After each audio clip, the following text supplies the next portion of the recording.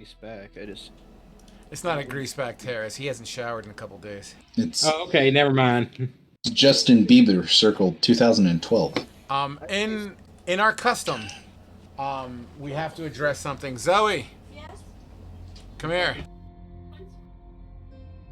it's all short here. Long over here. It looks good though. Come on, Zoe. I got people waiting for you. Let's go. Out of these names on top of the stream, who's dying today? Uses. Okay, you heard it here, folks. Thank you, Zoe. The matron of death has spoken. The matron of death. And Eustace, I actually do have a picture for you.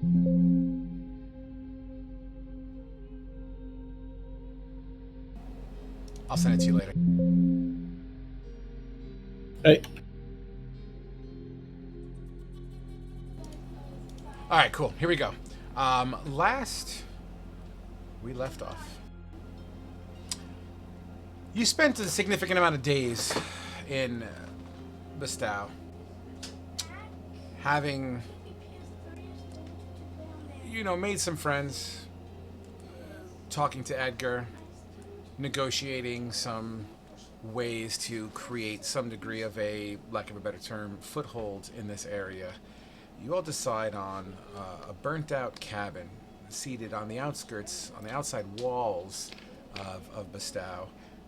However, it's still very much within its perimeter, making it somewhat part of the town.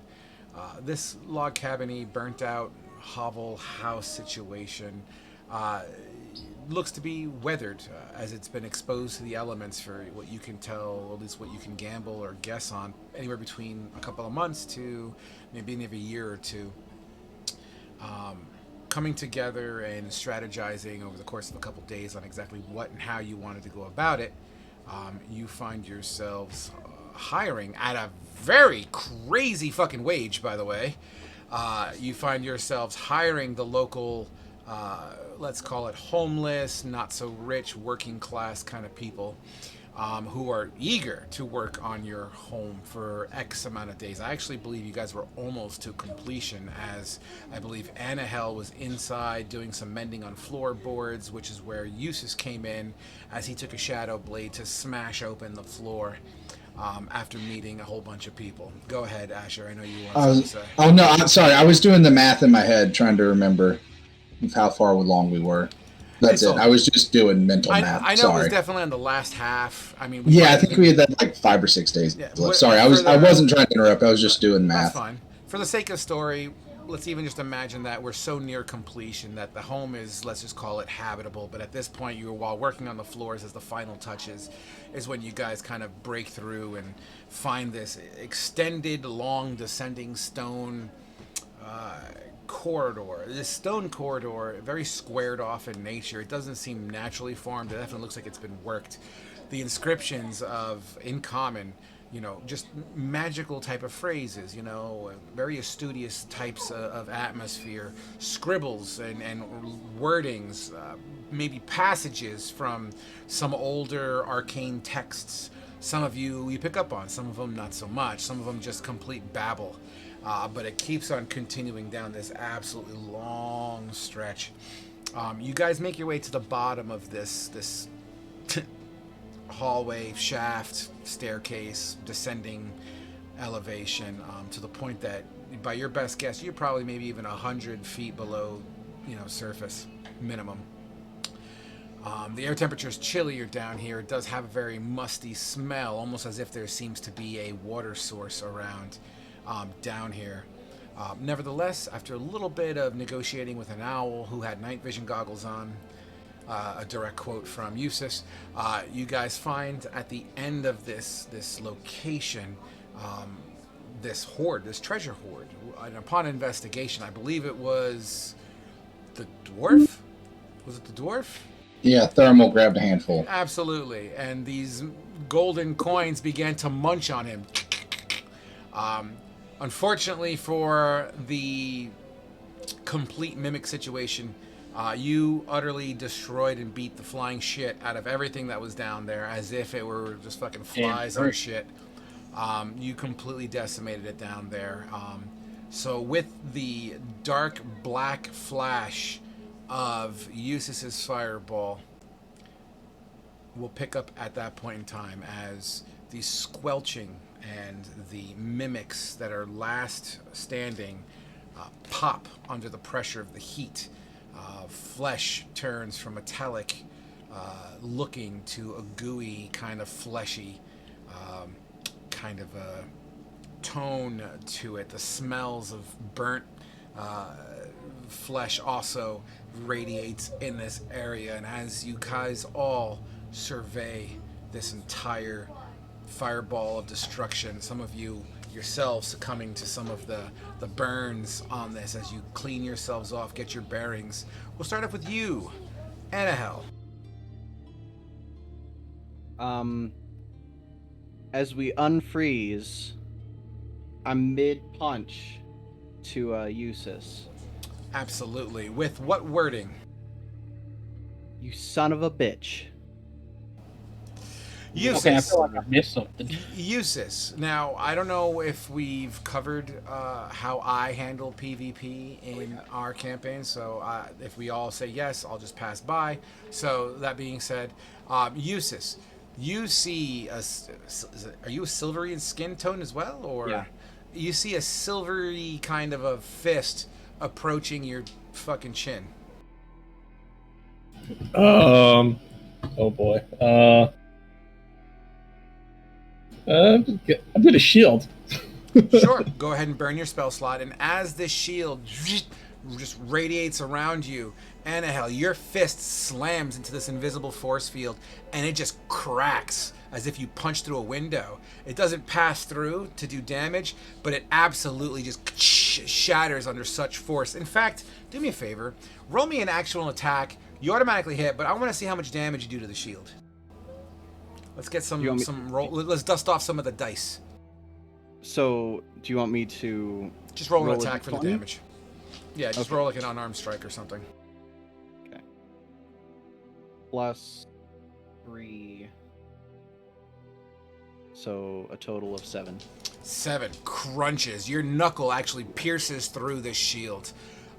Eustace, you just see this silvery fist make it like 1/3 through the shield, but the shield did its job. Yeah, I'm gonna take a step back. Like, whoa, what are you doing? Don't ever do that again. Hey, I knew what I was doing. Yeah, you knew you were gonna kill us? No, I knew that I wasn't, but everything else. Should have known this wasn't gold, just towering over everyone yet, still huge. Anahel's gonna drop it. As Anahel kind of turns an eye away from you, because right now the sight of you, Eustace, is just going to piss her off. She just kind of separates herself in anger. While this is going, this mighty dwarf, who's basically head closer to the canopy, lurks above and says, "I should have known this wasn't gold," echoes and bellows through the halls here, and it just kind of reverberates the entire room. The water that's collected on the stalagmites, tights, on the ceiling vibrate little droplets of water down, as once again the air down here does have a humidity to it.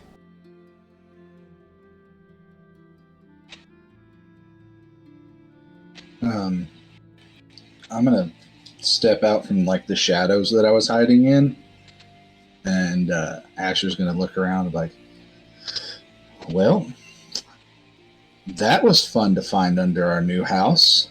Everybody good? Anyone who's not dead?" I don't think anybody's dead. All right. Seeing kind of old Chard there. I see Anahel kind of standing off to the side by herself, right? Yeah, it would be perfectly fine. She's like in the process of just trying to get away from Eustace before something stupid happens. I'm gonna walk up to her. Hey, Anahel. I do kind of agree. That was pretty. It was a pretty big risk that Eustace took for that. It's First time seeing you get upset. You okay?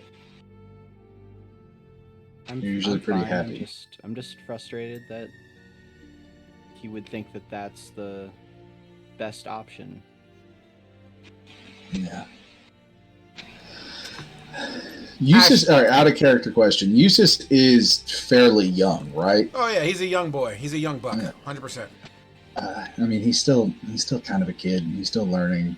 He's a little hot-headed sometimes, but I think he means well. Asher, as you're kind of just smoothing it over with Anahel, you feel a vibration just by your right pinky toe, and you feel a. I look down. You see a little coin trying to gnaw its way into your boot. I pick my foot up and I step on it. Squish! It like you're standing on a syrup packet. It just kind of bleeds out from your foot. Oh, this place is infested with this stuff. And I'm still talking to Anahel. Are you good though? This is the first time I've really seen you get upset. And I know he's still young and kind of stupid, but he means well. I don't want to say stupid. He's foolhardy sometimes. It'll be fun. But, okay. Kind of just like give her a little pat on the shoulder, like a friendly pat. If and then I'll kind of address the whole group now. Hey guys, there was a tunnel a little bit further back that branched off. You guys want me to go check that out since I didn't get fucked up at all? And he pats his bow like staying back has its perks. I'm still pretty good as I start shrinking back down to size. Yeah. We can go forward, but I'm kind of fucked up. So that's what I see. Do y'all wanna hang out here and take like a breather, and I can go do some recon and come back? I won't get involved in anything. I'll just do a little scouty scout and come back and tell y'all what I see. sounds like a plan. All right. Absolutely. Now, go ahead. Sorry. I was gonna see. Before I leave, though, I'd like to check and see if I can recover any of the arrows that I shot, or did they all get cooked in the fireball? How many did you fly? 5, I believe. Roll me a percentage die and then do the math. To round it off to the nearest one. I trust you. All right. So 46. So let's just say half of them. Round it up, Okay. so 3. Cool. Thank you. No problem.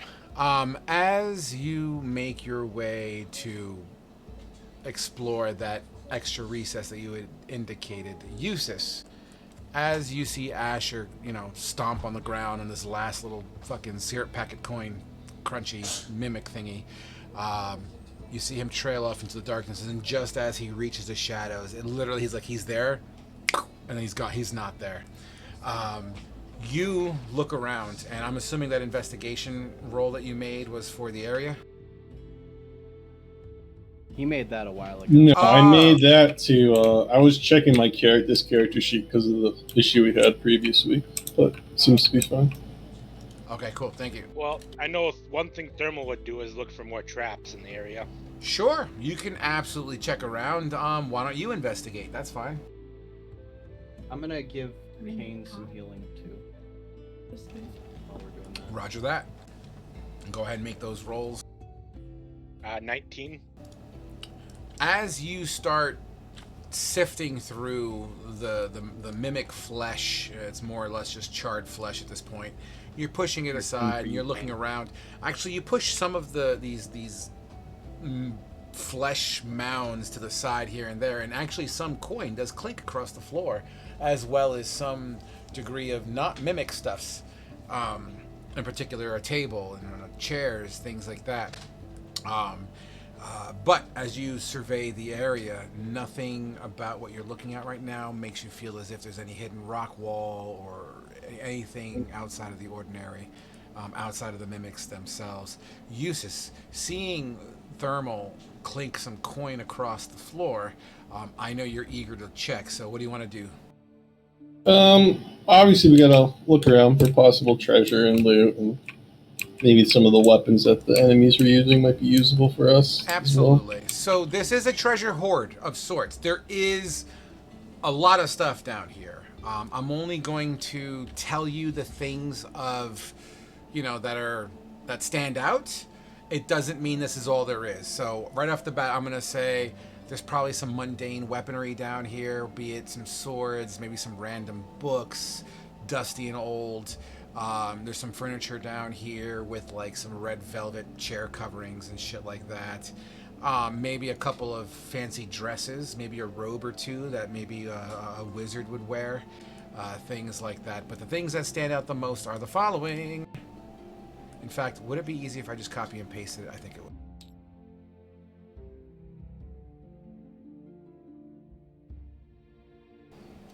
I'm gonna drop this in the loot channel.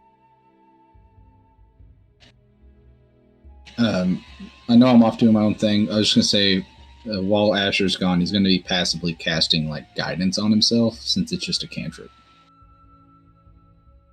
No, you're not allowed. I have to edit one thing here because I don't want to give anything away. And through my search, I'm either going to rely on the detect magic I casted before the fight, or I would ritual cast another one. I'm sorry, I was in the process of editing the loot channel. What would you ask? I said I'm also going to be like part of the investigation. Eustace would be doing would be to put detect magic up if it went down to re-put it back up. Sure thing. Nothing in particular glows except for a scroll, which seems to be like under one of the robes. If anything, it's almost like this robe, this wizard robe. It's red. When you open it up, it's got like a pocket on the inside, and just like the tip of the scroll was kind of sticking out enough for it to glow where you actually were able to see it. So there's a scroll inside of a red robe. It's kind of a fancier robe. Looks like a royal of sorts. And a cap. This cap itself kind of tilts to the side a little bit with like, it's almost like a beret in a way. Sweet. That cap absolutely glows. Outside of the book that you also collected as well. If I would have seen that, is it a salt cellar or whatever? Is it a what? I'm sorry? I'm saying I'm reading it right. The salt cellar engraved with dwarven axes, or?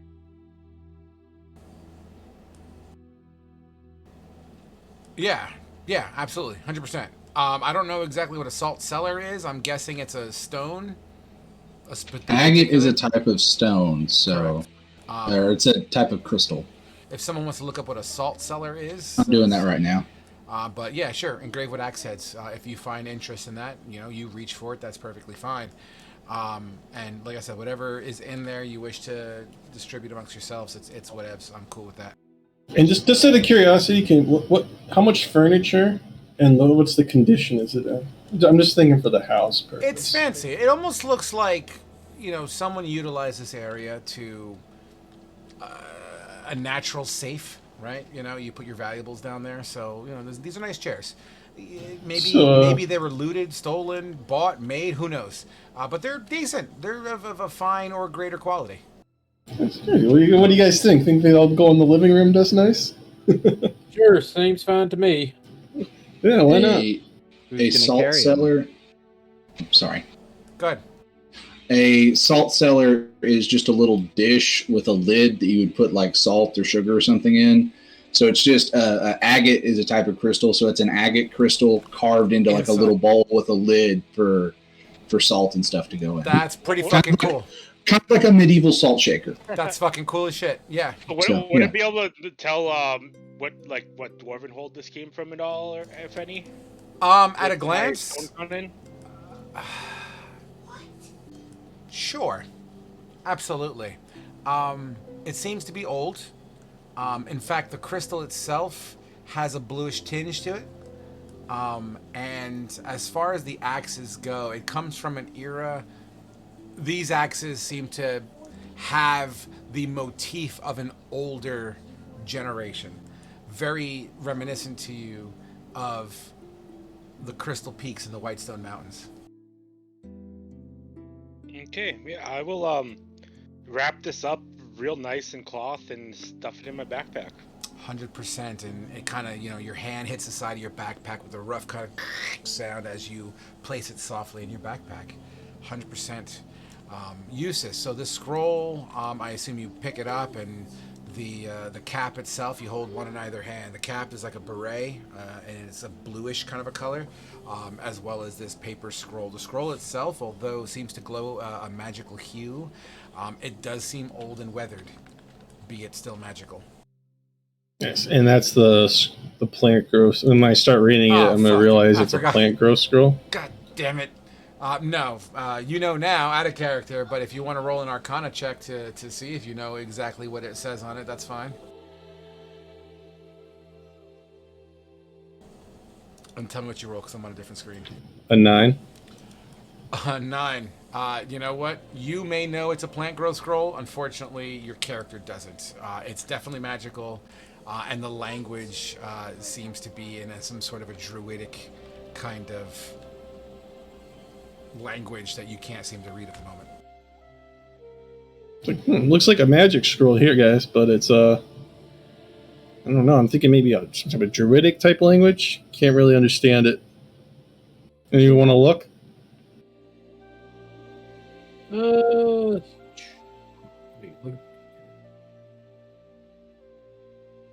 I'll take a look. I'm going to hand it over to Kane. You do so. When you actually grab it, Kane, it has some weight to it, but it's just a scroll. But it feels, bless you, it has like some weight to it, and it almost feels as if it's like made of leaves.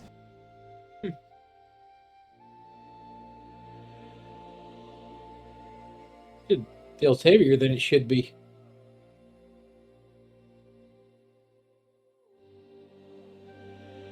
Yeah, definitely.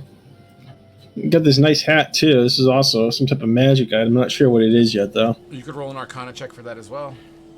Well, I rolled a 15 as I'm looking closer at it. It might not be magical, but I did find a relic from the Crystal Peaks here. So whoever lived here went there at some point, or got it from someone who went there. Hmm. You know what? I can cast Identify on things too. As right before you cast your Identify, Well, I haven't yet. But okay. I need to.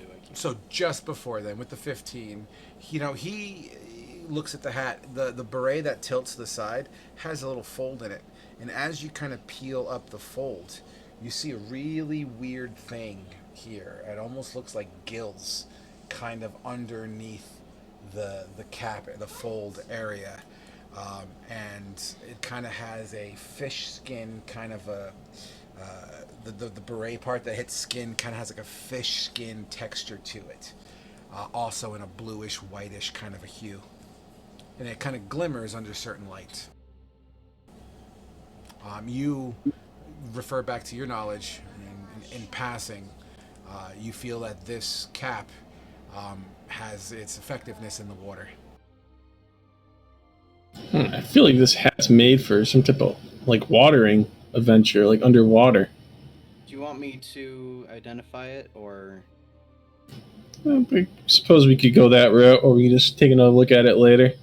Okay. I'm more interested in this nice furniture. Look how comfortable this chair is.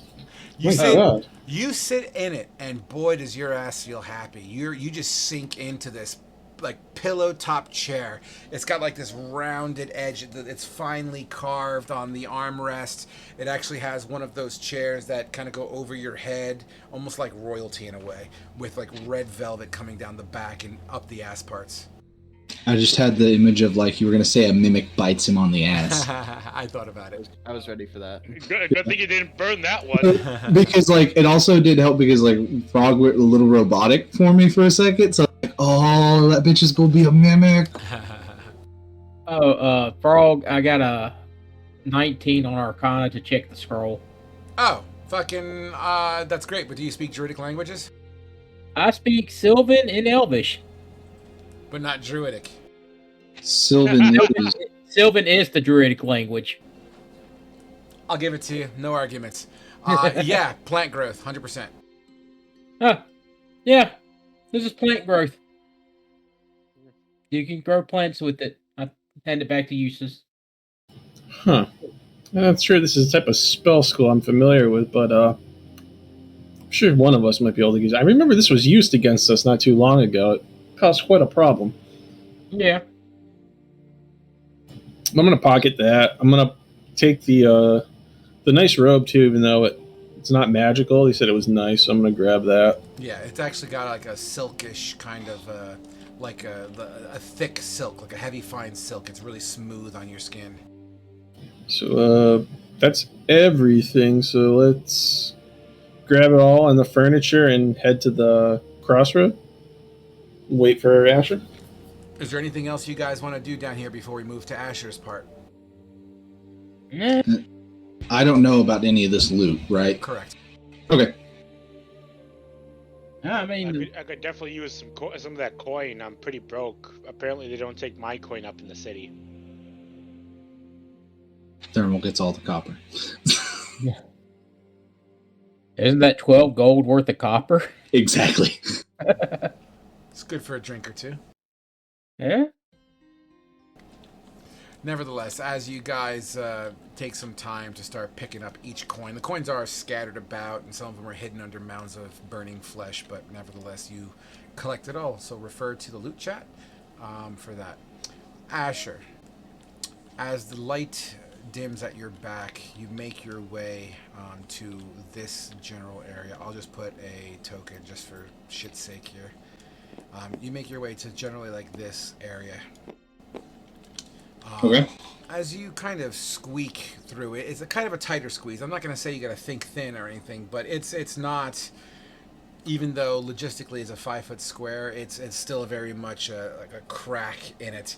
Yeah. And there's definitely moisture that seems to build up in this particular location. So as you slide through, like your shoulder would maybe brush against the stone wall, and it would leave like just a wetness on your clothing or bare shoulder, whatever it is that you have rocking on in this area. You slide through, and as you slide through, the sounds you could hear whoosh, whoosh. It sounds like water beating up against something. So before I would have slid through, I'd have looked through with my fucking ridiculous dark vision. Correct. Don't see anything, right? There's nothing alarming. I would have definitely mentioned that 100%. Okay, so it's just tunnel. So that way I can kind of get the image in my head. It's just like tunnel Correct. for right now, and then it Naturally like formed. bends or something. Yeah. Correct, naturally formed. In fact, Okay. it's not only it's not a straight up tunnel where you can stand up. You actually have to like lean forward and in some cases kind of shimmy in like a 45 degree. Okay, I just wanted to get the idea from visualization. Absolutely. Okay. Yeah, I'll just I'll keep kind of like shimmying and seeing how it feels. Yeah, you make your way through, and eventually, after about 5 or 10 feet, it opens up to a much bigger situation, enough to fit your body standing up. The ceiling here is only maybe about 15 feet high. There is the stalagmites and some stalactites, and you kind of have to weave through a little bit, but it's navigable. About how long was the little crack thing that I shimmied through? 5-10 feet, nothing crazy. Okay. And then I look around, like, how big is this, like, opening that I'm in? Like, do I, with my 300 feet of dark vision, do I see the other wall, or is it... 100%, yeah. I mean, you're looking at, like, think of maybe a 20 by 20 room that's kind of oblong shaped, and and then there's stalagmites and stalactites in here. Once again, it looks to be very naturally formed. I just kind of, like, glance around. Do I see anything out of the, like, tracks or anything like that? The sounds of the splashing can be heard at the other end of your current location. So let's say if this token of Dory is you, hypothetically, as if you don't have your own token. Yeah. This area over here, this brownish area that my black finger is like flying over, that's where kind of, where you're hearing some splashing. Okay. I will quietly kind of make my way over there and get to where I can see it better. Absolutely. With ease, you're just kind of making your way through, even still, gingerly and cautiously. You get to a location where you just see a pool of water. This pool of water, I should probably draw it out and illustrate for sake of dimensions here. Give me 1 second. Let me clear the board. So if I was to get my pencil out. That's a big if. And I'll use white. Okay, so let's say this line represents, your terrain, your flat ground. So you're like, this is you standing, right? Yeah. So the water is kind of like this type of situation, right? So this Okay. is the rock wall. This is, the ceiling. You have your occasional stalagmites and stalactites, whatever. So if you were to continue to walk forward, eventually you walk into water, and you would see the water kind of have like height on this area here. You know what I mean? Okay. So does it look like I'm kind of standing uphill and it's going downhill type thing? I don't If the draw water straight levels lines. are higher. The water level is definitely still works with gravity. We're talking logic here, right?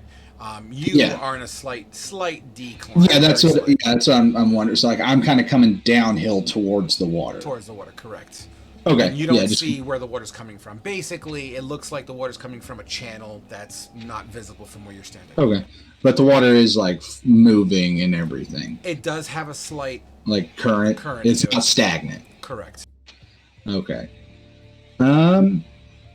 I just kind of look around. I'm gonna look around like where the water kind of meets the rock, like the shore. Sure. Do I see any type of like tracks or anything where something's crawled out of it or into it? Nothing at all. I mean, you would see some itty bitty shellfish, like little clams and shit that maybe have floated somehow.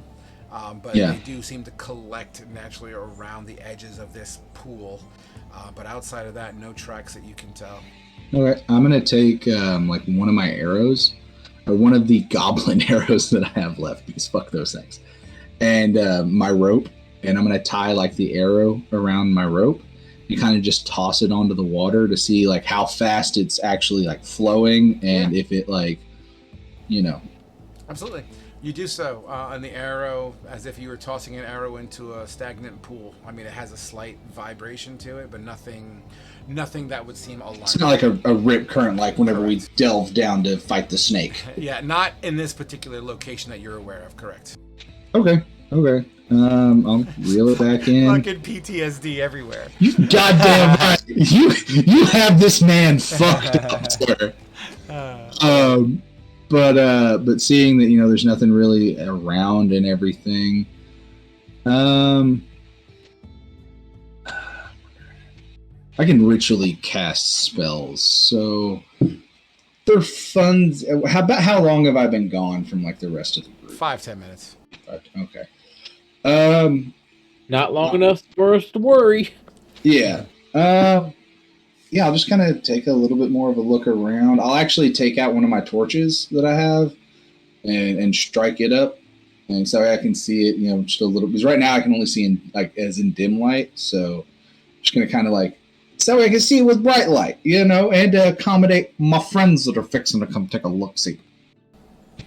And I'll light it up and find a crack in one of the walls or something to stick it in to hold it, if there is one. 100%. Light radiates the area. 100%. All right. And now, so I still don't see anything. So I'll just I'll go back to the group. I've reeled in my rope and everything. Absolutely. So. I will say that the rope. Let's just give you a little bit more detail. 4 feet of depth by the time you reeled it back that you can feel. And that it didn't bottom out. It's just that's how far I let it go, right? I would say you felt no resist. Well, you felt the rope not take any more slack at roughly about 4 feet. Okay. And then I'll go back to the group. And I guess I see that's whenever I see them coming up to it, because it's been about. You pull the rope back. The one thing, actually, what's your passive perception? Insane. 19. 19. Yeah. So I'm just gonna say, as you're pulling in the rope, a little bit of water kind of flicks up on your face and just hits the crack of your lip where you're able to lick it real quick, and it's very briny. It has so it's salt. it's like a brackish water. Yeah, correct. Okay. That answers one of the other questions I was gonna have about if it was freshwater or not. Wait, time out. Pause. We are close to the ocean here, right? If you're asking me if Bastow is a port town? Yeah, it's a port town, right? Okay, because the brackish water thing kind of threw me for a loop, and then I remembered, Bastow's on the port, so brackish water wouldn't be that uncommon. Okay. Then I'll roll my rope back up, put it up there, and put the arrow back in Absolutely. quiver As or whatever you and jimmy go. back through this little cracked corridor situation, that 5 to 10 feet awkward little Mm-hmm. shimmy situation, you happen to run perfectly in time with the rest of your party, who seems to be in the process of, lifting some bags, some new stuff. You hear them jingling and jangling a little bit as well. You see Eustace carrying a fucking chair, like, yeah, fucking, moving into a new clubhouse or something. Nice. So there was some actual stuff in there. It's not going to try and eat us. Well, I haven't tried to eat Eustace yet, so. Okay. Yeah. What? Anything good? You should see the table. The table looks amazing. Got some brooches.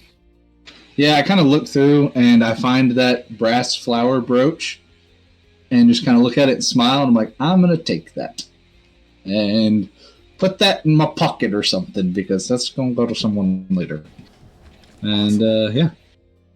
Usually you propose with a ring, not a brooch. It's not a proposal, Annahel. Shut the fuck up. That was in character. If you said that in character. Okay. I approve of that. I'll relay to them what I saw and everything. Thermal, are you like normal dwarf size now, or are you still like fucking massive? I am normal dwarf size. Okay. All right. Let's try to figure out the logistics of fucking 20-foot tall. It only lasts for a minute, so. Oh, okay. Yeah, I let them know that I found this crack, and there's another room that's about 20 foot by 15 foot high. There's a water puddle in there, a pool of water that's flowing, that's lightly flowing. It's brackish, so not too uncommon from being by the ocean, but I don't see any signs of anything down there. Don't know if we should explore it or seal it off. We do another. It might lead to another cavern. Might be more stuff stored there. Yeah, but we don't know how long the water is, and none of us can breathe in it. Well, there's this nice little cat that supposedly helps with that. And true. But there's only one of them, and there's 6 of us. Yeah, well, 5 of us. Yeah. I mean, I'd be willing to go take a small swim. I can hold my breath for quite a while. I mean, no, the last time we took a swim, guys, remember we got caught in a rip current? We have a very bad history with water. Do y'all not remember this? Okay, sorry. The rest of you don't. Kane does. You remember the snake in Beaton where me, you, and Rune almost drowned? You remember crossing the river twice where we all almost drowned again? Well, hold on. Only one of us almost drowned. Half of us died, and Vindor literally died on the other side of the river. Like, we don't have a good track record with water in general. Okay, I barely feel comfortable taking a bath anymore, let alone going spelunking with this. All right, no, I know how this party's gonna turn out. Annahel's gonna freak out. Her wings are gonna come out. She's gonna get stuck sideways. Thermal's big ass is gonna sneeze and fart and become 20 feet tall. Eustace will cast Fireball trying to save us all, and we'll all die. And somehow your one-eared, one-eyed ass will survive because you're lucky. And I'll probably survive, maybe, mostly because the gods love tormenting me. Let's be honest here. Over. PTSD moment. I had 1,000 yards. Look, I've seen some shit. Look. Asher, I'm starting to think you might be suffering from some sort of trauma-based psychosis. You think? Kane, in the last... We've been in-game, how long has it been? Since we've been together? About 2 months? That we know of. I know time got weird with the hag.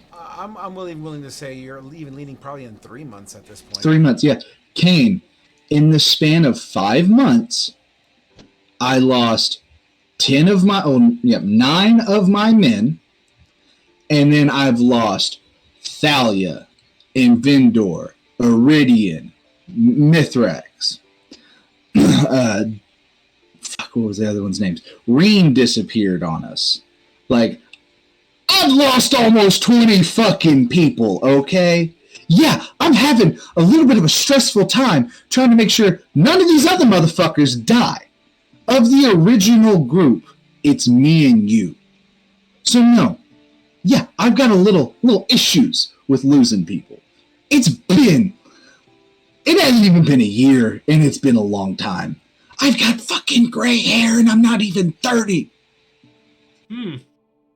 Yeah, it's a bitch. I don't sleep much at night. Why do you think I hide in the dark and shit really well? Because I'm not sleeping at night anyways. Yeah. Wait, gray hair is not common? No, it's not. Not up here. But yeah, so Kane, yeah, I do have some stress. I do have some shit going on. It's a I can fucking see that. smorgasbord of shit. I've got like 3 good things going on right now in my life. One of them, not sure if she hates me or not. We're still working that out. We're trying. Your friend, like I've got one good friend right now is you. If you die, it's gonna be a bad day. And then I've got my cat. If anything happens to that cat, I will kill gods. So yeah, I'm a little fucking stressed. Well, you barely know me, so I can just go for a little swim and check things out. Thermal, I don't need you haunting my dreams either. Yeah, so I had a little thing.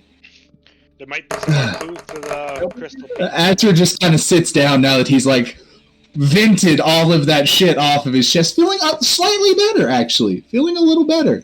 Good. I'm glad you got that off your chest. Yeah. Annahel's gonna walk over to him, and I know that he wasn't talking about Annahel. Yeah, no, I was not talking about Annahel. He's like gonna pat you on the back and say, "I don't hate you." I wasn't talking about you, Annahel, but I'm really glad you don't hate me. I was talking about Zine, but thank you.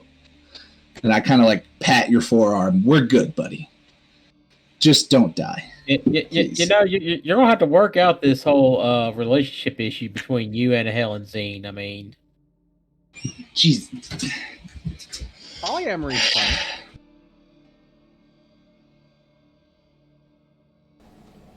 As you all banter,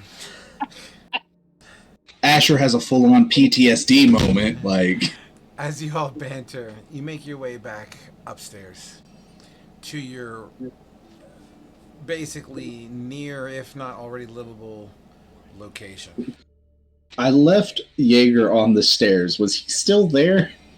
Yeah, he's still there. Okay, we aren't starting Asher's villain arc yet. No, not yet.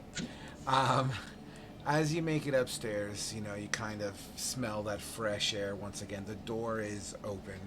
I believe we are around the dusk time based on the last stream I watched to get updated here. So it looks like the day is on the tail end of closure because Grognar is purple demon babied, so technically the owl bear doesn't exist at the moment either, so we don't have to worry about that fiasco. Thank God.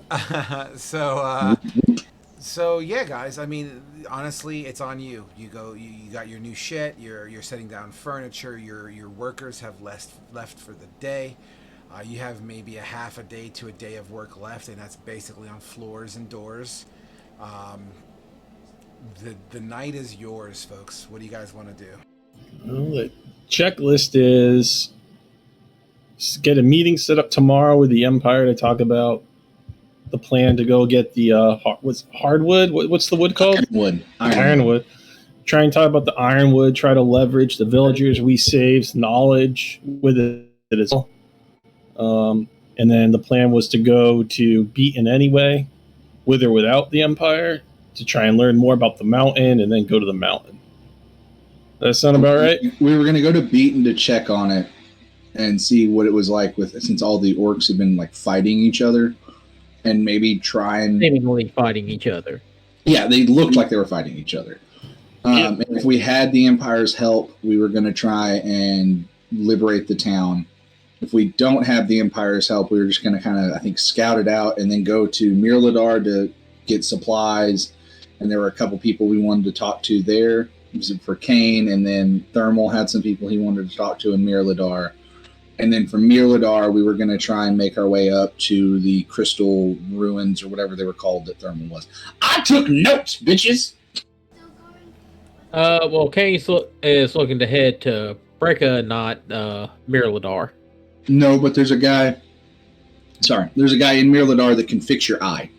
Oh, yeah. Okay. You can make a mount thing for your crystal, Mad Eye Moody shit. Yeah, something. Then there was someone. The dude that we saw riding in the blimp is the one that we're trying to talk to make your Mad Eye Moody shit. And we know that because what's Igor's name that runs Bestow told us. Or told you, King. Edgar. His name's Edgar. Yeah, Edgar. And then, and I know Thermal had someone he wanted to talk to there and stuff. Asher, do you have DM Inspiration on you right now? No, I do not. Okay, you still don't. No, actually, awesome note taking. Give yourself a DM Inspiration. Thanks, God. I feel a divine, hug real quick. Well, you feel like a divine hand And grab realize that and give it a nice stroke. Hugged you. Nevertheless, so what does that mean you guys want to do for tonight? Now that you have, out of character, refocused what the vision is. Someone has to secure the meeting, and I think that's the only official thing that needs to be done tonight. We can do that in the morning, I think, because it's like bedtime now, or close to it, right? You said pretty much. It's getting to the tail end of the day. And we had already talked to Edgar about it. He said he was going to try and set up a meeting and to talk to him in like a day or so to see about it. So we can talk to him in the morning, and then I guess kind of just chill here at the house. Asher's like, I feel like going to town and getting some drinks. Yeah, we can go celebrate. We're good. We've got like a schedule. I need to go talk to Zine, and he blushes a little and he's like, I gotta go talk to a lady. Would you like me to seal up that other tunnel down there? Yeah. Do we want to seal up the tunnel or? I'd say seal it up for right now. I want to always unseal it. So maybe can you seal it up like 20 feet, like 20 feet down the hall?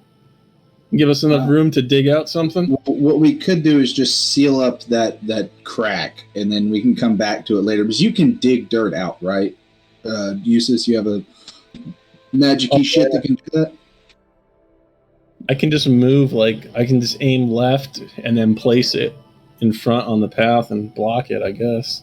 Yeah, just kind of block up that area that Asher went and investigated for right now. Just we'll come back and check it out later. Yeah, we can come back to it. We own this place now. I mean, we're the only ones that know about it, so yeah. All right, we can do that. Yeah. Okay, so I just want to make sure I understood all that. So you're saying is you plan to basically create a blockade in that spot for security purposes, and then you'll come back and mold Earth it all away to explore it at some other time. Yeah. Correct. Yeah. Okay. That's correct. Fair. Sure. Why don't we take an hour to get that done? Let's just say y'all work at it, knock a stalagmite down, or however you wish to colorize that. That's fine. I'm not going to waste too much time on that RP. As you create some sort of a cave-in of sorts to block that, the stones crack and bang and boulder. Oh, no. Who did the breaking?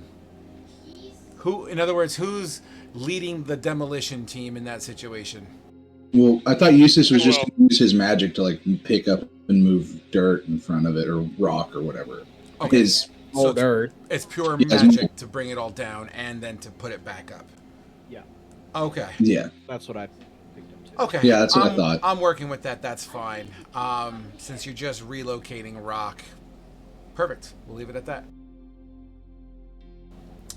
So, you guys are gonna head out to the bar? Is that what I heard before? Mm-hmm. Asher's gonna go see Zine and I guess meet us at the bar. So yeah. Depending on how it goes, meet you at the bar. And I need to keep an eye on the sky for moonlight whenever that starts. Okay. As you all exit, anyhow, I'm assuming you're going to, yeah? Unless Asher wants me to be a wingman. Absolutely not. Asher, do you want me to be a wingman? No, I don't want you to give. No, I got this, guys. So fucking shit. Sure. Do you? Okay. Come on, hell, I'll treat you to a drink. Okay. Asher's just shaking his head. It's like my fucking parents all over again. When are you gonna get married? When are you gonna have kids? Fuck off. He's just mumbling to himself as he's walking off with Jaeger beside him. Hey, Anna, hell. When he gets back, when you ask him when he's going to get married and have kids. All right, I'll remember. As you make your way to the Mary Fox, the location that you all are generally familiar with, some of you drank there. In fact, all of you guys drank there, I believe, or to some degree. Yep. I've linked the menu of the Mary Fox. If you wish to dive into that too, that's fine. Oh, yeah. But as you're making your way towards the town, the sun is beginning to set. It's dusk enough to be considered civil twilight on the darker side. Kind of like now on the East Coast, if you live on the East Coast. Where it's, dim lighting, but you could see the firelight and the sounds of a town that's still very much an active situation. As you approach the city walls and the main gate on the north or on the eastern side of this town, where once stood guards lit by torchlight, because let's be real, you've been building a house for a couple of days.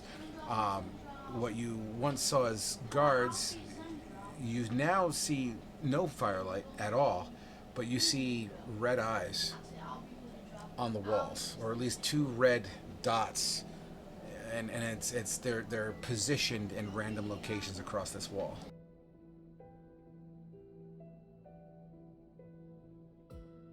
They are really getting a lot of work out of these automatons. As you approach the door, identify, and then stand still for scan. Standing still. As you stand still from the top of this wall, which is about, let's just say, 20 to 25 feet high, looking down, they've done some reinforcements, it seems. You see these fucking predator lasers kind of like scanning across you. Their eyes go from red to blue. Access cleared. The door begins to open.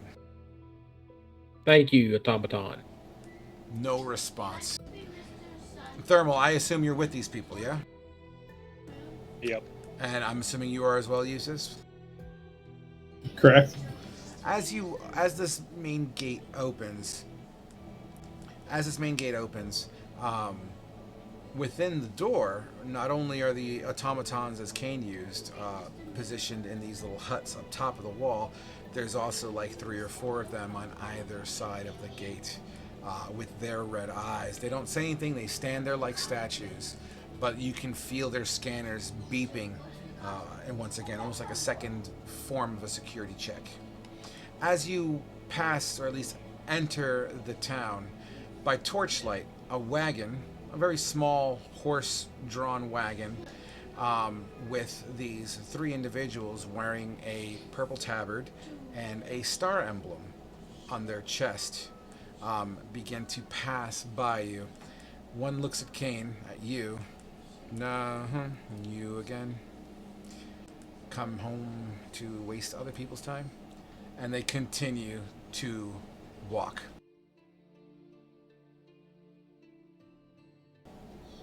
The door begins to close. Kane obviously doesn't remember last session. He's just saying he doesn't fucking care about these people, so fuck them.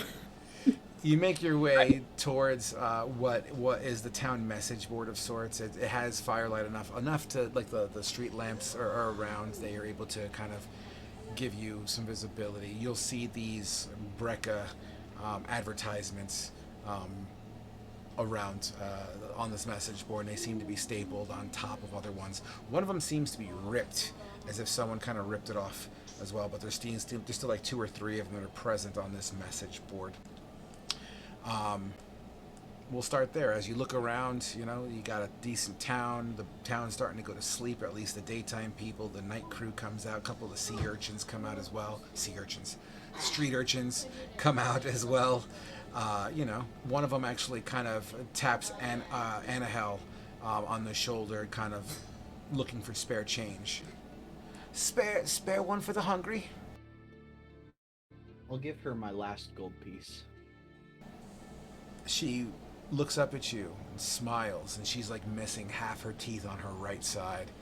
The other half of her teeth are fucking gnarled down to bits. But she smiles. A little bit of drool cracks down her wrinkly flesh. Thank you, my lady. And she turns around and starts heading towards the direction that you guys are going in. The Mary Fox. You okay, Anna? I feel like we're in the slums.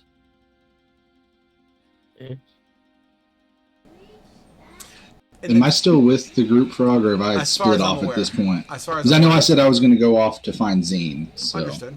Do you know where she Yeah. lives? I was going to go check where the refugees from Beaton were, and if she's not there, I was going to go check the Fox, because I know we still have a room there. I bought her a room there. Absolutely. And remember, you guys have been in this area for about 10 days now on the average. Let's just call it 10 days. So as you are continuing to make it down, the ocean air begins to really push in as the night draws down. The air temperatures change and the winds have changed, and that salty air breezes into the town. With it, the smell of the sea. The fishy, briny kind of smell, but it's not unpleasant. It's actually refreshing in some cases. In the distance, because remember the town is kind of on an incline, right? So the further downhill you go, that's where the ocean is. So you can see over a lot of the town's like rooftops and shit. And on that horizon, you can see a couple of ships with some light on, and they seem to be doing their trade shit. And some of them coming into dock, some of them possibly on the way out, going in their all directions. Half the sky behind you. Is to your east is dark. On the horizon, it's twilight. So like you see enough sky where you can literally see where it's getting dark and where the sun is still hitting. It's kind of a nice view, actually. The last little bit of twinkle on the horizon of the seawater. You make your way to the Mary Fox. Yep. As you approach, you could hear the groans, the cheers, the sorrows, and the happiness of a bar setting. You can hear it kind of just radiating out of the door. There is a warforge in Holy Empire garb in front of the door. I walk up to it, and am I free to enter? Free to enter. Enter now. Okay, I walk in. As you walk in, the sound goes from muffled to loud, and the light just hits you in the face. The smell of dinner is just in the air as well. One thing that's different that you see this time from last time, there seems to be a lot of soldiers, like the human soldiers, in the bar. More than usual. I would say easily anywhere between 10 to 15, and that's not including civilians as well. Civilians of all different walks of life, middle age to older, dinner, drinks. There seems to be a minstrel in the corner who's strumming away, playing a song, maybe some sort of a shanty. Yep. A matron comes up. Are you looking for a room or a meal? A table, a meal, and a drink. Table, meal, and drink. Party of 5? Yeah. With a Okay. potential 6. Yeah, with a 6. 6. Make it 6. Okay, 6.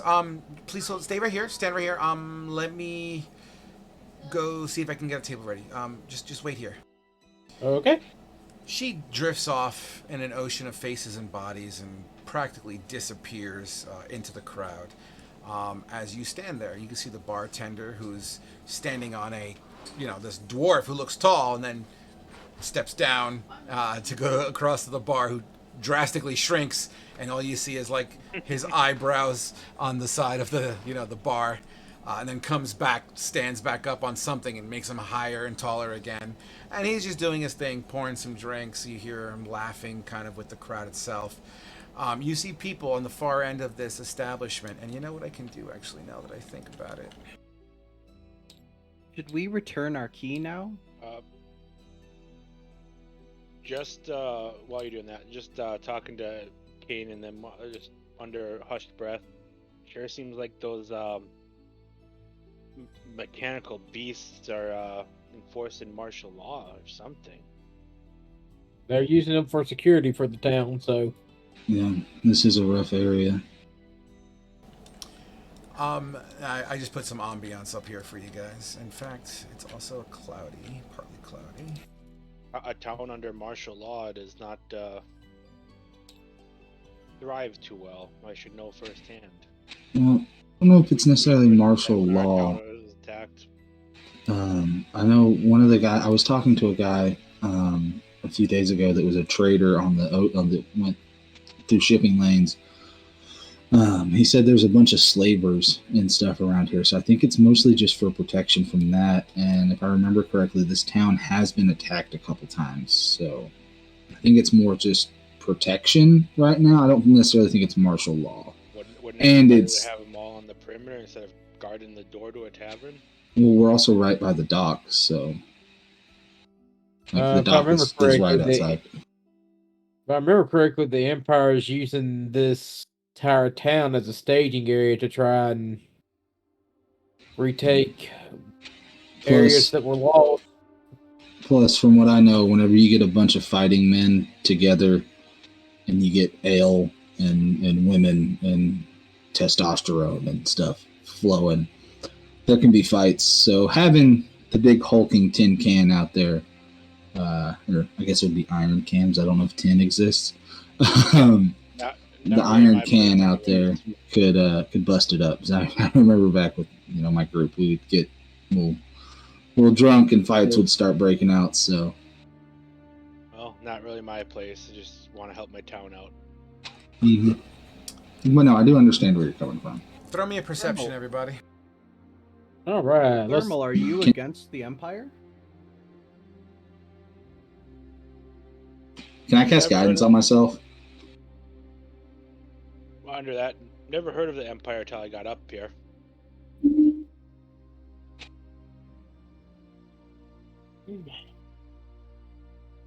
Normal. I'm sorry, I heard a question from Anahel to Thermal. I don't know if that was answered yet.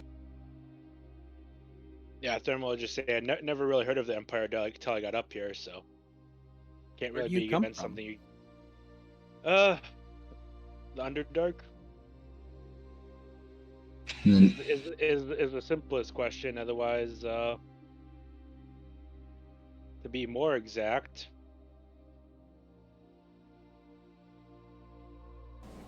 Sorry. Do you have the city name that I gave you a Yeah, while I ago? just need to pull it up. Frog, did you hear me say I was? Not yet. 1 second. Nargabar. Does he Is the look city like name. a Durgar or a dwarf? Oh, he's a Durgar. Oh, okay. Yeah. And what was your question, Ash? I was just making sure you heard me say I cast guidance on myself whenever you said roll a perception check. If that's okay. That's fine. If not, it's fine. That's fine. Yeah, of course you can cast guidance on yourself. Yeah. Okay. So then I 20 had for mine. All right. I So had a, everyone that rolled over a 10 on your perception check, you hear a bang, almost like a fist on table, kind of. That angry kind of bang. The mugs kind of rattle. Whoa, hey! As the individuals that see this happening with that perception check turn to you can see where it's happening. There seems to be a circular table with soldiers on it. And they appear to be very frustrated as one bangs on the table. And, with the minstrel playing, the loud noises, people laughing, people upset, people just griping about their day and their fucking boss or whatever, you catch the occasional, fucking Warforged, no, watch, they're gonna put us on shit detail. You just wait and see. So they aren't like fighting; they're just more frustration, right? Yes, by your best feeling, it's almost as if, you know how you have the pay yourself at the grocery store, beep, beep, beep, kind of like that. You don't need people anymore. And then when the overgrown toaster doesn't work, you get a little pissed. Yes. Yeah. So the goons. I don't know. I get aggravated at the self-checkout because sometimes the glorified toaster doesn't want to ring an item up right. Or it tells me I didn't put it in the baggage area when it's sitting in a bag. Okay, So Boomer. you'll hear this. You'll hear this commotion going on. You're welcome to listen to it or not, up to you. But as that's happening, and as you acknowledge it, you hear kind of like a whistle, and as you would all look up, you can see your server or waitress, whatever word you want to go, wench, kind of flagging you over. All right. Asher's going to kind of split off from the party at that point to go try and find Zine. Sure. Scanning the room. I assume she's not in the downstairs area. You don't see her in the ocean of faces at the moment. Then I will go up to the third floor to where she's at. 100%. Continue. So yeah, I we'll was pause just you for gonna there. sideline over to Kane.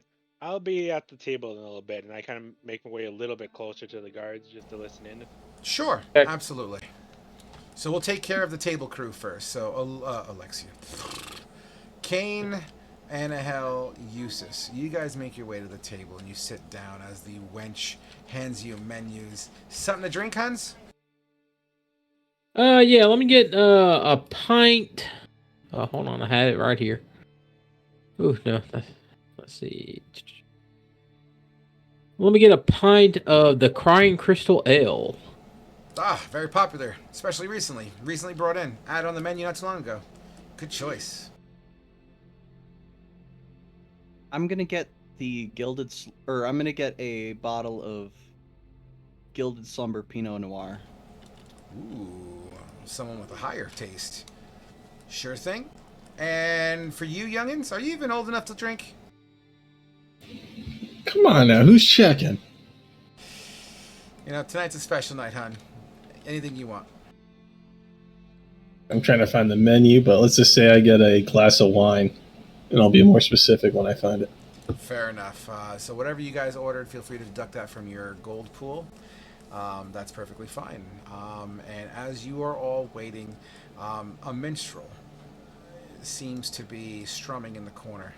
This minstrel looks to be dwarvish in race, and in locale. You know what? The three at the table, give me another perception check. I want to hear how into the song you're listening. Oh, dude. Oh God, I'm into it, man. I got that 21. Yeah, dude, Kane. So not only are you kind of feeling the music that's being played and it's got a decent beat, it seems to be not a fast song. It's much more of a slower song, almost somber, kind of similar to the song that just popped on. Actually, not bad. You hear lyrics like. Yeah, sorry. Because I know what I want to say, but just processing is making me giggle. 1 second.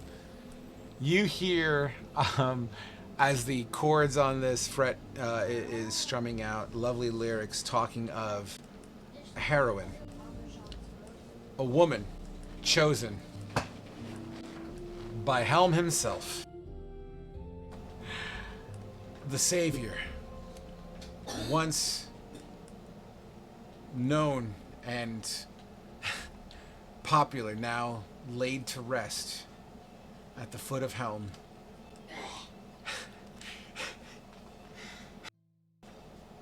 Sorry, 1 second. Laid at the foot of Helm on display for all the inhabitants of Milidar. A hero gone too soon due to the evils of the woods. The Damn. world will never be the same. Damn, reminds me of Thalia. I'm not there. Fuck. As your meals hit your table and your drinks hit the table, you converse amongst each other. If there's anything particular you three want to discuss, feel free. If not, we will move on. Thalia's gonna get really into that Pinot Noir. You mean Anahel? I just love the fact we are that of one mind. I just love the fact that Caleb named his new character after the monster that killed The his hag old one. is named differently. Anahel. We established that last time we were at this table. Yeah. Oh, I know. I think it's hilarious that you named your new character after the hag that killed Thalia. I didn't. I just wanted to point Yeah, out you did. that The hag's name is Anahel. No, it's Anatole. Oh, it Oh. is? Okay. It's Yeah. just And really Anatole. similar. Close. Okay. Yeah. All right, so as that's going on, Thermal, you drift Yeah. off to the bar, which is very near that table full of soldiers that are currently having a disgruntled conversation. There seem to be a lot of grumbles and groans. They seem to speak about how, they've been training, they've gained rank, but now they seem to be replaced by these Warforged, or what I call clockwork soldiers. And the jobs, the functions, and the honor that comes with being a soldier, they're kind of now on scrap detail, finding parts or fixing up some of these clockwork soldiers, and more come in every like month or so. There seems to be more coming in every shipment, to the point that one of them sarcastically states, like, one of these days you're going to come into this bar and it's going to be nothing but serving oil, serving oils to drink. And they chuckle and have a giggle, but one of them once again speaks up, Cal shouldn't have signed the agreement. I don't understand what the hell's going on. Watch, they're gonna ship us out someplace stupid just to get on the lines and be slaughtered. As he hiccups and kind of cocks back another drink. As you're listening to this, Thermal, you feel, because once again you're a dwarf, and you're not tall at the moment. Your head your eyes just go to the bar site, right? Or at least the top of the bar. So it's kind of like one of these situations. As you turn your head, hey! You look across the bar, and it's the bartender, who also looks at you like this. What do you Bottle of need? rum. Bottle of rum? You got coin? Yeah, I put the coin on the table. I mean, real coin. Yeah, no, I wasn't sure if the party heard me, but I put the split No, in. you don't understand. We split party loot. Don't you understand? Show it to me first. I put the 2 gold and no, sorry. Let me check the price again. My mistake. What are we showing? He's I eye put to eye with the 2 dwarf gold bartender. and 4 silver, in a nice stack on the table, on the bar. And you're sure this is real? Yes. I know how you grayskins can be. Worked hard for the money. Right, let's see. You see a dwarven hand just reach up over and disappears behind the bar. You see his head jostle a little bit, almost as if he's biting a coin. One coming up. You hear a clink, clink, clink. And about a second later, eyes come back. When you just get this big mug of what you ordered. Wait. Yeah, and then I just sit and continue to listen to them banter back and forth. Hey, you're And then, taking up space here, all right? I got a business to run. You stand there. I'm not going to get somebody else ordering drinks. So you're either going to get it and go, or you're going to buy another drink. I'll put enough up for another bottle of rum, and then I'll go to the table carrying 2 bottles. Sure, and he kind of goes through the same routine. At your best guess, you've right off the bat, you know that Durgors, they're not very popular amongst the topside dwarven societies. You're getting that feeling of animosity or whatnot, but you're being served. But as the second one gets clicked onto the table, he asks you to, all right, please go away from the bar. I do so. And go to the table carrying 2 bottles. Sure, you slide the bar stool across the floor as you sit with your 2 mugs of rum in front of the rest of the party.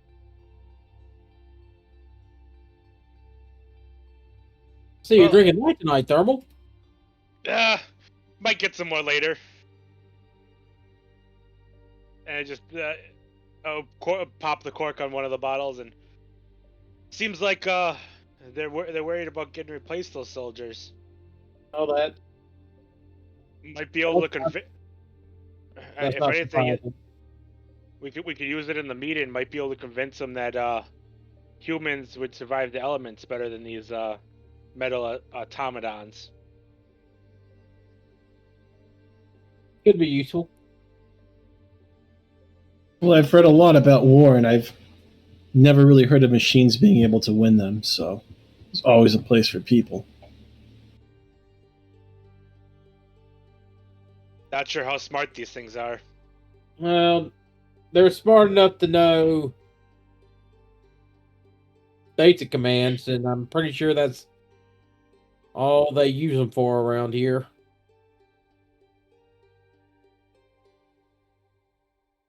I don't I see tell them ya, making this any rum here is pretty good, though. anytime soon. Yeah, speaking of the rum, I wonder where's the food and drinks we ordered. I'm getting quite hungry. Almost as if it was destined to happen. Your drink slam in front of you as the wench has served you your drinks. I thought I already did that. But you're served. You have everything you need. Thank you. And I tip her a gold piece. She literally puts it in her cleavage. But, All right.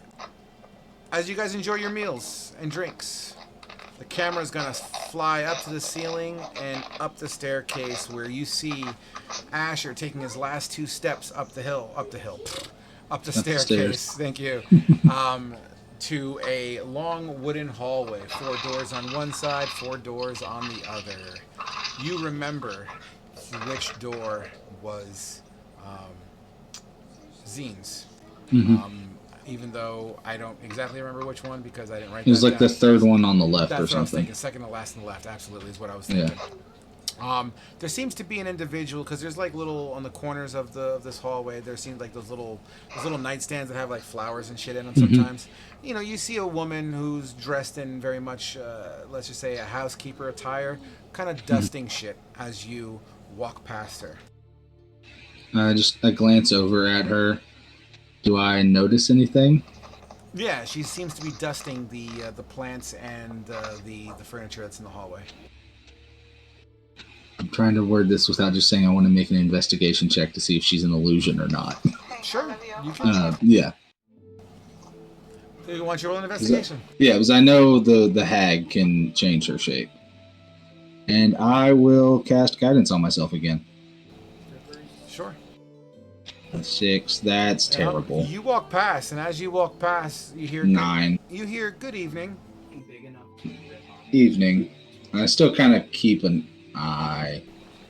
Sure. Yeah, I'm gonna go back into. I'm gonna go up to Zine's room and just knock on the door. You knock. You knock. And you wait a minute. No answer. Okay. I checked the handle. Is it locked? As you try to turn the knob, it is locked. Okay. Like I just do a quick look around. Nothing crazy going. Like. Do you need help, sweetheart? Yes. I had a friend. She was staying in this room. I didn't know if she was here or not. Young girl, pukes a lot. Yeah. Scales. Scales. Yeah, scales. Was it blue? Yeah. Yeah. I believe she checked out yesterday. Okay. What time? Oh, jeez. Usually our checkouts happen just after breakfast. I'm gonna guess in the morning. I don't know.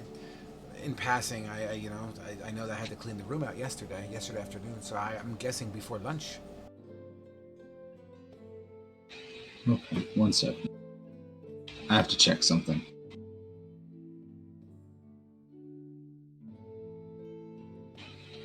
Fuck.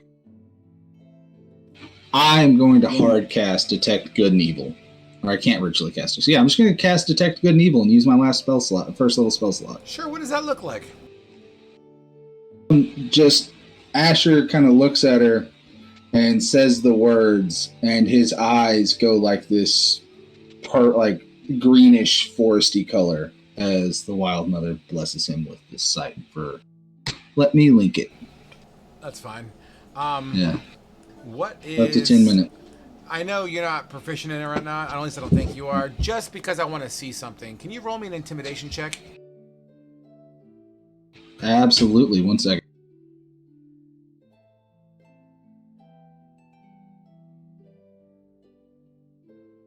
Oh fuck! I have a -1 to this. And this is concentration, so no more guidance. 12. Not terrible. Okay. So I imagine your eyes, even though your colors are green, think of like when the Witcher drinks his potion and the eyes kind of in the veins. It's kind of you know what I I was mean? thinking. So as that begins to happen, this maid who's talking to you face to face fucking freaks out and yells. They don't stay that color. It's just like a second they go that color. She sees you. Okay. Yeah, she's spooked out as she kind of just retreats down the staircase with But she didn't. She didn't ping anything on your radar. You are convinced she works there. Okay. Nothing within 30 feet of me gives off nothing at Fae or anything like that. Nothing. All right. I'm gonna keep it up, and I'm going to just walk back downstairs, and I'm gonna walk kind of just sliding through the people and up to the barkeeper. As you make your way to the base of the stairs, I can't believe this is gonna happen. As you make your way to the base of the stairs, you'll see the woman that you just spooked. She seems to be harboring that table filled with like 10 to 15 soldiers right now, who seems to be like, she's talking a lot with her hands as they all kind of look at the staircase that you're coming down. Keep walking, and walk right up to the barkeeper. As you are on because your way, he's just set, like, where the fuck is Zine? As you're making your way to the barkeep, one of the soldiers, hey, are you harassing the help? No, I asked her where one of my friends were, and she told me she left. She said your eyes went evil.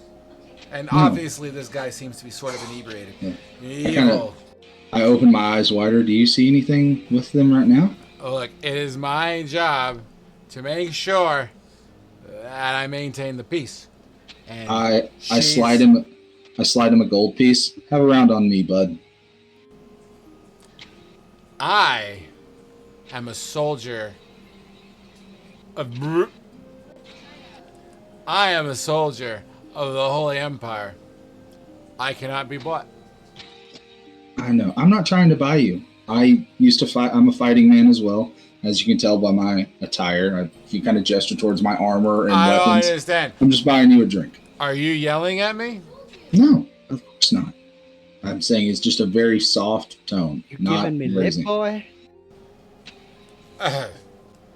I appreciate you doing your job, sir. I really do. You do a great job. I should lock you up for one night because you scared the shit out of this beautiful woman. All right, how bad are his beer goggles? Like, he seems to be well on his way. And I turn to her and I'm like, "If I offended you, ma'am, I am sorry." And I also give her a gold piece as a tip, or hold it out to her. Oh, give me a persuasion with advantage, please. You go. Guidance. 21. Okay. The soldier looks over to her, and she is seen accepting this gold as she puts it in her bosom, which seems to be the go here. So yeah. She kind of gives this approval to the soldier. You're lucky. And he proceeds to leave you alone and sits down.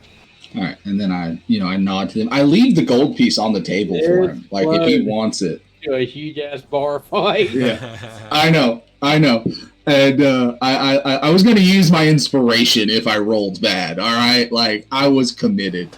And then I'll walk over to the barkeep. Sure. The barkeep is currently with another patron at the moment as he's kind of, laughing and going on here. He seems to be not really acknowledging your existence at the moment. Meaning he's busy. Yeah, I'll stand there for a second and kind of like twirl a piece of platinum between my fingers where he can see it. Sleight of hand, please. I'll cast guidance on this one. Nothing's pinging in the room, right, from my detect good and evil? No, yeah. Then I'll drop the concentration on that and just start using guidance. 14, 15. Well, it's good enough that you don't drop it. And without dropping it, the barkeep hasn't noticed it. I'll drop it on the counter. Clink, and the sound of money hitting table, the dwarf's eyes turn. I was like, oh, damn it, I'll pick it up, and then I'll drop it again as I'm like, oh, hey! He does the 1 minute finger to the patron he was talking to, and he goes from, up to his, rib cage, the bottom of his rib cage, and he goes, as he hops, and he starts walking in your direction. Money, and Asher's thinking to himself, money talks in this town. Ah, well, I gotta do it for you. Anyhow. Hey, I have a question for you. Ah, you need a room. Yes, 2 gold tonight. I don't need a room tonight. We finished that Ah, house. you need dinner. You hungry? You have to go get a seat. No, I need some information from you. Information? Yes, all of our brews are imported from the Not whole... about the brews. I could, I have some information about a friend of mine. I bought her a room. She'd been staying up in the 3rd floor, second door from the end. Yeah, the one who gets all the buckets for vomiting. Yeah. I was told she checked out yesterday. Zine, yes. Cute little girl, silver, bluish, right? Yeah. Yeah. I was told nice little butt. For a second, Asher thinks about slitting his throat. Yeah. I was told she checked out. You know what her butt looks like. Yeah. I was told she checked out yesterday afternoon. Do you know if she said where she was going or anything? Or did she check out? I feel like there's a HIPAA violation there, if HIPAA existed in this world. And I'm still kind of playing with that platinum piece. I can make it, Make it worth your while. Well, why do you want to know? Did she say where she was going? Or when did she leave? She didn't say where she was going as he reaches up to that coin. I kind of keep it away. I'm going to need more than that. You know what? But she was crying. Yeah? And what time did she leave? How long ago? I just don't remember. This platinum's getting heavy. Might have to put it away. I don't quite remember as he reaches for the platinum again. I pull it away and reach in and take out a second piece and start playing with him. 2 platinum now. It may have been yesterday. Let me check my books. Thank you. You hear what it sounds like pages from behind the bar. Yesterday afternoon. Did she have anything with her? Supplies or anything? I believe everything that she brought in. She traveled light, it seems. All right. Thank you for your time. And I turn and set my hand down, and there's 2 platinum on the counter and walk out. Clink, clink. And then I am my goat is still outside, I'm assuming, there. Sure. And I hop on it and just Jaeger running beside me, go over to where the refugees had been staying. Are they still there? Well, as you peel ass away, we'll pause you at the moment right there. God damn it! We'll pause you at the moment right there. Everyone else, the table, you guys are aware of your surroundings, and it's not like Asher was trying to be stealthy here, especially with a little commotion with the soldier, which everyone seemed to have seen, interested in it at some point. But you all would absolutely see your teammate bolt out the door. You're welcome to engage on the situation. Should we follow him? I think we might have to. A thermal probably be finishing his first bottle, uncork the other one. Well, let's go. Hypothetically, getting up. Let's just say, as far as time goes, let's say 30 minutes have passed from entering and this situation. Yep, first bottle's gone then. Considering that he almost got into a fight with a bunch of guards, yeah, probably should go after him. Thermal is just uncorking his second bottle and walking out the door after him. Hey! Okay. Those are my mugs! I bought the 2 bottles. Probably. Talking about the other ones. Oh. I haven't. I just gotta finish my drink and leave my mug on the cat. There's guys looking at eyes from behind here. I just leave my stuff and go. No problem. You exit the bar. The sentry, the clockwork warforged, whatever you want to call him, Just like a statue, man. As you walk past, you'll see in the distance a goat riding Asher, a couple 100 feet in front of you, as he kind of peels to the right towards the dock area. There's a goat riding Asher. The goat? No. You said a goat goat riding- riding Asher. No. In the cut. Asher's riding the goat. The way you phrased it, it sounded like the goat was riding Asher. The goat riding Asher, or Asher the goat rider. The goat riding Asher. I understood what you meant, Frog. Yeah, Thank you. they're just being pedantic. Thank you. Pedantic. I don't even think I even heard that word before. It's a good word. Yeah. I'm going to use it in a sentence tomorrow. Nevertheless, you see him peeling out and hooking right towards the docks. I'm gonna with my time on fly. the docks, do I know which dock he's going towards, or? There's like 3 main docks. They're relatively close to each other, although it does get high traffic. You also know there's alleyways between the docks and there. So when I say he's heading towards the docks, that means he's heading through that slummy alley. Let's call it Slum Alley. Fuck it. In that general direction. Do I know any shortcuts? No. You've been in this town for what, 10 days? I had to check. And most of that was building shit. I'm gonna Yeah, fly Yeah. up. Let's so I can let's see try kind and of get, like, an catch bird's up eye with view. him. Okay. Kane, you said you want to catch up, Thalia, or Annahel, what were you saying? I want to fly up and get a bird's eye view and see where he going Sure. How long does your flight last for? forever until Oh. my wings get cut off. How much flight do you have again? I don't have your character sheet up. 30 feet. Oh, that's right. You leveled up and you got these, right? Ah, got you. Sure. Your wings come out. Are you still wearing the trench coat thing? No, I thought I have the cloak. It's in my inventory. I just want to make sure. But anyway, your wings come out as you take off to the sky. While you see your other teammates kind of running in that general direction, you yourself take to the skies and, you kind of cut through a pillar of smoke coming from a chimney, over the shingled rooftops, and you start to get a much more bird's eye view. The ocean horizon, the moon is out at this point, the stars are twinkling, you see the lamps from the streets, you see people walking, you see little red beady eyes around the location as there's a bunch of sentry guards. You fly over what appears to be Slum Alley, and as you look down, give me a perception check. Frog, I have a question. Yep, in a moment. All right. 16. You look down, and you would see the goat riding Asher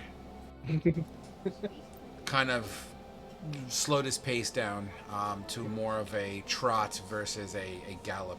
What's your question? The sheet for the goat doesn't have its movement speed on there. It just has like its attacks and stuff. So what's the movement speed of a giant goat? 40 feet. 40 feet. Okay, so if I had a dashing, it would be moving 80 feet. Okay. Correct. So I want to kind of follow like where he's at directly above him Correct. so that they can kind of follow where I'm at. Sure. Like a beacon in the sky, Kane, Eustace, and Thermal. You would see these angelic silvery wings, I believe. Kind of, even though it's nighttime, there's enough ambient light in some of these alleyways that you can see the silver reflection in the shimmer that she has.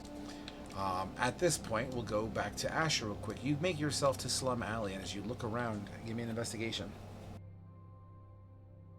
I'm popping guidance again. Sure. You look around. I'm assuming you're looking for Zine. With the 23. I'm looking for Zine or really any of the like the people from Beaton as well, but mostly for Zine. Yeah, sure. I'm going to go ahead and say there's at least 2 people that you brought here that seem to be chilling in this alleyway. At least that you've come to see. But no Zine. No Zine that you can tell. I stop and pull up to them and kind of nod and everything. Do I remember their names? Sure. Call him fucking Bob for all we care. It's fine. Hi, Bob. Yeah, it's me. Have you seen Zine? haven't seen you in a couple days. How you been, Asher? Good. We've been busy working on this house thing and everything. Look, How are y'all doing? My leg is better. Look. Oh yeah, I forgot. Yeah, you got hurt your leg, and yeah. Yeah, Good. I'm How are able you to walk liking on it? it. I got a little bit of a limp going, but I found this sticky thing here. It's like my walking cane. I guess I'm getting old for 30. Yeah, I'm getting close to it, and yeah, it's rough. Well, but what brings you around here? I mean, we were just looking. We were helping out with the house and stuff, and you know, when you get a hold of King, thanks for the money. Oh, no problem. Yeah, I want to invest it. I'm gonna try to get a couple of us and do like a roommate situation. We're thinking. Nice, and if some things we're working on work out right, y'all could have some steady work too. Hope so. Hope so. You seen these flyers from Brecca? Yeah, I would be. Have I seen the flyers? You're aware of it. Okay.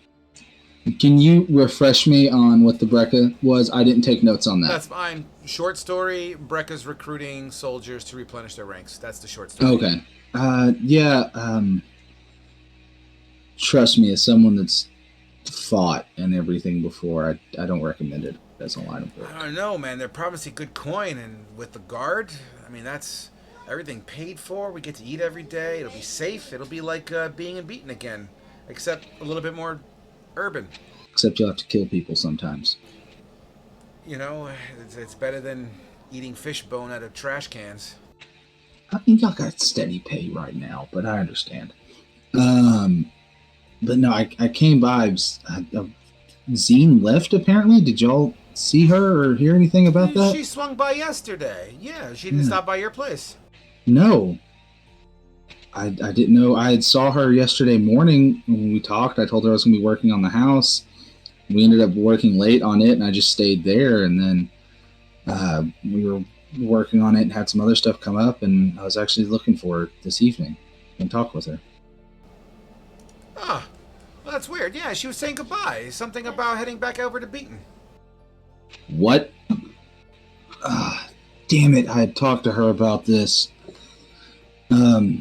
Thank you for your time, Bob, and for the information. Hey, no problem. If you catch up with her, you know, tell her we're thinking about heading over to Brecca if she's interested in a safe place. Yeah. So how many? You said it was Bob and one other dude? Sure. Yeah. Let's call the other guy Ross. All right. You two think about that for a second, and I kind of hand them both each a piece of platinum.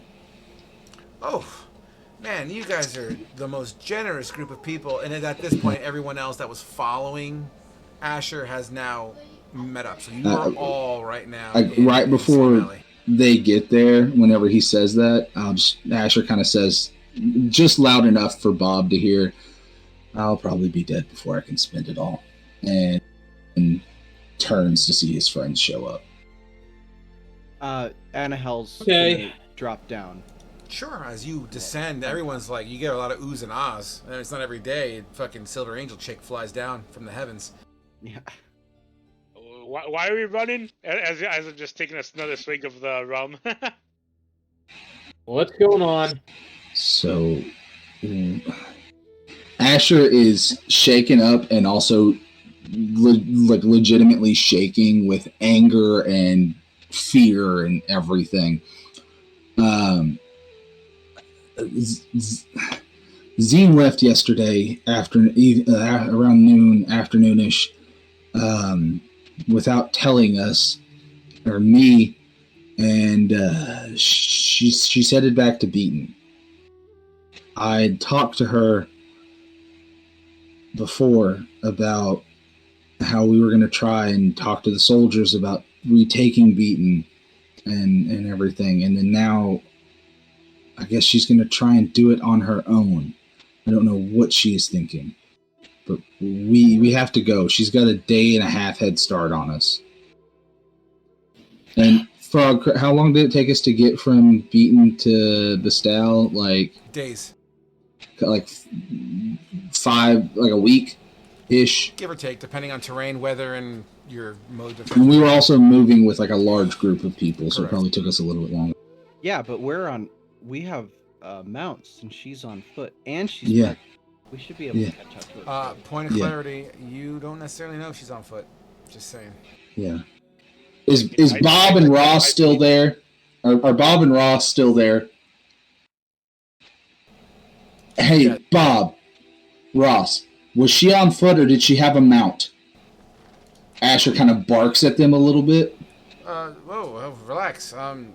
She came on foot, but I mean, I don't have horses to give. She could have got a horse, I guess. I mean, who walks back to Brecca? Like, it's crazy. Or not Brecca, excuse me, but fucking Beaten. Asher kind of takes a breath. I'm sorry I barked at you. Thank you very much. Enjoy your evening. Go have a couple drinks or something. You guys are doing great. And he kind of, then he turns back to the group. We need to go. Or I at least need to go. Okay. We can go in the morning. We should stick to the plan. Fuck the plan right now.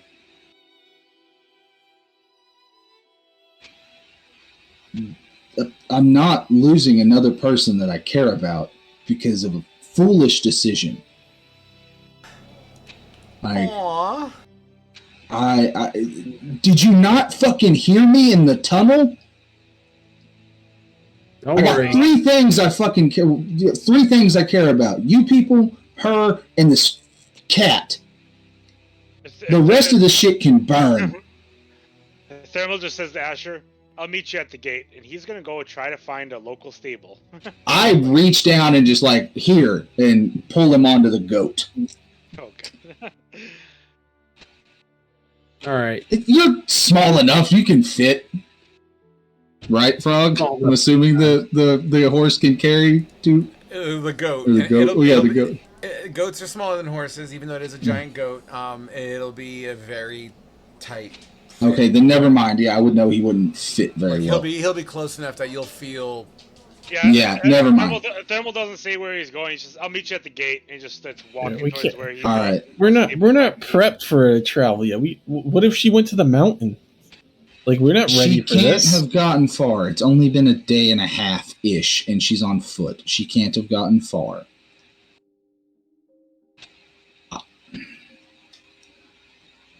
What's the walk? What's the walk? We might want to go check with Edgar, see if she stopped by his place before. Good thinking. I'm not thinking clearly, but that's a good idea. And Asher just starts going. Y'all can either follow me or stay in the morning. Follow after me in the morning. I'm going now. Annahel, what were you saying? What's the speed of a goat? 40 feet. One of these riding goats. 40 feet? Okay. Correct. Okay. And yeah, I start. So Like are you heading trotting. over to Edgar's place I am hauling ass to Edgar's place. at 10 o'clock at night? Sure. Asher is not thinking clearly right now. Have we not established this? Oh no, we've established it. This is why Kane's trying to be like, okay, come on, don't Okay. line off half cocked. And I'm guessing everyone's going as a party on this? Thermal's just going towards trying to find a stable. So Okay. We'll come Trying to that. find a mount. Fair enough. We'll okay, so as you head out in that general direction, we say that very loosely. Eustace, are you following Asher and Thali or Annahel? Yep. Yeah, I'm following. All right, so you four together still. Fantastic. As you guys take the 5-10 minutes to walk through town in a decent hurry, you come up across to Edgar's location. That rounded door, the fancy door, is in front of you. And I guess Asher would have went like just fast enough for like Kane to kind of keep up with. So if he wanted Yeah, I to get talk, we could. I get you. I mean, if you want to engage in conversation at that moment, that's fine. You feeling okay, buddy? No, I'm not. I'm not really feeling okay. I thought things were going good between me and her. I thought I'd smoothed everything over and got that notion of her going back to save the town on her own out of her head. I told her we had a plan to retake it. Or try to. And did you find out when she talked to? When did she talk to Bob and Ross? Yesterday, when she left, she checked out of the Mary Fox around just after noon and then went by and told everybody from Beaton bye. And when did she talk to you? I hadn't talked to her since yesterday morning before I went to go working on the house and hunting and everything, like I usually do every day. And then we worked late that night and stayed at the house, and I didn't see her. In the morning, I was planning on spending the evening with her talking, and I was going to give her this, and I pull out the brooch flower thing. And you didn't talk to her today at all? No, I've been out hunting and working on the house. I was going to go over there and talk to her after I got done with the whole skinning stuff, but then we found the secret fucking tunnel that we had to go explore and kill everything. So no, I haven't had a chance to talk to her today, Okay, Kane. calm down, buddy. Calm down. As you All make right. your way to this door, it literally lies right in front of you. You are nothing more than a knock away. Should I don't know if I'm barely holding it together right now, Kane. Relax. I'll. Kane, you knock on the door. No answer.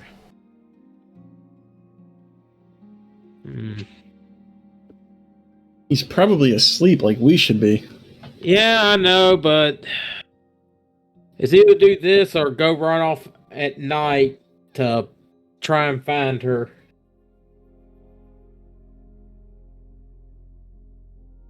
Edgar! I'm sorry, man. We need your help. Roll me a performance check to represent something I want measured. Okay.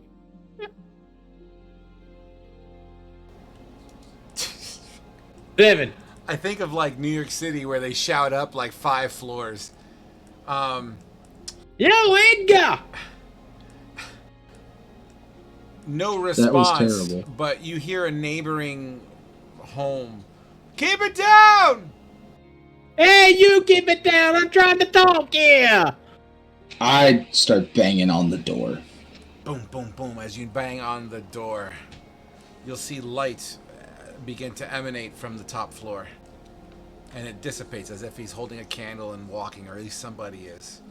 The door begins to light up, doing that whole fire spectacle from before, and it crisscrosses, and then the door slides open. It's Edgar's wife, Karen. Hello? Hello? I'm sorry to disturb you this late, but it's an emergency. It's Asher and Troop. I really need to talk to Edgar. What? He just starts spewing word vomit about what happened with Zine and her being gone and everything. Hold on. You're... Emergency. Who's hurt? Zine, the girl that I was with, that we think is with child. No. Where is she? She left yesterday afternoon without telling us, and we talked to the people from Beaton. She's headed back to Beaton. We don't know if she went on foot or did she stop by here and get a horse from you guys or Edgar or something, or did she stop and talk to y'all at all? And he's just shaking, with concern and anger and desperation. As she yawns, hold on. First of all, Edgar's been in meetings all day yesterday and pretty much today. He's currently asleep. And please, for the love of God, stop shouting. For the love of Helm, stop shouting, okay? I'm sorry. You wake up the kids, you're changing those fucking diapers, okay? Metaphorically speaking. Because they're not in diapers. But you know what I mean. Yeah. So, I'm sorry, isn't Zine of age? Can she make these choices on her own? She's not in the right, she can't, she wouldn't survive with that. So you don't think she's strong? No, she is, but... Is it because she's a woman? No. I care about her, and I don't want to lose her, and I know she's very strong and everything, but there are a lot of those orcs there. She already tried to fight all of them by herself once and almost died. If she tries and does it again, I don't know what would happen to her, and I don't know if I could take losing someone else. Well, look, the best I can do. Edgar is a very, very important man here, and he needs to sleep. He's old. We're old, for fuck's Yeah. sake. Come back in the morning, and we could have that discussion. But I'm sorry, but if there's nobody physically hurt right now, I can't justify Just, waking up Edgar right now. You don't understand. He is So- worn and weak as it is. so you said Edgar was in meetings all day yesterday, right? Yes, So like evening time, council meetings happen, and they got into And- it. and Zine didn't come by here to talk to you, right? I wouldn't know why she would. I've been Okay. with my children. Thank you, and I'm sorry for disturbing you this late. I don't know. I don't think we'll need the meeting in the morning. I empathize, and I'm always a fan of love. I just, right now is not a good time. I understand, and I'm sorry. And he's like, he's having a fucking like not a good time, and just he just apologizes a little bit more, and just kind of like as she leaves, he walks off. Come back in the morning, and I'm sure Edgar will be able to talk to you over breakfast. But I'm sorry, I gotta go to bed. You have a good night, Karen. Thank you, Kane. Good luck. I'll see you in the morning. And then door closes. All right. Are you going to pursue her in the middle of the night?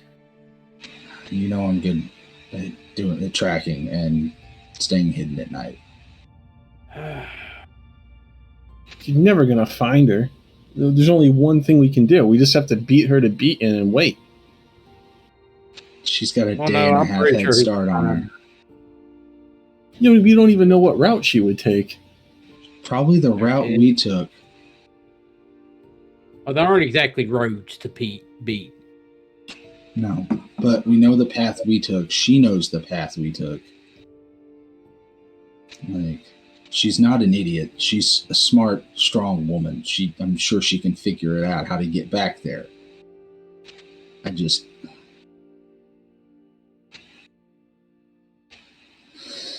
Asher just kind of trails off as he thinks about like what would happen or what could happen and what she's already been through and everything, and feeling kind of like he's failing her again. And this music is very fitting. We really shouldn't be running off in the night like this. Do you have any other good options? How much further could she go while we sleep? You know, what if she dies while we're asleep? Yeah, We you have a stick with the point. plan that we came up with before. We have our meeting in the morning. We get our supplies, and we're That's out as gonna fast take as a we day. can. That would take most of the day tomorrow. Well, we're on horseback. We're going to go faster than her. We'll beat her to beaten.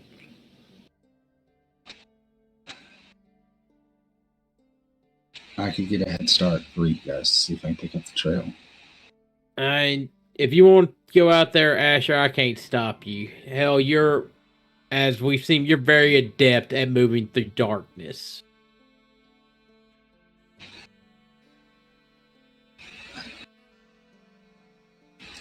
I'm torn on what to do.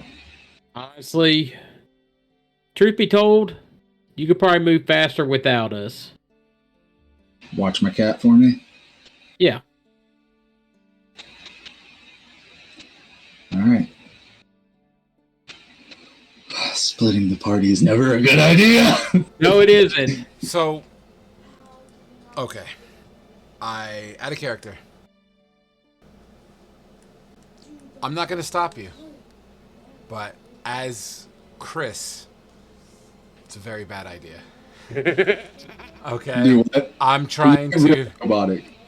Very bad idea to go by yourself.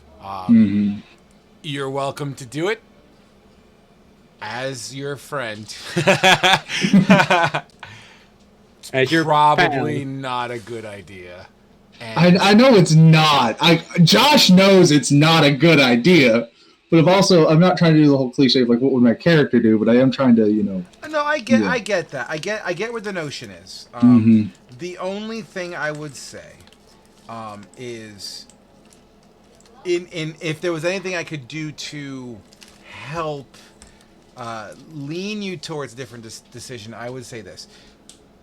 Even in pure anger or anxiety, people, although can lose some moments of rational thought, this time frame that this is happening in a time frame that is decent, right? Walking from the bar, you talk to Bob and Yeah. Ross, excuse me. Yeah. You know, you've now traveled to this house and you're on your way out of town. I mean, let's just say 15, 20, at least 25 minutes may have surpassed at this point in time. And under normal de-escalation scenarios, rational thought can come back.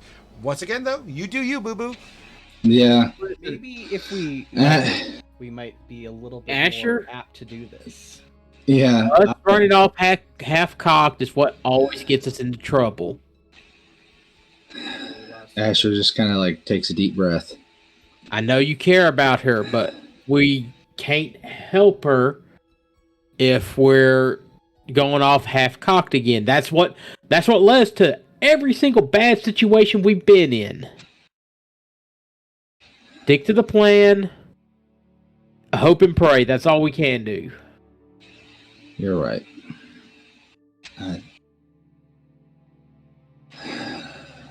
Yeah. Going off half cocked hasn't been a good idea. If anything, we're leaving tomorrow. I guess it would be half drawn because we don't really know. Like half cocked is like a gun thing, so yeah, it'd be half drawn. Yeah. Yeah. Okay. Yeah, we go in the morning, or we go after we have our little meeting, but regardless of how the meeting's going, yeah. Okay. Settled. Awesome. Damn you, Frog. Look, I'm gonna be honest with you. I just saved your life. I just saved your life. I can't tell you why, but I just saved your life. You know, if Zine dies, like that's when Asher goes on his villain arc, right? You know, I got you. I'm very well aware of the loose cannon Asher is. Absolutely. So, I assume you guys are going to head to your new home, I guess, is what it boils down to? Yeah, I'm not paying $2 a night for a fucking bed anymore. So, we're going to just zip to that as you guys make your way to your location, your new home. For the record, I actually updated the model. I did update the model, even though it's not like the greatest model representation, but it should throw the point across. Essentially, it kind of went from a burnt out log cabin to kind of sort of like this. Now, it's not 4 floors because if it was completed, this model is 4 floors and that ain't fucking happening. Essentially, you guys paid for it. Your workers put shit together and you have a 2nd floor on this thing as well. Because why the hell not? Sweet. Sweet. I'm gonna return the key to the Mary Fox room. Sure. Okay. Yeah, let's just say you've done that passively. Unless there's something you want to ask. I mean, that's the thing too, but that's fine. We could assume that very well. All right, so as you guys button down for the evening, you each... Fuck it! Why the hell not? It's your house! You guys each have a room to yourselves. I need to check the moonlight before I go inside. We're getting there. I got you. Right. I got you. In fact, just hold on to that thought. I got you. It's probably going to happen after our intermission. But as you guys are buttoning down, you guys each claim a room to your own. Let's just say there's 2nd floor is just 6 bedrooms because it's simple and it's easy to memorize. The 1st floor is your community area where you have all this fancy furniture and whatnots. The upstairs accommodations are meager. Typical bed, standard stuff, nightstand, table, whatever.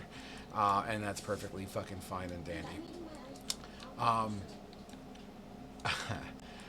Asher, you have a hard time initially falling asleep, if at all. You're in your room, you're just running over bad scenarios in your head because you seem to be a worry worm when it comes to this individual. You care for her and you're like, fuck, what if she gets ambushed? What if she gets, this? What if that happens? Oh my god, what if she sees the orcs and she tries to take it in? What if she blows herself up? Who the fuck knows, you just keep on, you're just full of anxiety. As you sit next to your open window, the breeze of air is just kind of hitting it, a cool night in your warmer abode in here. Mm-hmm. You hear. Oh, can I duplicate it right now? You hear tapping, clink, clink, clink, coming from outside. What sounds like metal on metal. I look out the window. You don't see anything at the moment. Even with your dark vision, you don't see anything at the moment. But a clink, clink, clink, and as you focus and give me a perception check. Can I cast guidance? Absolutely. Let's just say it's understood that you're going to cast guidance. All right. Yeah. Just wanted to double check. You know, you may as well throw it in your roll also. And then on the times that you don't. So, yeah. And then in times you don't, we'll just subtract the d4 roll. Okay, so that's 19 plus 4, so 23? About 100 feet away. Let's just say, and I'll use Asher's token to represent where you see. Let's just say right around here, you see a shadowy figure. Even with your dark vision, this figure seems to be shadowy. All you see occasionally in the moonlight, the glint, clink, of two blades clinking together. About 100 feet away. Well, let's just say give or take. I use that for just dramatic effect.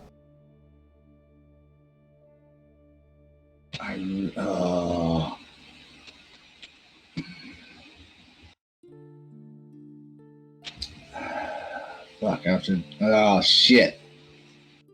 I can't tell anything else. It's just a shadowy figure. I see it's clicking blades together. Yeah, like only because of the movement of the clink. Occasionally, it reflects that shimmer of moonlight from the the moon. It just kind of like like a sword, bink, or a blade, just kind of reflecting. You're cutting in and out, Frog. Oh no! Can you hear me? Asher, Okay. you should definitely run out and check on that. Do what? You should definitely run out and check on that. I'm wondering. I have an open window, right? Yeah, it's a modest window. Second level You guiding can bolt. Wesley Snipes. You can Wesley Snipe out of that window and onto the ground. Yeah, as I just said, I'm using one of my last spell slots, second level guiding bolt. Wait, your guiding bolt? Yes, cleric, bitch. Okay. No. If you wish to fire a guiding bolt at the shadowy figure, that's fine. You're welcome to do so. Oh no! You don't even know who it is. What? No, okay, no, that was. Oh shit, that is. Fuck! I don't know what to do. Man, you jump out that window like that thing done stole your money. Be like, what the fuck are you doing on my lawn? Yeah, I yell. Fucking guiding bolt. That's like go to the grocery store and someone's like, "Hey, how you doing?" Bang! Fuck it, this is Texas, bitch. Oklahoma state ground laws, motherfucker. I'm assuming that Kane has the room like right next to mine. Let's just say it's literally it's like 3 rooms on one side, 3 rooms on the other, in a very small hallway. These rooms aren't extravagant. They're like Asher, 10 by 15. I will have the room across the hall from yours. Asher, and I just bellows at like the top of his lungs. We have company, and jumps out onto I'm assuming there's like a little bit of a roof outside my window. Hell no! It's a straight shot down. Straight shot down. How far up am I? Second floor. Let's say no higher than 20 feet. Fuck it! I got 65 HP. So I kind of like go to jump. Just jump. Just jump. I don't full on jump. I hang from this window sill for just a second whilst keeping eye contact with that thing, and then drop to the ground. So it's only a 10-foot drop. Acrobatics, please. Yes, sir. While he's doing that, I just wanted to ask: did anyone find thermal before they went to the cabin? You were with us when we went to the cabin. I was looking for at the city gate, so you would have met us out there. Yeah. Let's say, Thermal, you were able to find yourself a steed. It's a bit big for you, but you found a steed. Acrobatics, you shimmy down. 26. And you, fuck it, with a 26, you superhero landing that shit. Fuck yeah. And I bellowed that. Did anyone hear me? That we had company. That's up to them. I'll roll perception to see if I heard him. Sure. Sure. Yeah, 21. I think I hear you. 15 for me. I think I hear him. Well, it's up to you guys. This is your measurement on your DC if you think you heard him scream at the top of his lungs that he has company. So I'll let you decide whether or not your rolls hear are... him. Okay. What about you, Eustace? I'm awake. I know I would be awake, and my past position is 13, so I would be able to understand there's something going on. Fair enough. I'm okay with that. What about you, Thermal? I know we retconned you finding a steed, but I had assumed that you came with. Retcon then, I would not hear him because I would have been setting up a camp in the basement.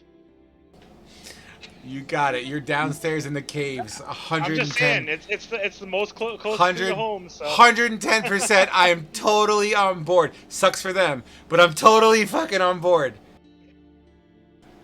Run downstairs. I was like, oh god.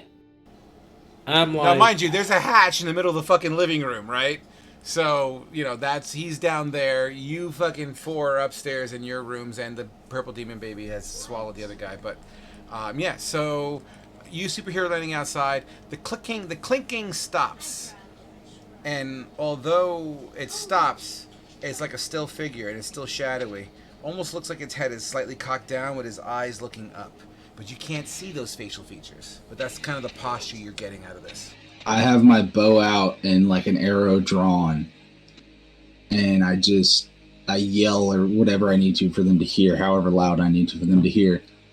Identify yourself. motherfucker. And I have the arrow I'm pointed at them. Absolutely. What about the rest of the crew? What are you guys doing? I'm gonna jump out my window. Run downstairs. I do not jump out the window. Yeah, the old man takes the stairs. Absolutely. I agree, because his knees are fucked up. Like Deadpool says, the superhero landing's hard on the knees, but it looks cool, and he's young enough he can roll with it. Eustace would take the stairs too, and I would pound on the hatchet that goes to the basement for thermal. Be like, hey, get up. So hold on. To be fair, that staircase alone goes down 100 feet. All right? And not to mention how deep in the cave he may or may not be. So, Thermal, I am going to let you roll your own perception check if you wish. And you can absolutely set your own DC if you hear the knock, knock, knock alarm situation. I would not hear it being 100 feet away. Okay. Fantastic. Oh, boy. All right, so I assume Kane and Eustace make your way outside? Yep. Why don't you throw your tokens, because I'm going to go ahead and just put Asher here. Let's say that's where Asher landed. Why don't you put your tokens in the location that you feel you would be at this point?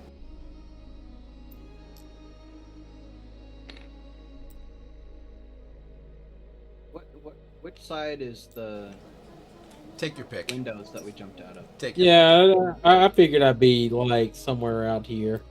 Right. Just behind Kane. All right. And the shadowy figure, as you yell to identify yourselves, all you hear in return is a laugh and a chuckle. However, the laugh and chuckle appear to have a natural resonance that sounds different. It's almost like a kind of situation. Does it sound like what the hags made before? No, but as the cloud cover clears off of the moonlight, the shadowy figure becomes lit to a degree enough to get a little bit more definition. You all would see what looks like a fur kind of situation going on, and an elongated snout. An ear seems to be chipped on one side, and the other ear seems to be pointy like a dog. Mm-hmm. Is it missing an eye? Too dark in that situation to tell at this point. But is it missing the same ear that Kane's missing?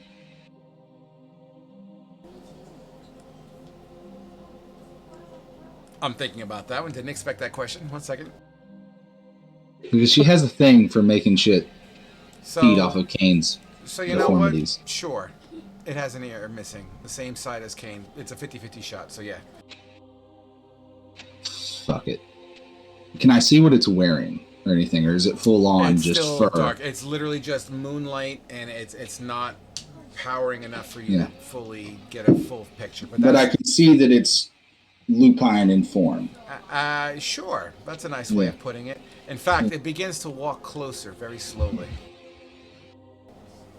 It gets to 75 feet. Stop. What is the rest of the party going to do here? Kind of catch up and be like, what's going on? So I guess I'll move myself here. Also, did we get a short rest in between all our like little That's adventure? reasonable. That's reasonable. Yeah, I'm gonna roll some of these. Ooh, how hurt are you guys? Asher's fine. He hasn't taken any damage. Okay, just checking. He took some damage. Plus, y'all took a short rest too while y'all were looking through all the loot and stuff. And you know what? I'm just because I don't want to. I'm just gonna use Flynn's token to represent where this shadowy figure is currently standing. Well, hold on. Let me see. Okay. Yeah, fine. That's fair. Let's just say it's around here. Okay. That'll do. All right. I have regained 14, 24. I regained 30 more hit points. Okay. So. You said it's about.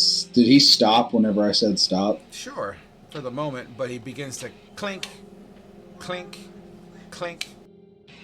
I don't. So he's got swords in his hands. Do I recognize his swords or any of his equipment as being what one of Asher's men would have carried? In fact, as it gets closer, when you realize the blades, they're actually, it seems to be like a spear and a javelin that he's clinking together. It's not undead, is it? Would you inherently know that? At first level, I gain the ability to occasionally sense the presence of the undead, whose existence is an insult to the natural life cycle. As an action, you can open your awareness to magically detect undead. Till the end of your next turn, you know the location of any undead within 60 feet of you that isn't behind total cover, and that isn't protected by divination magic. At the moment, you don't sense any undead presence in this situation. And that's a legit answer in response to your automatic detect undead. But every time, remind me, because I will forget that you have that ability. It's not automatic. I have to use it as an action. But... And so you used it, right? So what does it look like when you use it, just out of my own imagery? I feel like it's gonna kind of like... There's gonna be an aura around undead that I can kind of see. That's kind of like wispy.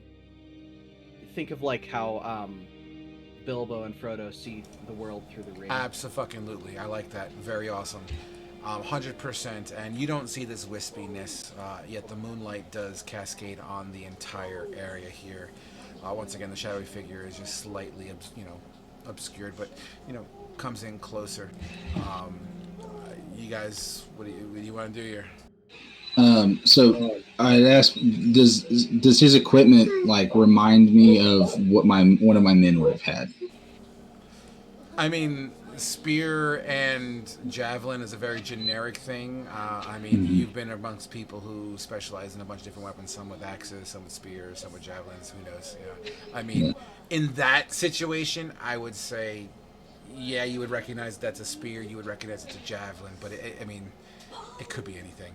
And then I do have one other question. Sure. Because Casey's not here. He's been purple demon babied. He's Correct. the only one that saw the werewolves. Would we still have that knowledge? Since there's a mind modify memory shit and he's not here and he's the only one that... He did tell us about him. He did tell you. Us about so it. I would say yes, but your memory would have him blanked out of that situation. So you're like, oh, someone told me about that. Okay. Nevertheless, I will cut the tension by doing this. The clinking stops, and you hear as this firelight torch raises above, revealing his face As soon as I find you. Or are you putting it on the wall? You know what? I can. I didn't even think about that, but I can. Please hold.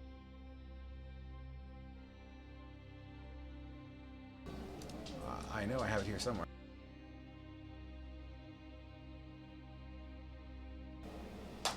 I apologize for the delay.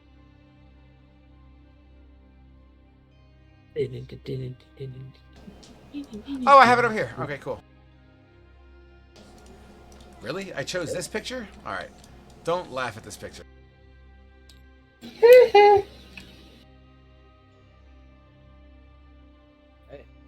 Oh, from Yeah. I don't know why I Resident chose Evil that one. Village. I guess that was the best one I could find. Okay. But imagine, pointy ears, one missing. And on his body, That's from Resident Evil 8: The Village in a Hill. on his body, Not played that yet. it sucks because Humble Bundle just had a deal for all the Resident Evils dirt cheap. Oh yeah, got a real good deal on it if you had them. On his body, there's a tabard with this emblem on it. Ooh. Mm-hmm. That's an Iron Wolf right there. He's got a what? Could be I didn't hear steel, what you know. What'd you say? On his body, he's wearing a ripped up, torn, tattered tabard that has the emblem Of the Iron Wolves. of the Iron Wolves, and that is where we're going to take our break as we are way past our break time. All right, cool guys. So we'll see where this goes. Yeah. 10-minute break. 45. I have to go poo poo, so let's just call it a 50, and hopefully we can see what happens. 50-minute break. Wow. No, come back at 50. Silly Billy gumdrops. I'm gonna go This take is a piss. another All right. Ghost situation. I have 1 second level spell slot left. Yeah. Sorry to inconvenience people, but I just thought I just think Thermal would make his home down in the cellar. It works, man. Like I said, I'm on board completely. Nevertheless, I mean, it's not like they can't go inside and shout again. Yeah. All right, I'm gonna use the restroom. I'll be back at 50 after the hour. This episode needs to be titled Emotional Damage. Asher takes 36 D8 emotional damage. So yeah, how's the Asher doing? He's not doing good. It's been a day. It's been a day. Well, I now have myself a donkey. There you go. All right, I'm going to step away. I'll be back. Okay, you do that.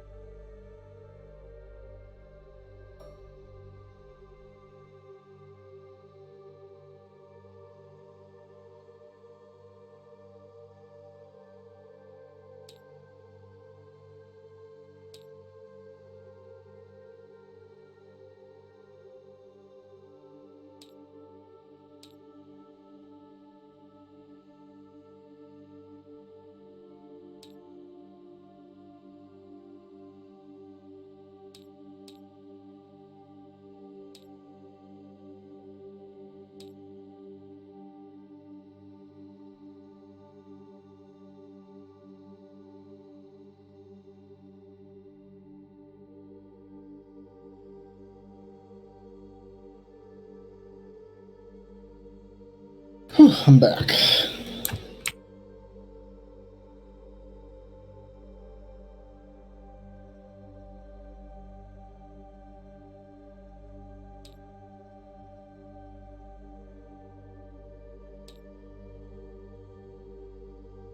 I'm back, Fate.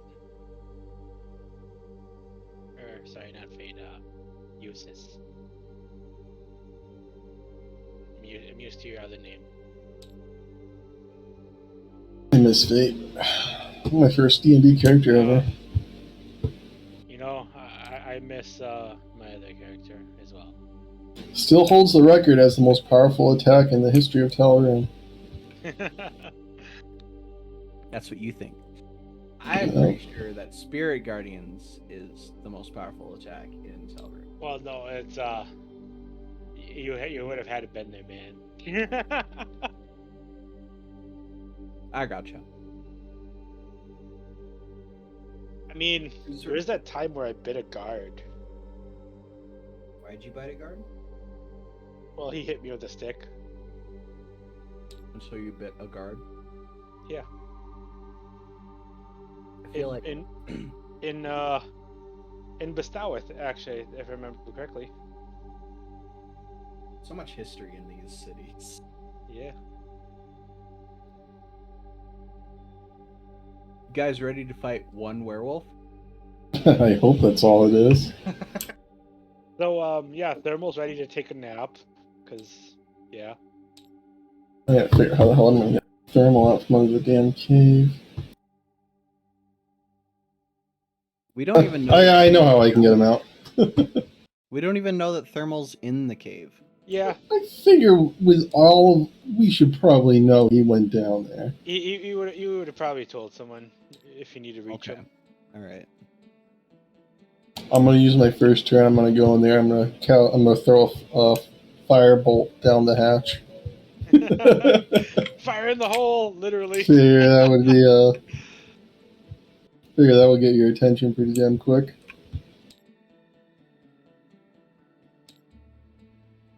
Not like you can start a fire in a cave, right? God.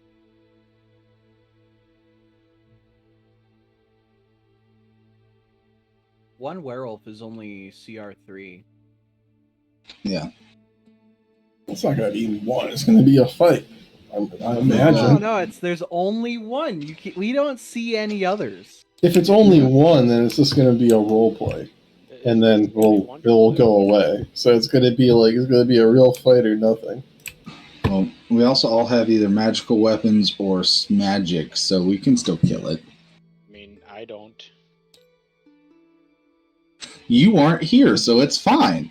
I can sit directly 10 feet above it and just cast Spirit Guardian. Right?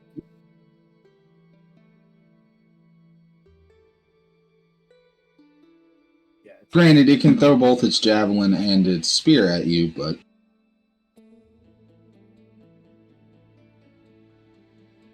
Gotta be smart enough to do that.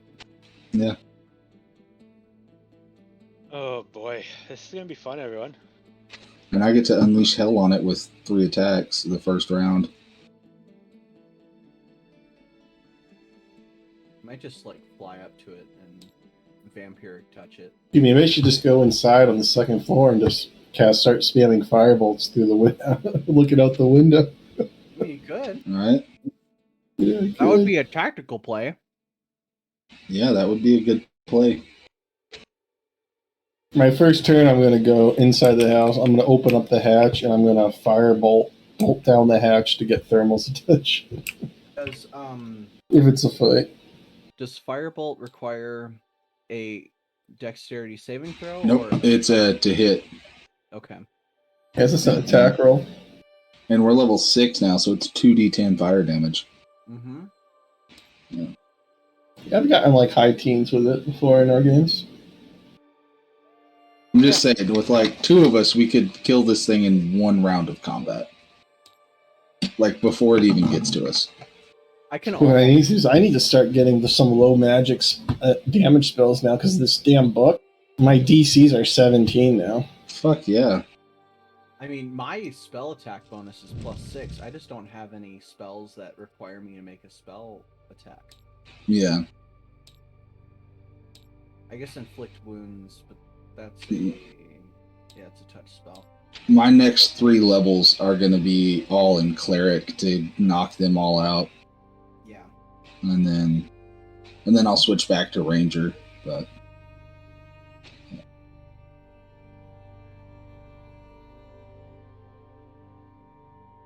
I'm just looking forward to. Yeah, well, second and third level will be cool because second level in cleric I'll get my channel divinity, which then lets me have a 30-foot bubble of dim light around me. Yeah. And every time one of y'all are in the bubble, you'll either get 1d6 plus my cleric level of temporary hit points, or I can have it to where it ends a effect on you like frightened or charmed. It ends that effect on us. And then at third level, I get second level cleric spells, which the only one I'm really looking forward to is spiritual weapon. Mm-hmm. Because my plan is like first round of combat, I like either drop spiritual weapon or like hunter's mark if we're just fighting like one bad guy, and then do my attacks, and then next round drop spiritual weapon because it's not a concentration spell, and then I can just keep attacking with it. I'll have, if I do that each turn after my first one, I'll still have like 3 attacks I can make. Yeah. And my spell attack modifier is still fairly high. Everyone talking Yeah. about these wonderful multi-classes. Yeah, my spell attack is a +6, so. I can hit things. That's what I can do. When I level up next to 7, do I unlock tier 4 spells or Yes. what? Oh damn! Yeah. Hey, Oh, do you guys have damn. those special attacks pinned somewhere? I lost my bookmark. What special attacks? Oh, the stuff from the Yeah.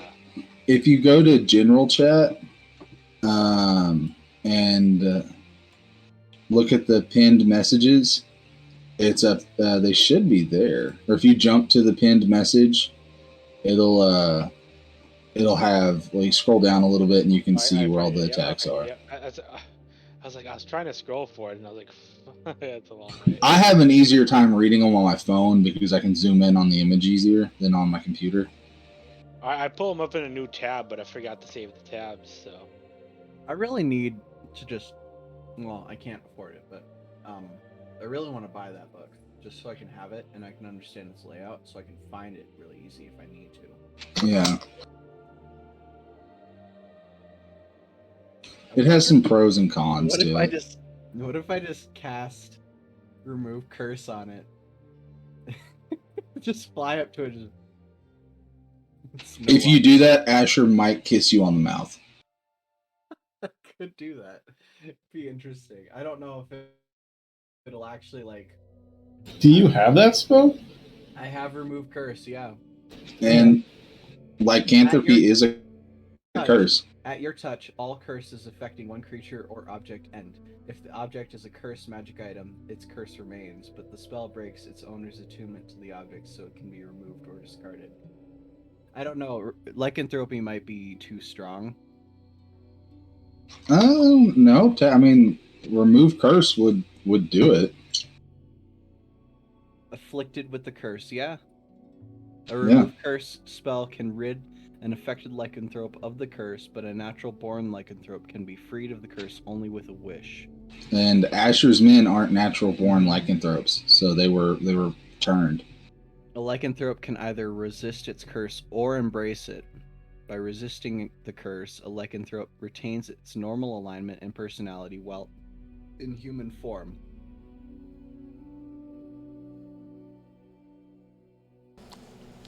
I love listening to you guys talk sometimes. Is it a full moon right now? You froze, Frog. Can you hear me? Yeah, I can hear you now. I only heard "I love hearing," and then you froze as you were like chewing yogurt. Cheese. Oh, okay. Are you eating cottage cheese? That sounds delicious. Oh, okay. I thought you were just eating spoonfuls of cottage cheese for a second. I was like, what the fuck is wrong with you? Is it a full That's foul. moon? Is it a full moon right now, Frog? Close enough. Close enough, but not full. I Correct. mean, fuck it. I'm gonna try it just to see what happens. YOLO Swaggins. YOLO Swaggins. Hey, maybe it'll help us fight the non-existent other werewolves that will not be around for this fight. I think I'm gonna aggravate a lot of you soon. Uh-huh. Remove curse isn't gonna work. Probably not. I know Frog. It might be a shifter. Could be a shifter. Asher's men weren't shifters. That's why it's got that face that looks so fucking ugly.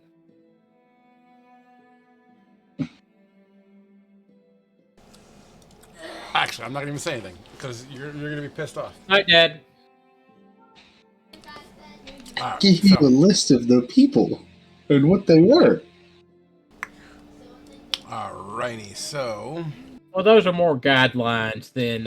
Asher spent a decade with these dudes. I'm pretty sure he would have figured out if one was a shifter or not. let's take Flynn's token out of the way since I've revealed the first guy. Give me 1 second while I put him on the table. What if they became a shifter? Well, you don't become a shifter. Shifter is a race. You could become a shifter. That could be a cursed form. Remove curse would Just still. like how orcs aren't actually evil, but Frog made them evil. Frog didn't make orcs evil. The alignment is evil. He made the particular orcs we ran into evil. Hey, Hitler thought he was a good guy. Mm-hmm.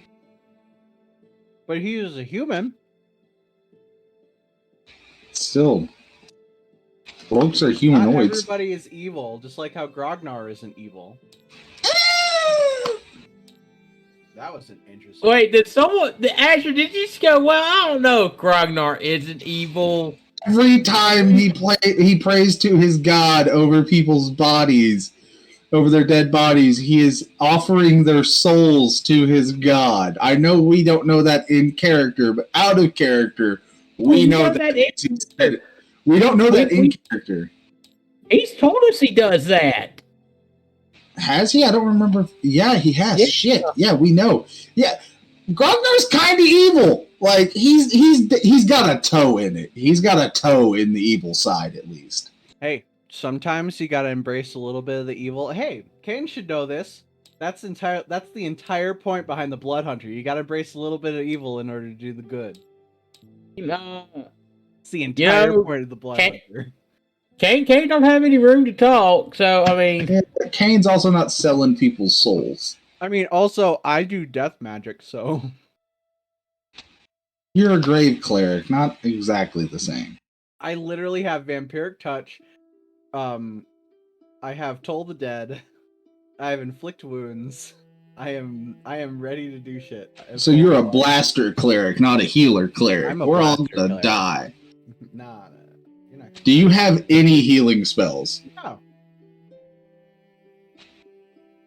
I've got Cure Wounds and Healing Word, Mass Healing Word now. We need to get you a diamond so that way we have Revivify. No, I can take my eye out, remember? Rog said that was a replacement. But let's be honest, you're not going to take your eye out. No, I'm not. Yeah, you don't love us that much. Well, I think Hell loves you that much, Asher. Gross. Give me before we get this thing going here. I'm sorry. I know I'm taking a minute here. I need everyone to give me their passive perception. Someone do the math and average them all together for me, please. 13. 13. Hold on a second. I'm pulling up my calculator. 18 for me. Dude, So 13. I wish I had a plus fucking 13 third monitor, man. I really plus wish I had a third 18. monitor. If it counts 13, probably doesn't count right now. No. I So- picked it up like maybe, I think we're at around 15, I think. All right, so 63 divided by 4, pretty much. Wait, what? Your passive perception? If we add all of ours together, mine's a 19, Annahel's is 18. Yours is a 13. Eustace, you said yours is a 13, right? Yep. All right, that comes out to 15.75. So would we round that up to 16? Always round in your favor. So yeah, then our group passive would be 16. Dude, I just did a practice roll. I just want to let you know I rolled a nat 20 and I wasted it. Are we rolling initiative? Well, it depends. Here. We'll see what happens. All right, so Fate, you there? Yep. So as this torchlight, and I could even represent that torchlight in a cool. I love the little cube of fire. It's my favorite thing. This torchlight just emanates in front of this creature, once again revealing its form.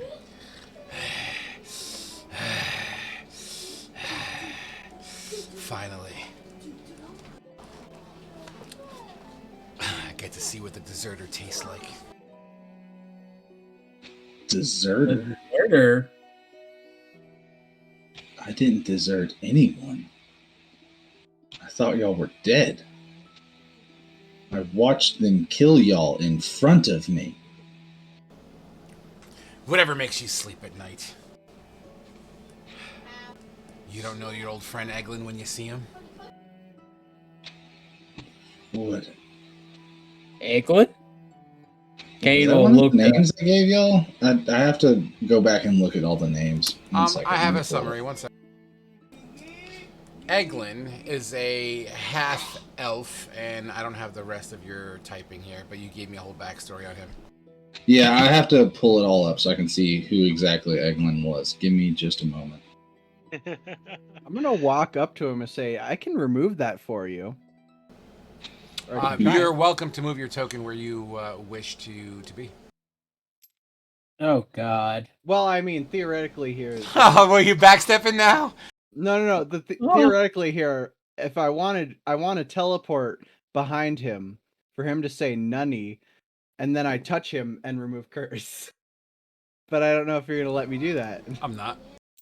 Exactly. So where is where you want me to be? It's your tune. You can I'm definitely. walking. So I'm gonna kind of like walk up to him, kind of like trying to talk him down, like, I can like fix that for you. I just need to like touch your arm real quick. Like I said, you're welcome to move your token to see how close you want to but get. like what I'm saying is that I'm like slowly approaching. Okay. Kind of like, yeah.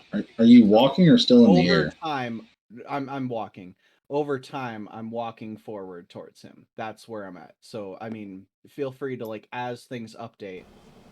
Let's just say your 30 movement. You're being calm and collected, and as you approach, he digs the spear into the ground real quick. Doesn't say anything, just kind of literally looks at you, like those eyes just. Eglin, what is going on? I mean, we've had drinks together. We've You fought together. shut up. There's nothing you're gonna say that's going to reveal what I know to be true. What do you think is true? I'll tell you when you're dead. No, tell me now. Initiatives. You think I'm a jackass? I have advantage on initiative. I should probably make sure that I'm all oriented here. Yeah, 23. You know what? Let's use Battle Link 3 today. Why can't I get rid of my thing? What the hell? There it goes. Hey, Frog, should I roll mine just in case they do wake me up? Sure. Put you on the rotation.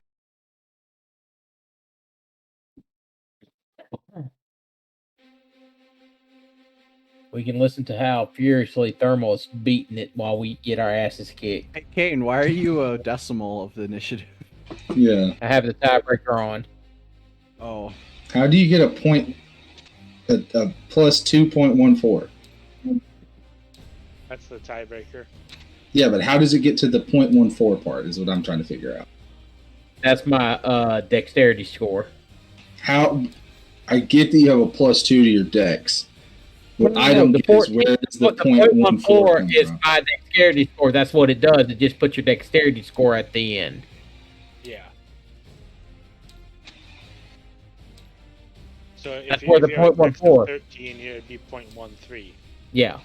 Okay, and so like my dexterity score is an 18, so it would be a .18 then. Yeah. Yes. Exactly. Okay. All right, dudes. I should probably take the break sign off my stream. Probably. That might be helpful. And All right, being a dudes. face that's not good at being a face. Let's fucking do this. As Annahel begins to lurch forward, there is a surprise round. Here's what happens. Screeching across the air.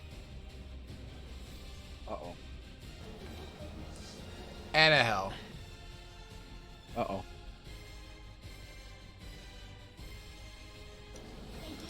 Wow. All right. Yeah. Two not so goods for you, buddy. Frog, Sir, I hate to throw a wrench into this. go ahead. Throw away. You gave me a weapon of warning. Me and all of my companions within 30 feet of me cannot be surprised. I have advantage on initiative rolls because of it, and myself and all of my companions within 30 feet of me I'm cannot not be within 30 surprised. feet of you at this moment. This is 45 feet. You only have 30 feet of movement, though. How did you get that far? She started here. It is what it is. The miniatures are on the floor. All right, so here's how it's gonna work. Your fucking the hairs in the back of your neck begins to spring up, Asher, and as you belt out, I'm sorry, a little slight railroad here. Annahel, watch out! As the warning comes, you're aware of it as you start to see high grass move in random locations. As well as you know, you're a hunter. This is your fucking field, man. You know something doesn't feel right, and the air just smells weird. Unfortunately, No, wait, what? No. Annahel gets hit. So the first thing is a longbow arrow screeches across your eyes, almost whacking you in the face, Annahel. But as you step back and your side, pop, pop, two small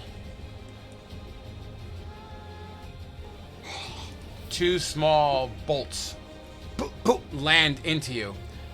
The sad news for you is both those bolts were nat 20s. Oh. The first Can't bolt, you cancel one of those?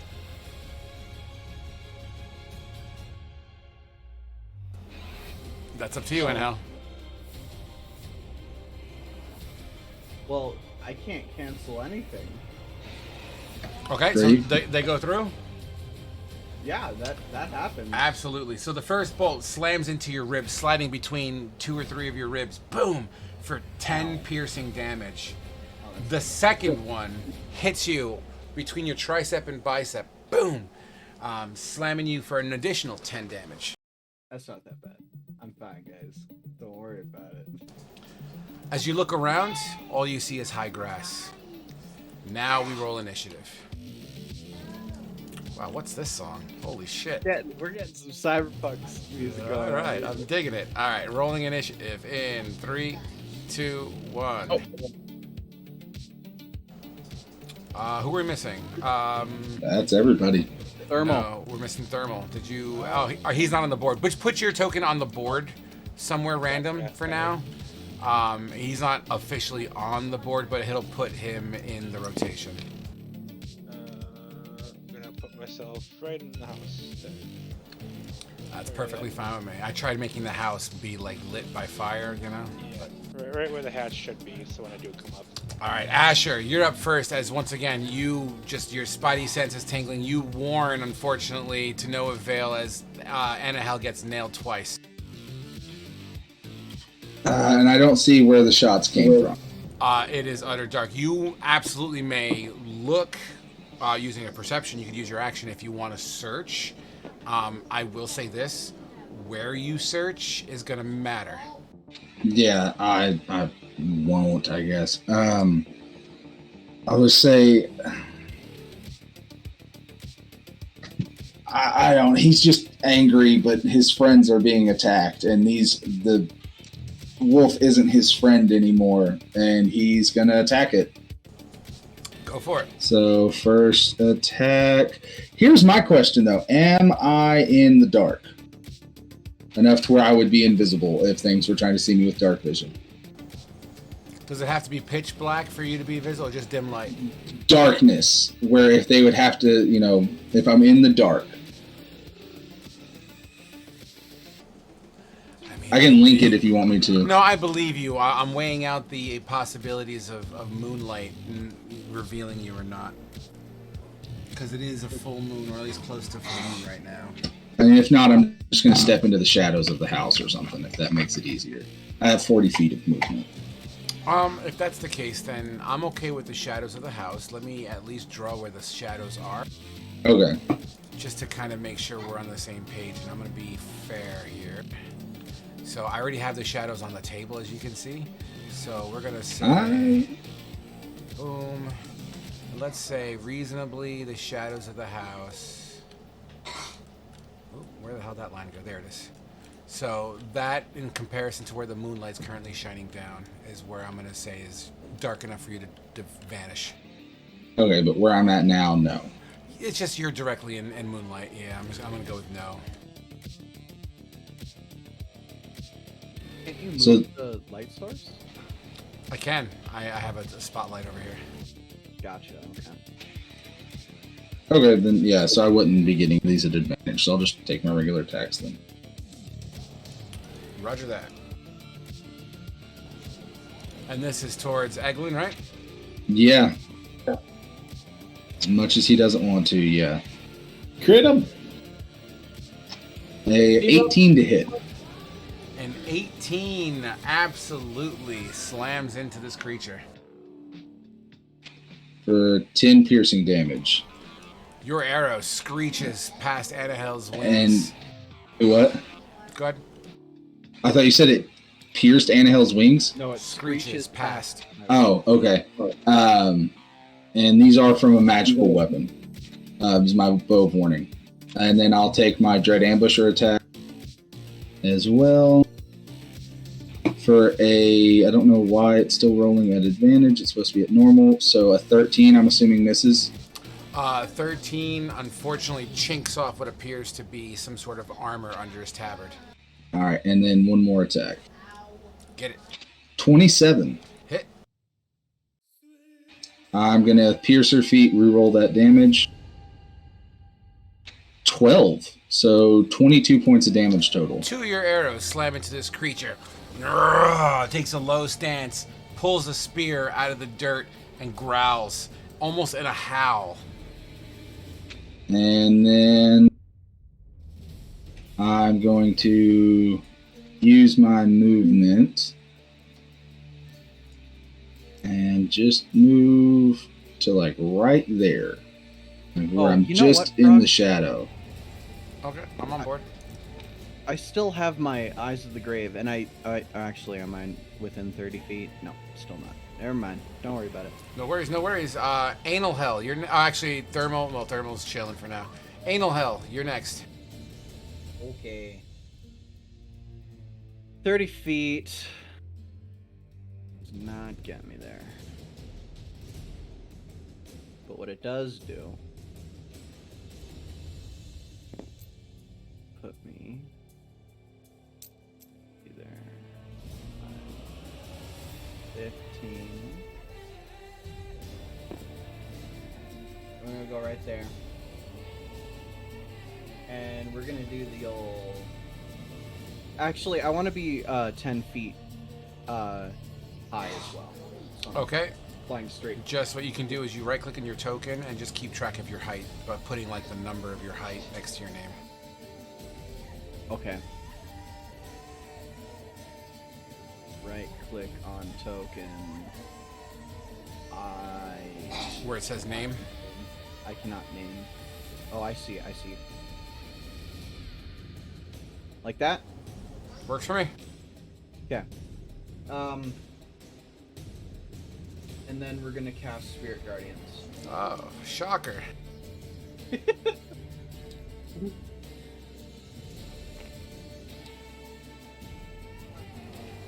And that follows you around, right? Yep, it's centered on me. And I'm gonna designate. I can't see Thermal right now, so I can't designate him, but I can designate everybody else in my You party. can't see Asher either. No, they can. No, Yeah, I he don't. reveals himself Oh, to friendlies. Gotcha. Yeah. That was the thing. So I need him to make a Wisdom save. Him as in the werewolf? Yes.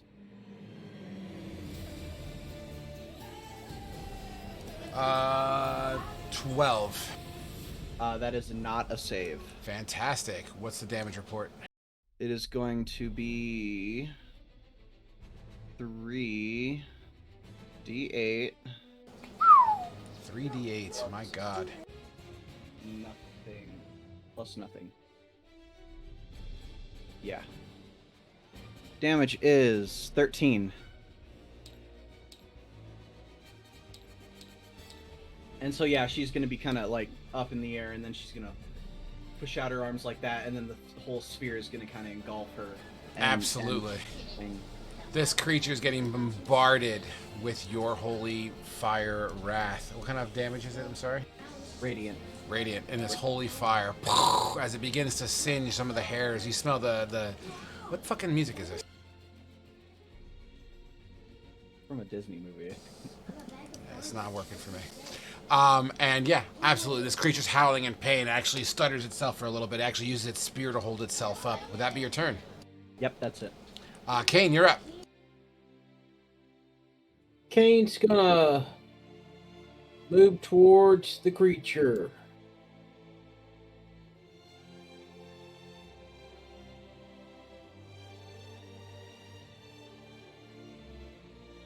And he'll, go on and dash.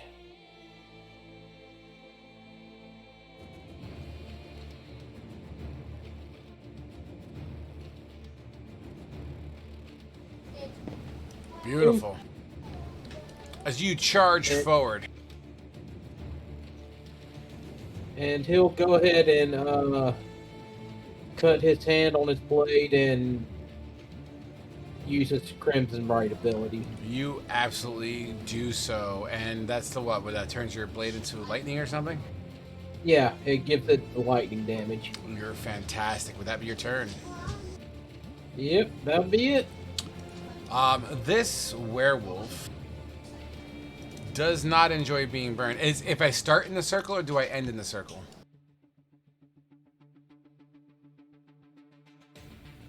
You start in the circle. Any number of creatures and affected creatures speak halved in the area when the creature enters the area for the first time on a turn or starts its turn there. It must Motherfucker. Wisdom save. 14? Meets. So it's half. 15 halved, so To your 7, benefit. right? Yep, to your Seven. benefit would be 8, right? No, 7. No, 7. It snarls and howls. What is he gonna do, you fucking bitch?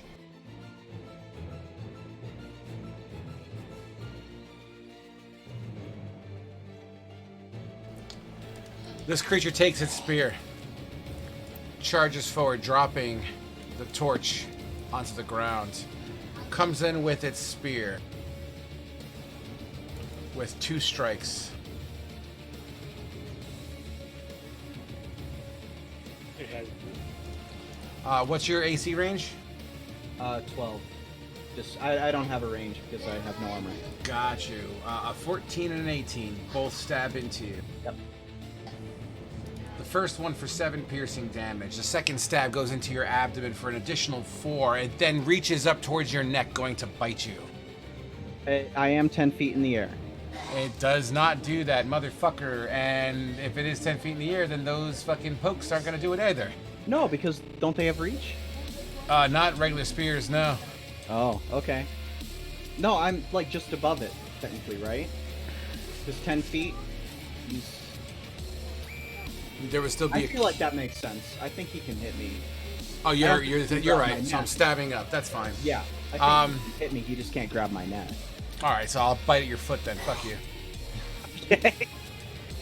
With a 12. The 12 hits. Yep. Ooh. Beat it. It bites into your toes for 8 piercing damage. You gotta make me a con save, buddy. Okay. Oh, fucking werewolf. Werewolf angel. That is a 5. Do you have a DM inspiration? No. You. Can I Play on give hard him mine? No, this ain't the new rules yet. New rules. Yeah, you can trade out inspirations now. Oh, I didn't even know that. I was just asking. Yeah, no, it's silly. But yeah, all right. So you just feel this burn in your foot as this bite leaves this foamy residue on your foot. Would that be my turn? Yes. Eustace, you're up. I'm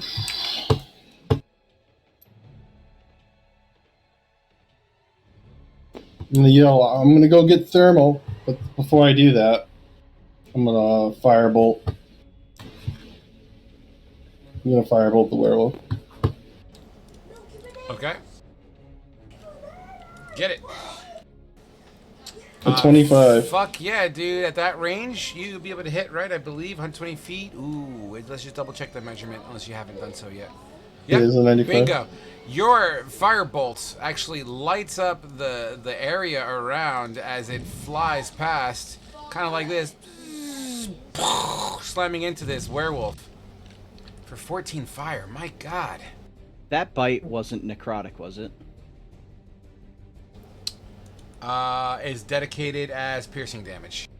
Copy. 14 damage slams this creature, leaving a burnt hole in its fur. And now I am going to go. I said I was going to get thermal, so I moved 15 away, and I'm assuming the hatch is maybe on this rock. Let's say, Yeah. let's just say right where Thermo's token is where the hatch is. All right. Okay, would that be your turn? Yep, that's my turn. Okay, we are not quite done with this round yet. As you're running inside, Eustace, from behind you hear, and you hear what sounds like.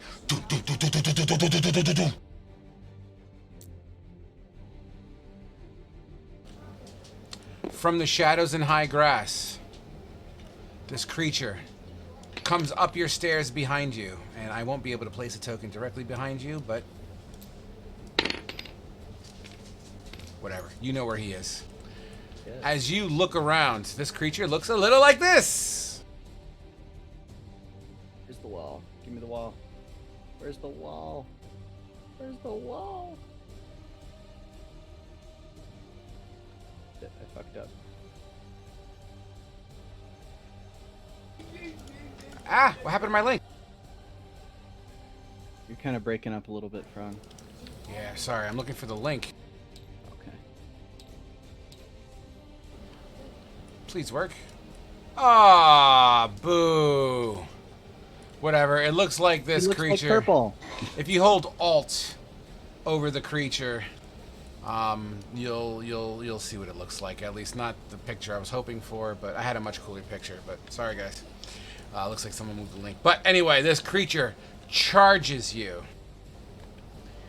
with its tusks in front.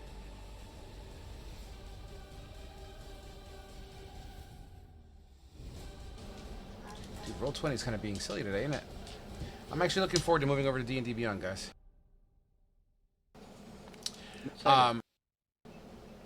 It has this massive wooden hammer on it.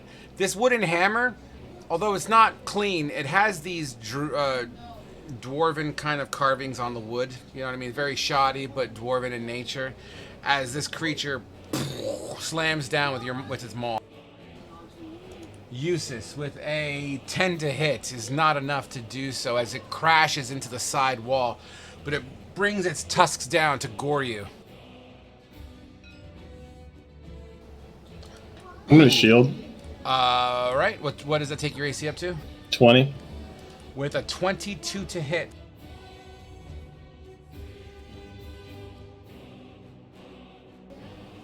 Do me a favor, roll me 2d6, Fate.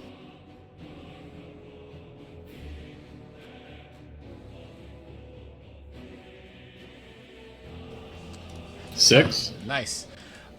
This creature gores you with its tusk in your back.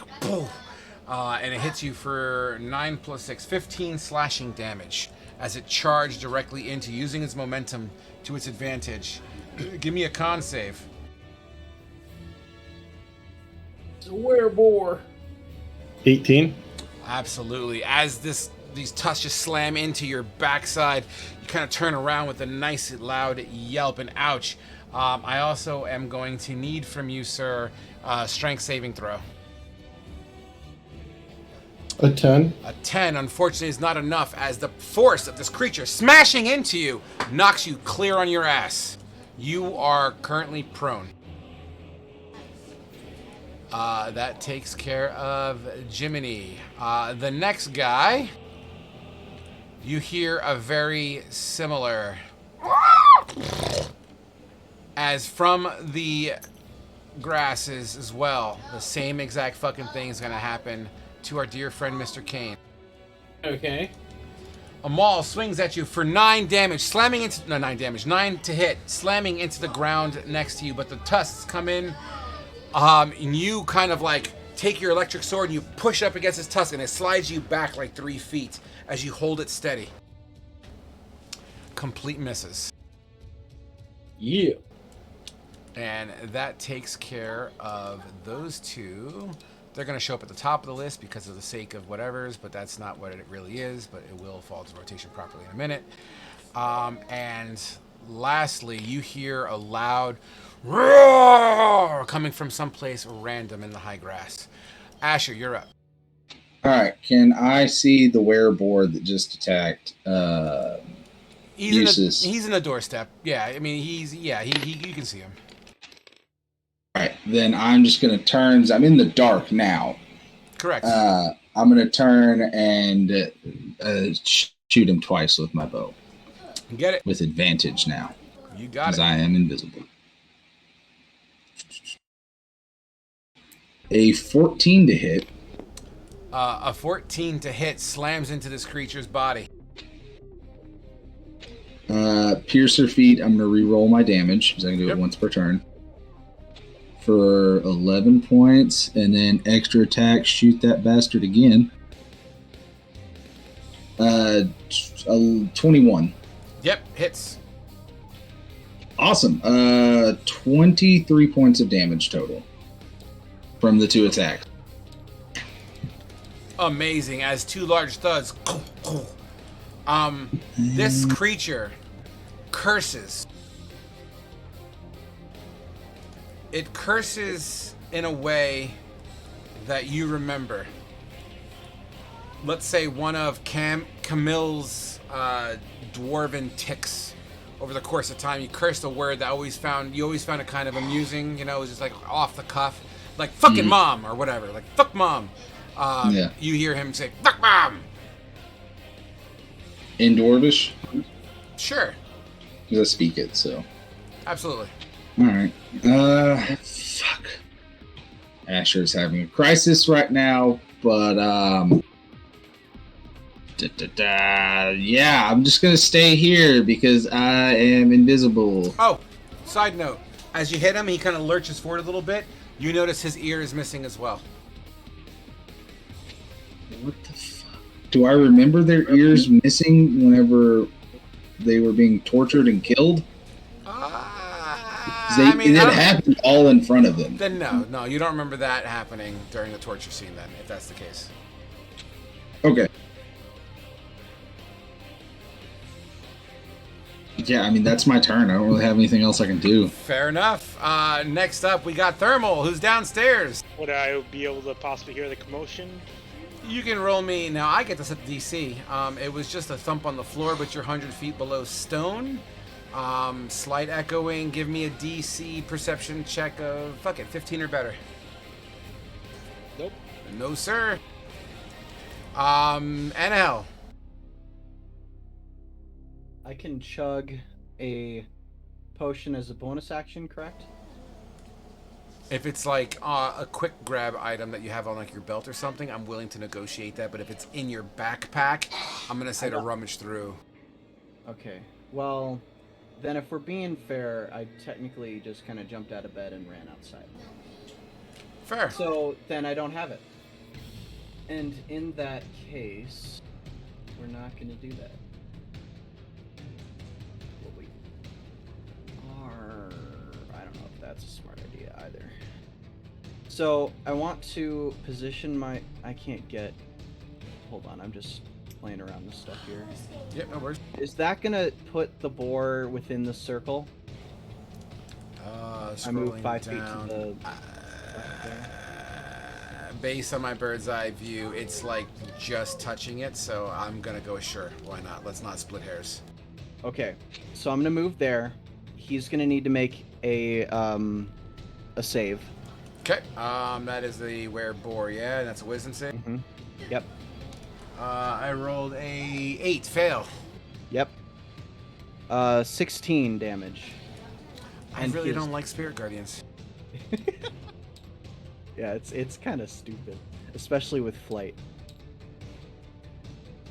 So So that occurs.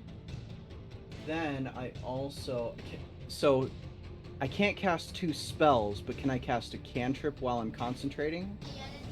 No. You You can't can- cast another concentration spell Exactly.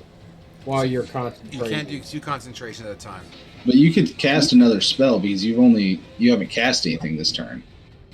Like you can No, cast I'm Cure Wounds. focusing You on- want to cast Cure I'm Wounds. focusing on Spirit Guardians. Yeah, but you can cast any other spell that's not concentration though. Like you could still Oh. pop like spiritual weapon or something.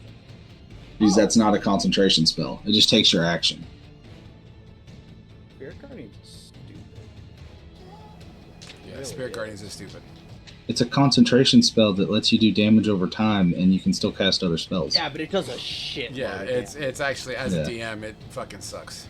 Oh, I thought you were saying like it was stupid, as in like a pointless spell, No, Caleb. It's stupid broken. It's great.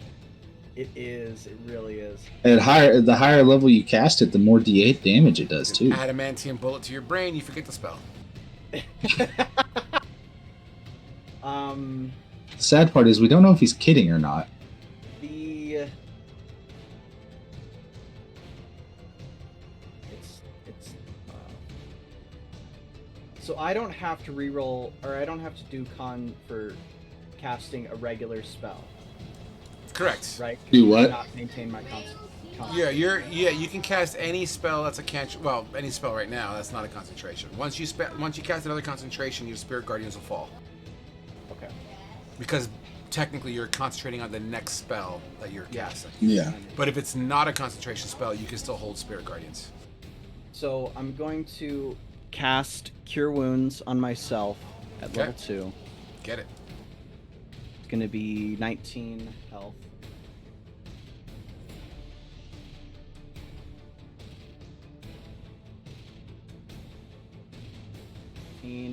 Puts me up to 24. And oops, not 25, 24. There we go.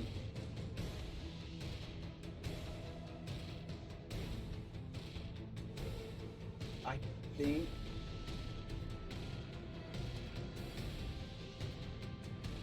sorry, I gotta read something.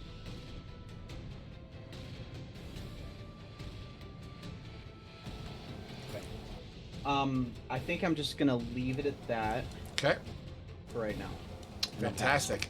Awesome. Next up, we have Kane. Well, considering this boar here wants to throw down with Kane, Kane's gonna put a hex on him, On the boar or the wolf? the boar. Okay. Go ahead and put that in the chat. Oh, One meant to- necrotic damage. There we go. I'll have it affect his strength score. And then I'll attack him with the Giant Slayer.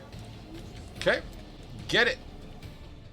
17. As your blade swings across, you slash it square across its tabard. Its tabard gets cut and falls to the ground, revealing its shoddy armor underneath. Okay, did that deal damage? Oh, hell yeah. Okay, so 19 total damage for the first attack. And then he'll make his second attack. 23. 23 absolutely hits. And total of 15 on that second attack. Alright, you guys are hitting way too hard. I gotta start upscaling my shit. Would that be your turn as you slice and dice? Yep, that'll be my turn. Every time your blade contacts it, the static electricity just illuminates, and you see like electric sparks flying and lighting up the immediate area. That takes us to Werewolf, who starts his turn in that thingy that sucks and fails. 6 damage this time.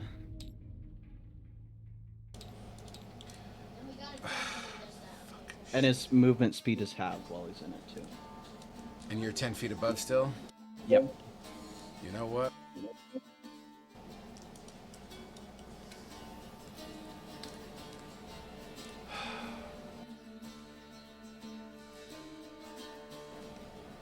Alright. Wolfie. Ah! Wolfie is going to move 30 feet. And what was the collective passive perception, gentlemen? 16. What's Nice. his movement speed? Wait. My He should movement be speed's half- 30. So he should Oh, be able you're a to- whore. Alright, 30 feet is double movement speed. Then he dashes out. You're absolutely right. Okay. All right. But you are within it, the fight range, so you can actually swing for free and hell. Okay. I don't have the Warcaster, or I don't have the War. Yeah. Okay. What can I do? Kick it. Yeah, you can make an unarmed strike representing that as a kick since you're floating 10 feet in the air. Sure, I'll Or- kick him. Do you have a weapon? Not on me. I'm gonna say that I left all my gear in the house. Her charm. So basically, just a melee attack with your Yeah. strength modifier. 1d4 plus -1 is a 0. You hit, but with such you nick him with a toe, not doing enough damage. Yeah. All right, that would be Werewolf. Eustace, you're up, as you are on the floor. All right. If I use Misty Step while on the floor, would it teleport me upright to a location, Yeah, or do I have to absolutely. stand up? No, you got it. All right, sweet. I'm going to. Do I have enough movement points to Misty Step to the window, firebolt something outside, and then run to the hatch, open it, get inside, and close it? First of all, way too many actions for one turn. So misstep is a bonus action, right? Yep. All right, so there's your bonus action. Can you misstep to the window and then cast a firebolt? Yes. Could you then move to the hatch and open it or do something like that? Verbal, I'll give it to you. Any kind of action, no.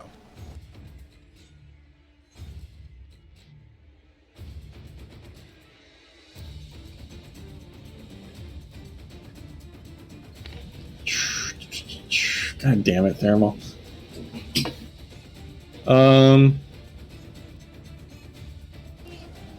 Stay with us, Kane. Stay with us. I'm gonna Misty Step. Oh, here. I'm gonna Misty Step to the hatch, and I'm gonna open it and get inside and close it behind me.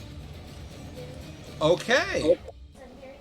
That's different. Okay. Yeah, you slam the hatch below. Obviously, it's not stealth because the guy's standing in the fucking doorway. But yeah, I'll let you do that. 100%. As you disappear just under the floorboards. Would that be your turn? I'll be yelling for thermal if possible, and that'll be the end of my turn. I'm going to say he will hear you at this point since you're focusing your efforts to do so. Thermal, you are made aware of the situation. You can begin your actions on the next rotation. Gotcha. All right, that takes us to the added people here. Now that the rotation has happened, Annahel, Yeah. what's your AC again? 12. Another longbow shot. This time goes under your wing and under your armpit, missing you completely. Yet 2 bolts fly towards you as well. And I'm continuing to roll like shit, but 1 bolt hits you. For a mere 5 piercing damage. 5 piercing. I'm going to use my Divine Clemency. Okay. Whenever you or a creature you can see within 60 feet takes damage, you can use your reaction to cast a spell of first level or higher. The spell must target the damaged creature and restore hit points to it. Target So, the damage. Okay, cool. So that what? Just basically cancels? I'm going to cast Cure Wounds, and that'll heal me for some amount. Amazing. Get it done. That's pretty cool. 7. Okay, and that would be Shmash's turns, which now takes us to the next hidden figure.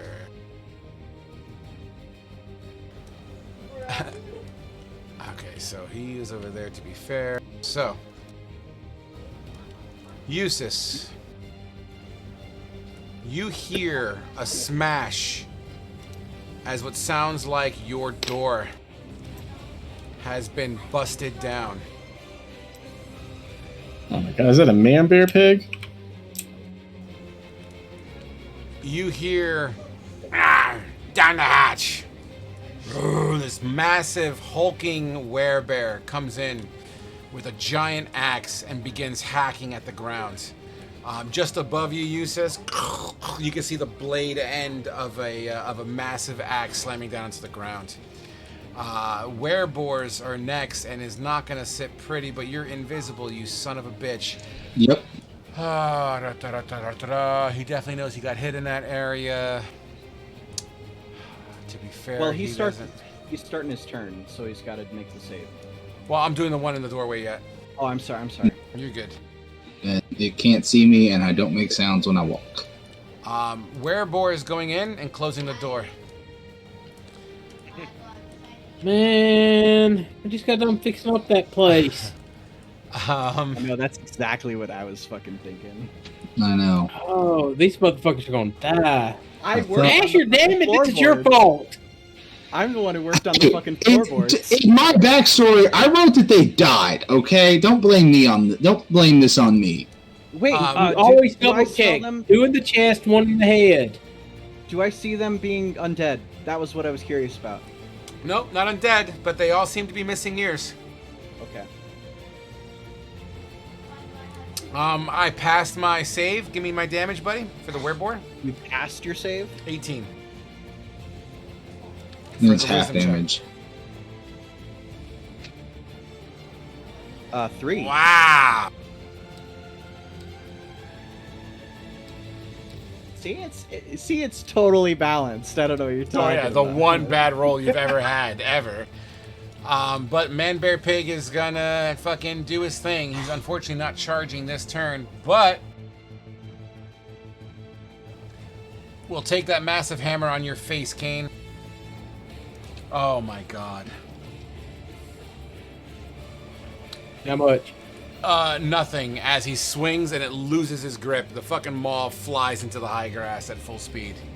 However, it will take its tusks and try to gore you at point blank with a 16 to hit. That beats my EC, evasion, but but not your AC. doesn't. Yeah. Gotcha. What's your damage reduction? 7 if I remember correctly. This creature gores you for 12 minus 7. So, what is that? 5. And give me a con save, please. Oh, Okay. 12. Ooh. Frog's favorite song comes on. Yeah, He's dude, like, right? I was digging it, yeah. So you feel a tusk just slide underneath your armor, cutting you a little bit. As it goes, your armor obviously pushes some of it back, but you start to not feel anything. This creature will then not like to be burned. Give me a attack of opportunity there, Kane. Okay.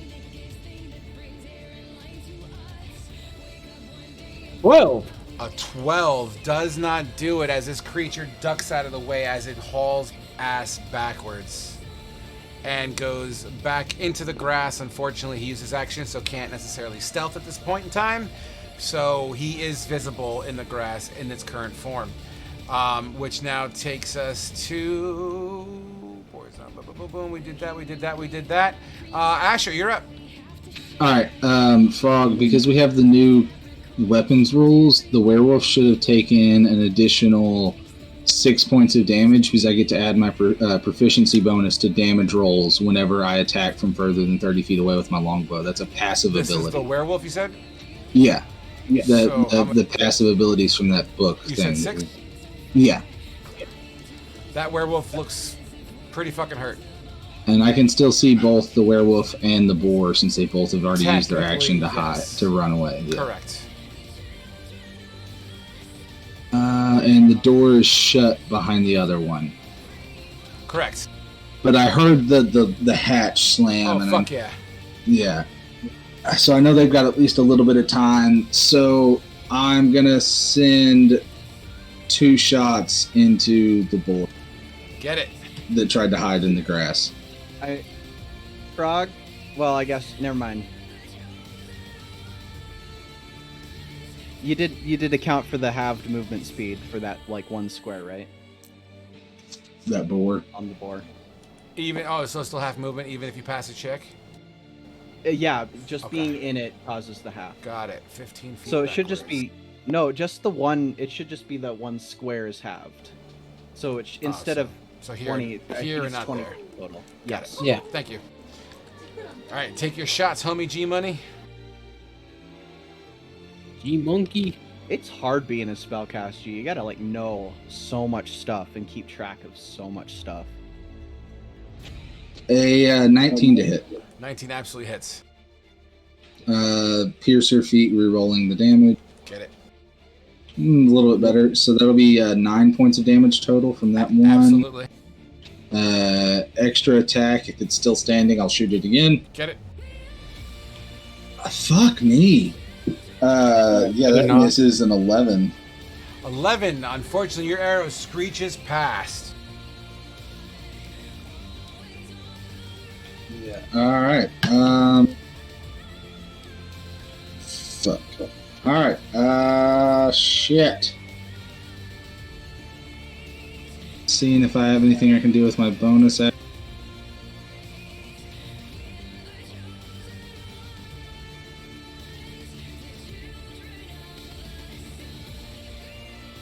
Yeah, that'll be the end of my turn. Thermal, you hear commotion coming from up top the stairs, 100 feet above you.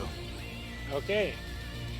I'm gonna first dash up there. So 50 feet. How far down did you used to go?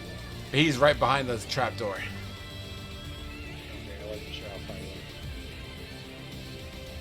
And then I'm gonna be yelling to ask what's going on.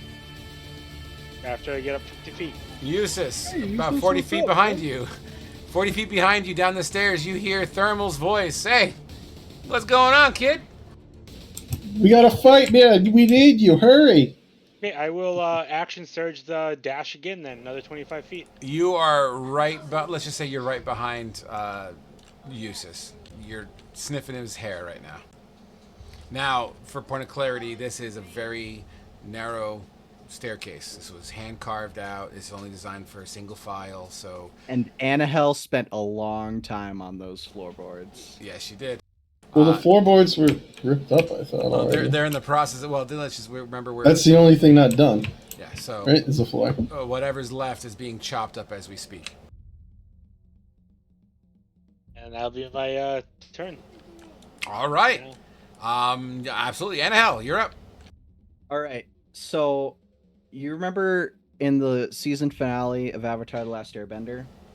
No, but I'm sure you're gonna tell me. Okay, so Aang uses like airbending to kind of push the main bad guy down. Okay. So this is all aesthetic.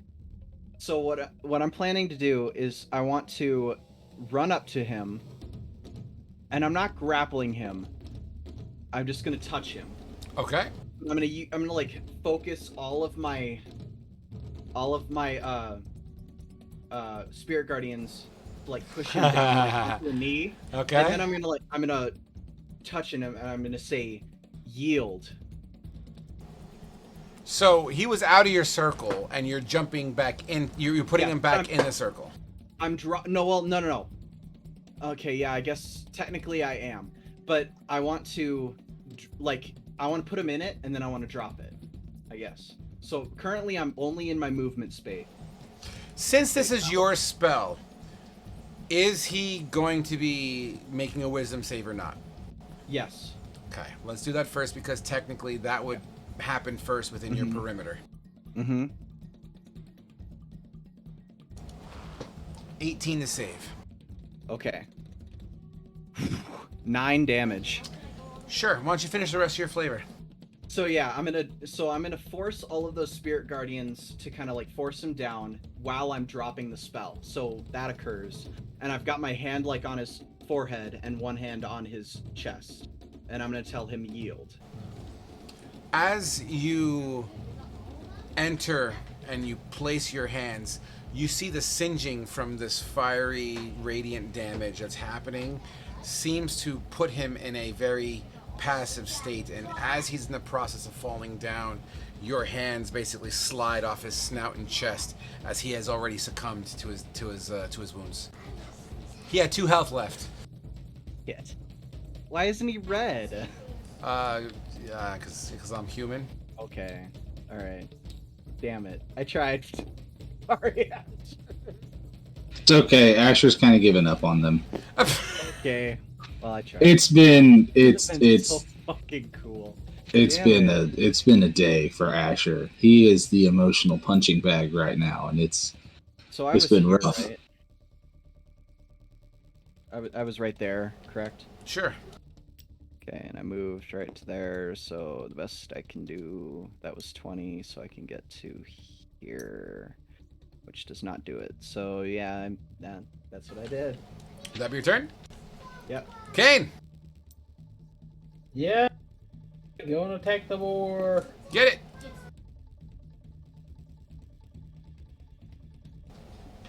Wow. 20.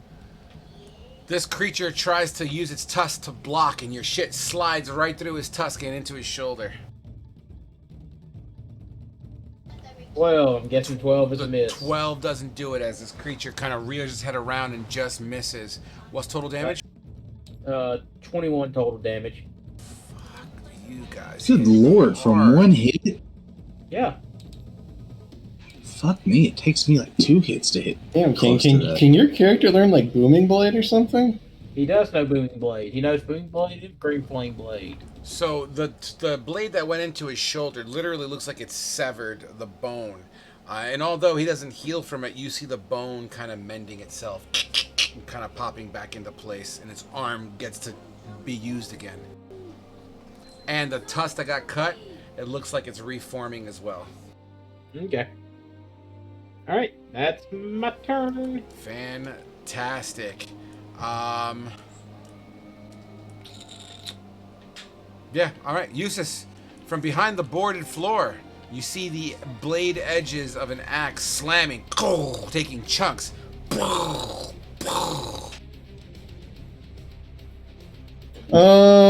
You said thermal's right next to me, right? Right behind you, down the steps, so below you, and he's a dwarf, so yeah, he's at your knees.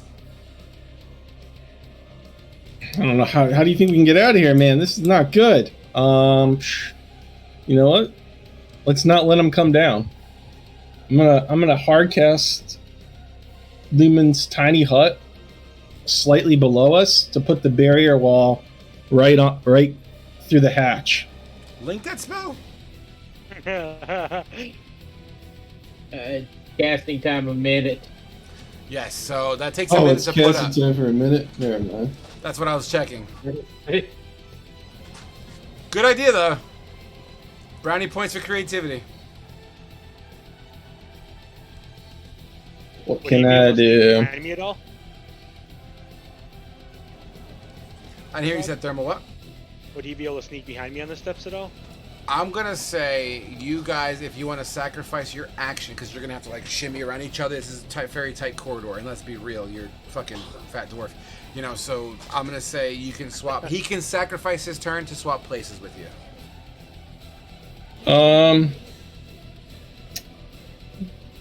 Oh, that's all I could really do. So yeah, we'll do that. All right. Let's get behind him. I'm assuming Thermal is a willing participant in this. Yeah. All right, you swap out. That takes us to Werebear and Werebore. Werebore and the other somethings. And you know what? Anahel, you're flying. No, I'm not flying anymore. Well, you got wings. I brought him down. Remember? Oh, I guess I gotta change my thing. But remember, I brought him down and I was on the ground with him. Absolutely. The longbow again misses you, but the bolts connect, both of them. Okay. 7 piercing slams into you with an additional 5. With an additional 5. Okay, I'm gonna do my divine clemency again, just one time. Sure. And we're gonna... You're collecting quite the collection of bolts sticking in your skin. Yes, I am. You're almost like a pincushion. Okay, I got divine clemency. I don't know what you guys are worried about. All right, that takes care 9. of Yeah. 9. Okay, that takes care of those. The war boar in front of Kane, without What was the damage again? I'm sorry. in total 12. 12. Okay. The war boar in front of Kane. Fuck it, he's going all in.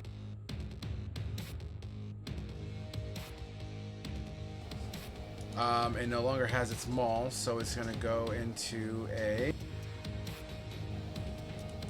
unarmed attack. It's going to try to scratch at you or punch at you. A 16 to hit. Beats my it doesn't beat my armor. Like it hits me, but it doesn't get past. So it gets damage my range. reduction. Yeah. That is, oh wow, that's a perfect fucking punch with his strength. That is 9 damage. That's a fucking hell of a punch. Bang! Slams into you with its fucking boar-like hands. Whatever your damage reduction, so 7, so what, 2 damage total? Yeah. As your armor absorbs the majority of that hit, it then tries to gore you yet again. And does not do so as you, once again, you kind of take the butt end of your sword, bop, and slam it on top of his snout, preventing him from getting in there. That takes care of that. The one behind the door is going to reach down and take the chopped up pieces and start to pull it up. Thermal, you start to see this wooden hatch open up, and you see a very large man bear in front of you. I get to hit him. Well, we ain't there yet, buddy. Oh. Well, as soon as something comes into my reach with Sentinel, I get to hit it. Okay, pull pause. Master, I mean, yeah. Pause. Hold on, because it's not entering. It's already standing there. So, can you link that to me so we can read it properly here, real quick? Yeah. Let me find it here real quick. Sorry. And by the way, while everyone's watching, here's Man Bear Pig's picture. He's purple? Oh. Also wearing adornments that reflect the Iron Wolves.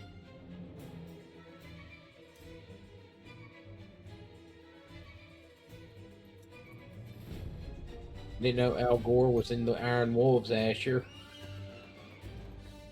I didn't know they were werewolves or were creatures.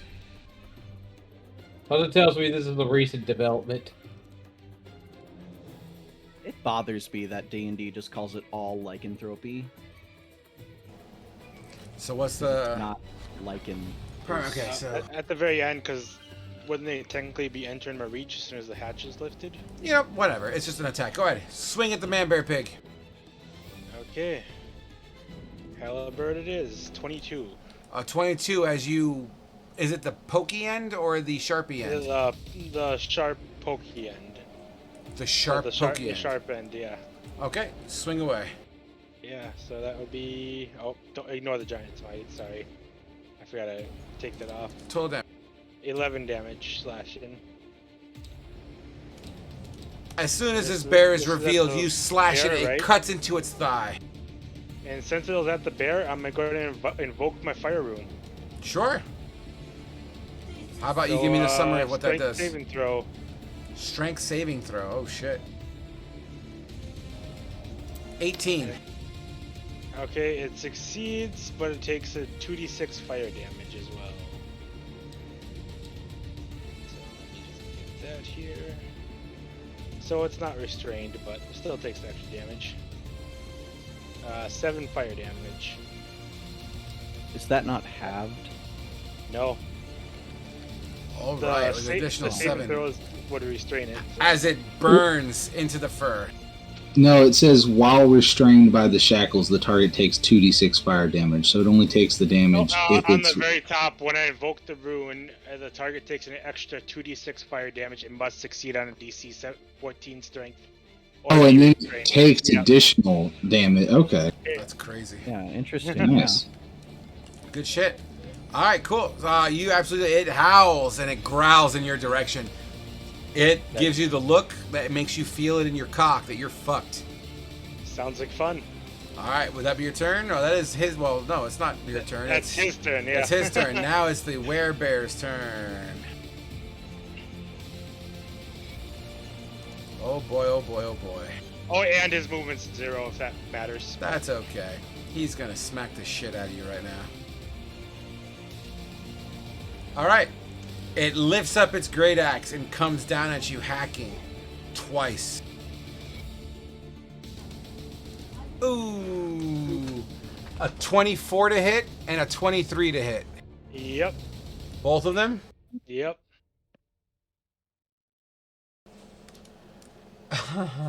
The first axe crashes down onto your armor for 14 slashing damage. He brings it up again and comes down again for an additional 14 damage. Whack! Whack! It pierces through. It actually hits the ground below you as well as it slashed across your armor, and you just see chunks of rock pink up and shatter everywhere. It then doesn't do a thing. By the way, is your halberd magical? It is not. What was the damage on your original halberd? 11. And then the 7 was fire. So, if that matters. The fire damage will be full, but the halberd damage will be halved. Correct. All right. That takes care of a man bear. That takes us now to Asher. You're up, buddy.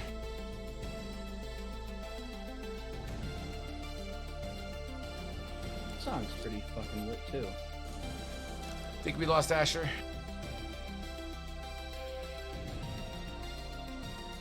Probably.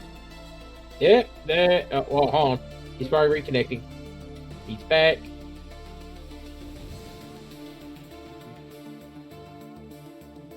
Asher. Hello, can y'all hear me now? Yeah. Yep. All right, sorry. I am having a massive leg cramp. Give me just a second. All right. Asher holds his turn. Thermal, you're I'll let next. you know what I do here in just a second. Yeah, it's all good. Thermal, it doesn't matter in the rotation. Thermal's gonna go, and then you can go when you get Okay, back. I'm gonna attack the bear Get it. with haliberd. Natural 20. Good. Get it. Nice, dude. Big, no, big. And I get extra things on this, so let me just pull that up here real quick. Sorry.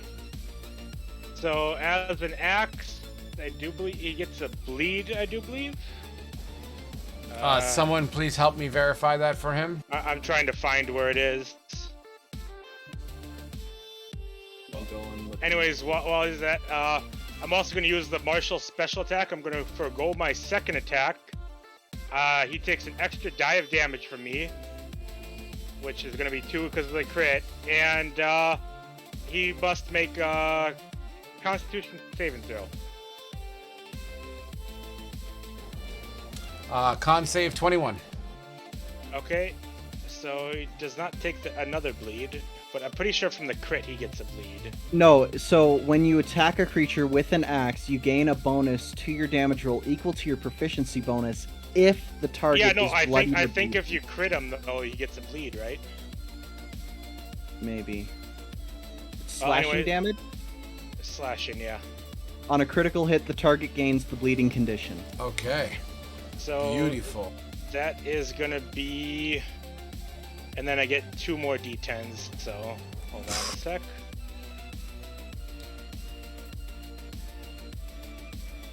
Oh, I get to reroll 1s though, so yay. With my fighting style. So that is a total of 31 damage. Damn. And he's now bleeding. Non-magical 31 damage, correct? Yeah, non-magical, but he also has bleed. Which is 1d4 necrotic a turn, I believe, on his turn. Yep. Gotcha. Thank you. Just make sure that you remember that, please, so because I got other things to worry about here. But yeah, remind me about the necrotic damage. And then as a bonus action, I'm gonna second wind. Get it. So it's a d10 plus 6. All right. Asher, I'm sorry. Are you good to go there, Thermal? Yeah. Yeah. Asher, you're up. Werebear by Kane. Fuck. I don't know if I should try and kill it or open the. All right, opening the door. Would that be my action, or Absolutely. would that be? 100%. But there's this window here. Can I see through that? That's reasonable. I'll just give you like a -2 to your shot.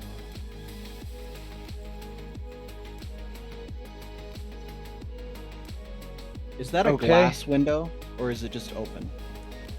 It's glass. Okay. Okay. And he's been working over the bear, right? He's been working over the bear. What do you mean? Thermal has been. He attacked the bear, right? He did. Correct. All right, fuck it. No one's dead yet. Second level guiding bolt at the bear. Ooh. That's a hit. So that's a 21 to hit. It's second level, so it'll be. It usually pops up to ask me if I want to upcast it. It didn't though. Make sure that it might be an extra window that's open on top of. No, that one usually pops up as soon as I click on the spell. It didn't this time though. But anyways, it's an additional D6, so that is 5d6 total damage. So, I'll just roll this and then see what happens. Oh, damn it! I hit the wrong thing. Sorry. Technical difficulties. There we go. Submit. There we go. All right. So 11 plus 4, 15 radiant damage. Boom! Slams To the into this bear. creature. The area of impact begins to stay glowing. Kind of depressingly low. Would that be your turn? The The glass on the window shatters, by the way. I can't extra attack off of making a spell attack, can No, I? correct. Yeah, because your spell is the action of attack that you chose. Okay, I was just curious on that. Yep. Yeah, that'll be my turn. I'll step back around to where I'm in cover now, or where I'm invisible.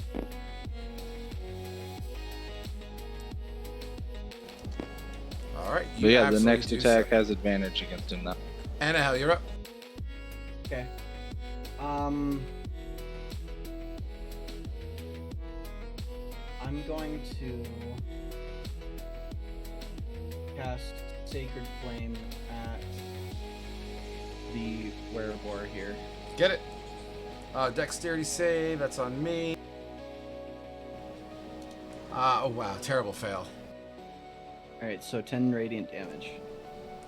How does your flame put it on the floor? Well, it's my it's kind of that javelin thing. So I'm just gonna throw it, and it's just gonna kind of with the impact, it's gonna be like within a fraction of a second. He's just gonna be standing up, and then it's gonna have gone through him, hit the ground, and he's gonna be kind of sitting on it, and then the sacred flame will dissipate, and he'll just crumble. Absolutely, and the creature falls into the high grass right in front of you, Kane. Would that be your turn, Annahel? No, because I'm gonna go this way. Right to there. And that'll be my turn. Beautiful. By the way, why did I take the wolf off the table? 1 sec. The wolf died. Well, the wolf definitely fell in combat, but I may as well leave his body there. Alright, cool. Kane. All right.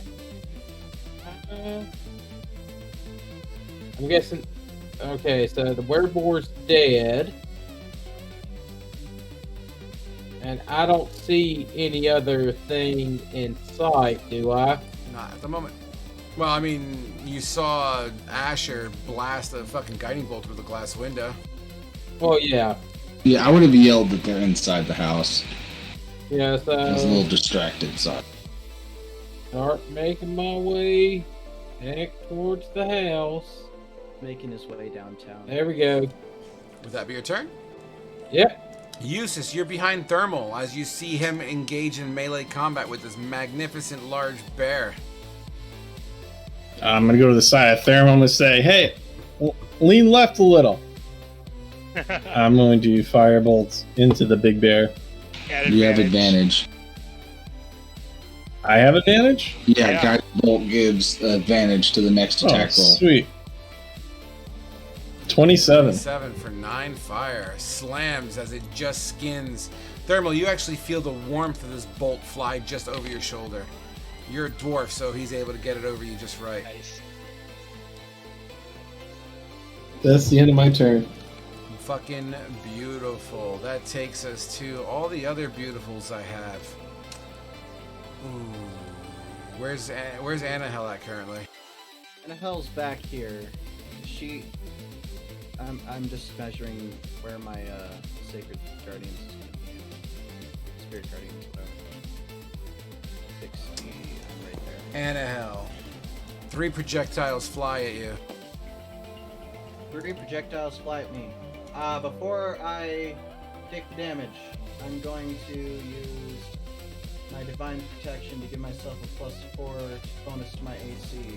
Ooh, that definitely changes some things. So you're up to what, 16 AC? 16 AC, yep.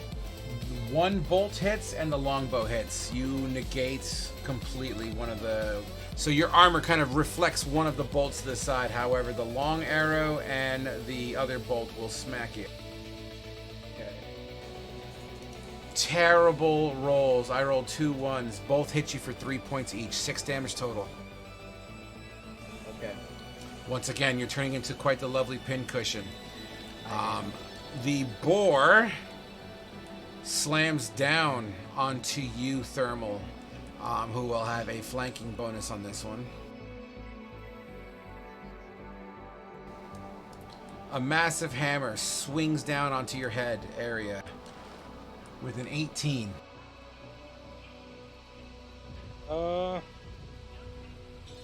Okay, I'm gonna invoke my Cloud Rune.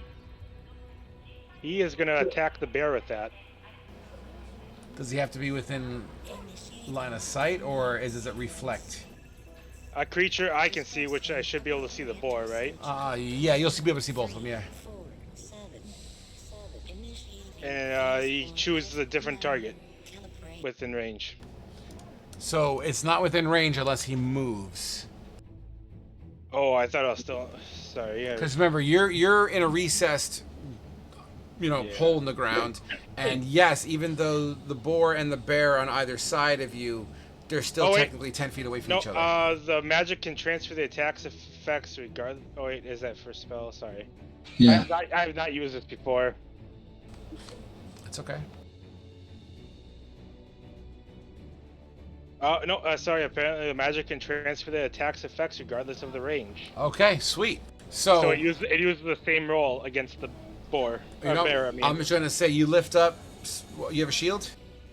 No, but I have my halberd. You have your halberd, sure. You go to block with your halberd and it just transfers the energy as it ricochets in your halberd into the bear. Why not? There we go. And how much damage did I do with that? I did 9 bludgeoning.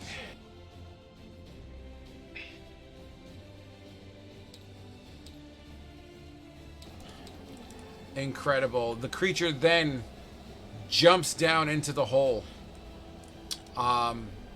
with its tusks in front of him. 15 to hit. That'll hit, and I'll get reduction.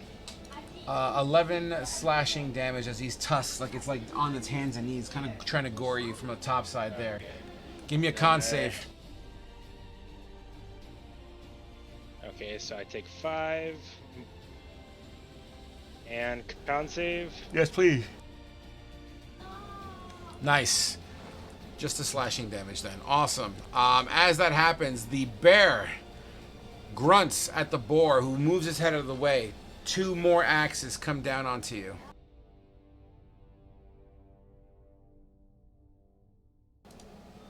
Ooh. A 22 and a 21.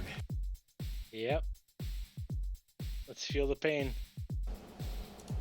Yeah, you're gonna feel this pain. A grand total of 31 damage with both combined.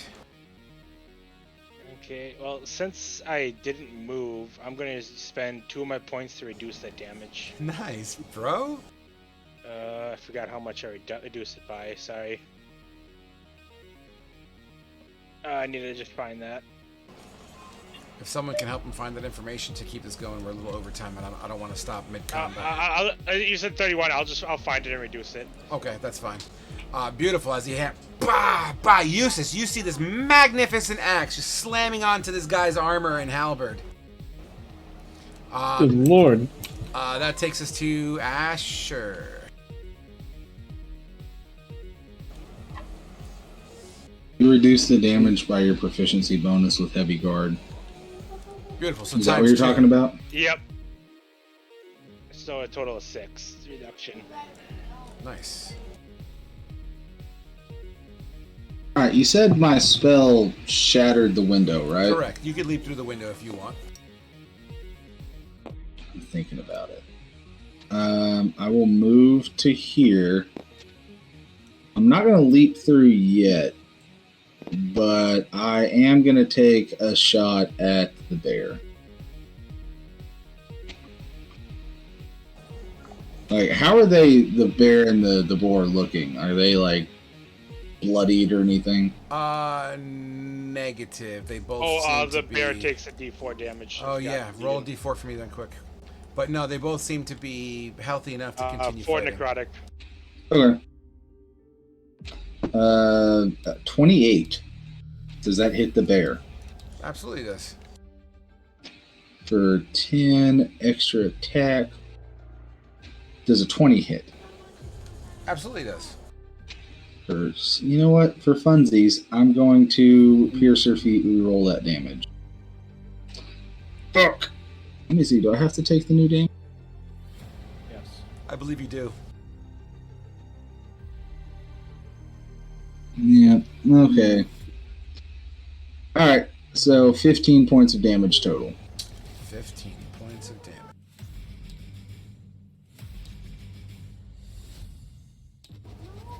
Your arrows stick into this creature's shoulder and arm. It howls. And I see Kane is right there. I'm going to yell to him that there's 2 inside. I only used half my movement to get to the window. would I be able to use the other half of my movement to dive through, or would that take my action or something? I think an acrobatics check will be needed, and it will take more of your movement. I'll give you this: if you give me an acrobatics check that surpasses a 12, I'll let you pull yourself just into the building with no extra movement. Okay. And I can't do guidance because that would take an action. So Correct.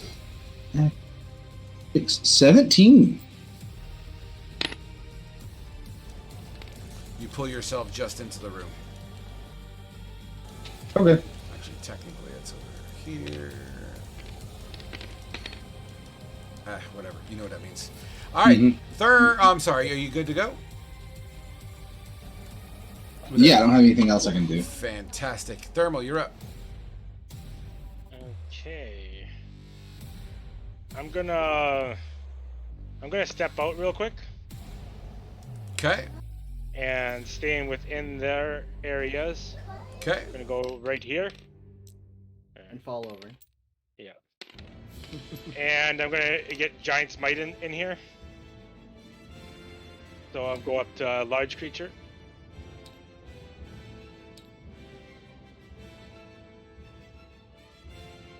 And swinging at the bear. The bear just looks up. Remember, your ceiling is only like 10 feet high, just so you're aware. Yeah, I'm not going to, I can't go farther anyways. So. Okay. So halberd at him, 25 to hit. Absolutely. Can you get a con save from him? Yes, you can. 6. Okay, he gets another bleeding condition on him. He takes... No, he just remains bleeding. No, He I'm doesn't- using a different effect. Oh, okay. Oh, yeah, he does. It doesn't stack. It just stays No? at bleeding. Okay, I wasn't sure if you could get more bleeds, so... It's a condition that Gotcha. happens every time his turn rolls around. Gotcha. I believe Okay. if I do a But medicine you check, I can stop it. get benefits because he's in that position. So you get extra damage on your attack because he's bleeding. Correct. And that's equal to your proficiency bonus. Okay, then I will not take that other thing. Actually, I will. 17. So I get an extra die of damage. 26 damage to him. Including the proficiency bonus? Yep. Okay. Beautiful. This creature is now, his bleed that you had on him before, he's just bleeding from a different spot as well, and it seems to be really gushing. And since he has a bonus action to Giant Smite, yep, that's my turn. All right, NL. Anahel is going to move right here. And can I... So I kind of lined it up. I believe I can see the werebore from this position. Sure, it's tight, so it depends on what you want to do. If I it's want a to range, cast Sacred Flame too. okay, so save or suck, that's fine. Yep. On yeah, the that's werebore. gonna- Yep. Dex save 10. I failed. Yep. So 11 radiant damage. And then I believe that's my turn. Absolutely. Asher, like between your bow and your face, this thwip of holy fire just radiates past you. Nice. Sorry, I'm trying to read the martial ability things that we get to see if I can do anything. All right, that takes us to Kane. All right. Well, let's see. Oh crap! How far is that door from where I'm at? All right. Well. All right. So 1, 2, 3, 4, 5. Okay. Did you Six skip kinda that gets song, me. Frog? Yes. Oh. You kill me. Oh shit. Ah. That's like- Where are you trying to be, Kane? Trying to get into the room because I should be right. My movement should get me right in the door. All right, I got you. I'll move it for you. You seem to be having troubles. Yeah. There we go. Now. I just dash up to the werebore. Look mean. That's all I can do.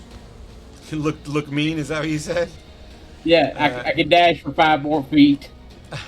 That's it. Kane squares up. Eustace, you're up. I pull up on him. Geez, they can come down and rip me apart, dude. I guess I'm gonna go up. I'm gonna look around and be like, "Oh shit!" And then I'm gonna use my last level 2 spell, and I am going to Misty Step to the staircase.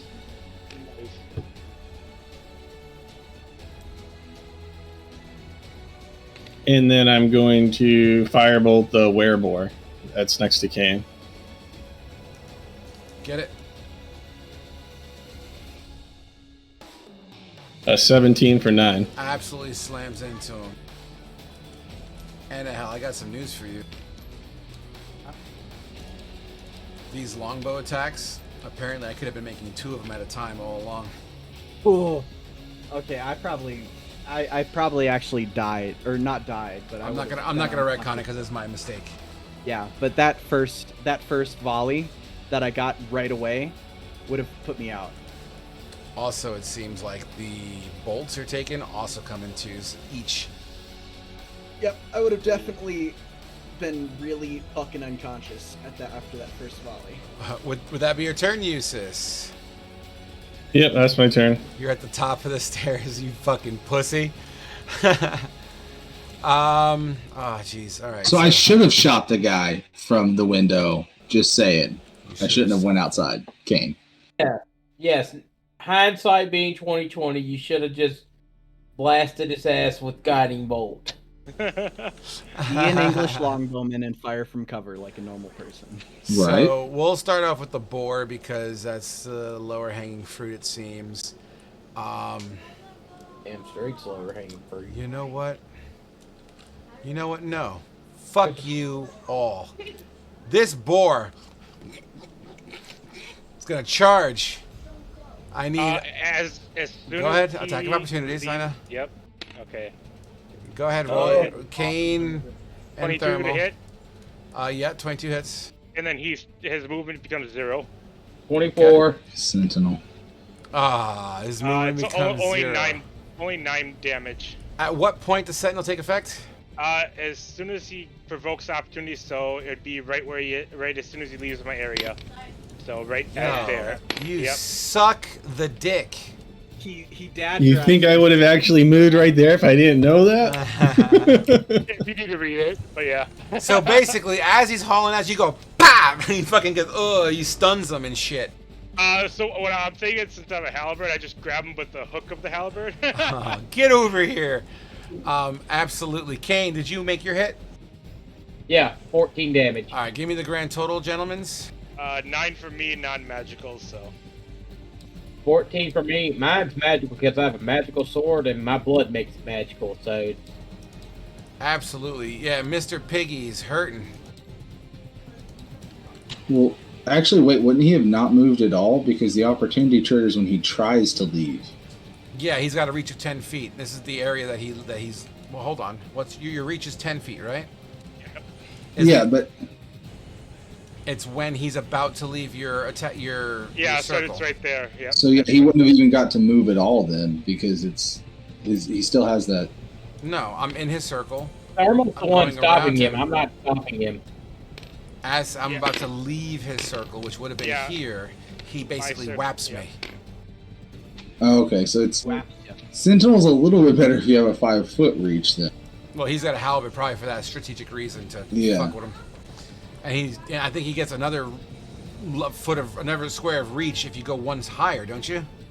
At a higher level, I do, yeah. Yeah. All right, Bear's turn. He takes a bleed.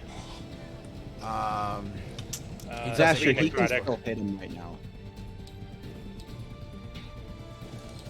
All right, he's bleeding. Oh boy, oh boy, oh boy, oh boy, oh boy. And is Sentinel a reaction? It just happens. He does a part of his opportunity attack, so he's already used his reaction. Sweet. So reaction is an opportunity attack, and therefore you can't do it twice in one turn. So. Correct. Ha ha ha ha ha. Because combat reflexes didn't get ported over to 5th edition. This bear is going for Asher. Let's get Asher on. Let's get Asher on the board. 2 massive great axes. A 23 and a 17. Both of those hit because I'm not wearing my shield. My AC is 16. Ah, bummer. Both combined add up to 26 damage as... I'm glad I still have my 10 HP. All right, Annahel, So, it's your turn to be You said 26 total, right? 26 total, correct. All right. Technically, moving to this position puts that boar or that bear within the 15-foot radius. I'll give it to you, but it's not your turn yet. Oh, I thought you said all right, Annahel. I said, Annahel, all right, it's time for me to shoot at you. Oh, okay. 2 longbow Right. attack. Yeah. 15 and a 23. I'm gonna do the thing. The Both arrows combined equal 10 damage. I block one of them. The 15. And then 2 from each. Let me just double check. 2 attacks. Right, yep. I can't 4. adjust my mini's health right now. 4 damage. 4 bolts come to you. So the 2 arrows hit for a total of 10. So whatever reductions you get, you get. And then the 4 bolts, I got a 16, a 19, a 16, and an 18. Okay. So what was the damage from the one that exceeded 16 on the longbow shot? Both of those were 5 each. Okay, so 1, 2, 3, 4, 5. Okay, now I'm taking all 4 of those fucking bolts. So Okay. what's the damage? So you took 5 from the 1 arrow that hit you. Okay, and then the total is 5, 4, 6, 4. So 9 plus 10 is 19 damage. Okay, so as I'm flying towards this window, they shoot a shitload of fucking bolts into me, and I just hit the ground and I like slide for a bit. Absolutely. I'm going to say you slide to right about here. And we could just get rid of your fucking spirit guardians. That's cool. It's like, fuck those spirit guardians. Just put that over here. All right. As Annahel eats the fucking dirt. That takes us now to Asher. No. Should be Kane and then Usus. No, because the boar and the bear goes, and the... Oh, sorry, I thought it was Annahel's turn. Never mind. Yeah, I'm not going to reveal the hidden people that haven't been searched for yet, unfortunately. Okay, and this the bear is still right in front of me. Tabletop is being weird and it won't let me adjust my health or anything right now. All right, I got you. Oh yeah, I got it. My health too. If I shoot it at point blank, I have disadvantage on my bow attacks. Correct. What's your health loss so I can fix it for you? It should be 22 points dropped off of it. My health should be at 43 total.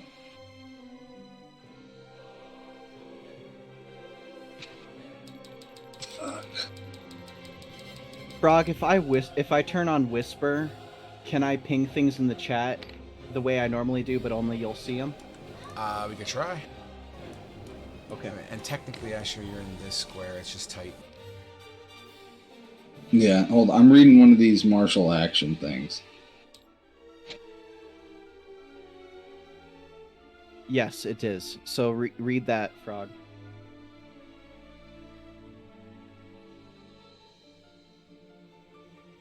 That's one of the flaws. Okay. Transformation. By the way, that's fucking cool. I know, right? The Sorry. transformation mechanic is so fucking cool. Go ahead, Ash. I'm sorry. I'm gonna do the martial action. Martial disengage. You can make one weapon attack against a target within your reach. You do not provoke opportunity attacks from that target for the rest of the turn. You don't add your ability modifier to the damage of the attacks unless the modifier is negative. Sure. So I'm still gonna try and shoot it with my longbow. Okay, question. With this, would I still get extra attack off of it, or is this just my whole attack action? That is your whole action. Because it just says you make one weapon attack.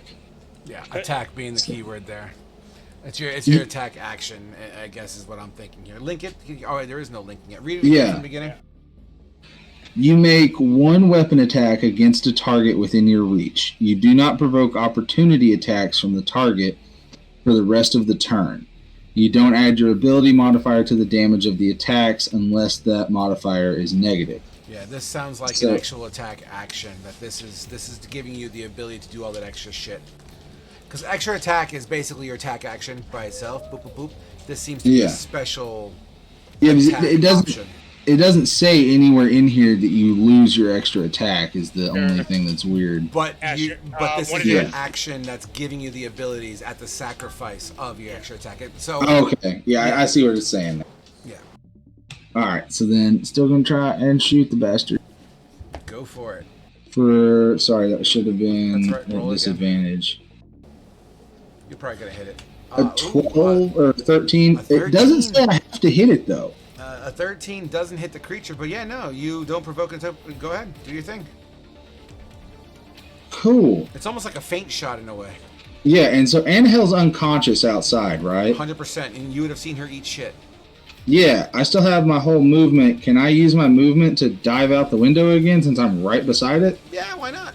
It's ground level. You don't have to roll an acrobatics for it. Okay. So would that be my whole movement, or how would that work?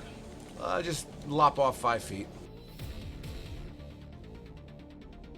I'm gonna get like right here, like right next to her. Sure. And yeah, I can't do anything yet because that's an action. Okay, yeah, that's all I'm gonna do for right now. All right, Jolly Grey Giant, you're up. Okay, since the werebore is bloodied, I'm gonna hit him with an attack real quick. Get it. And Kill him. the halberd, 21. Absolutely. And then that would be 15. And non-magical. Damage.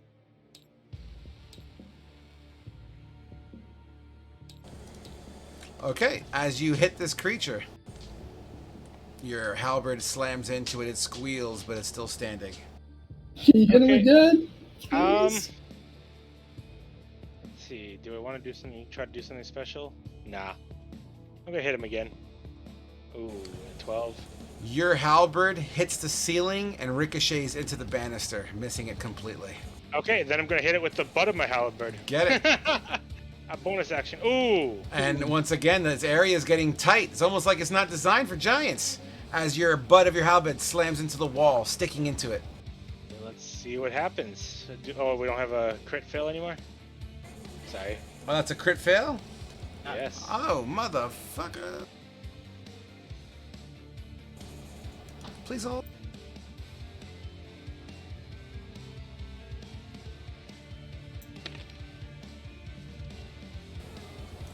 Roll me a D100, please. Oh boy.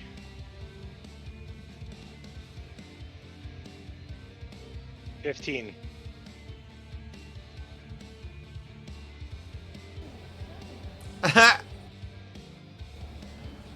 You get tangled in your weapon enough for you to trip yourself and fall over.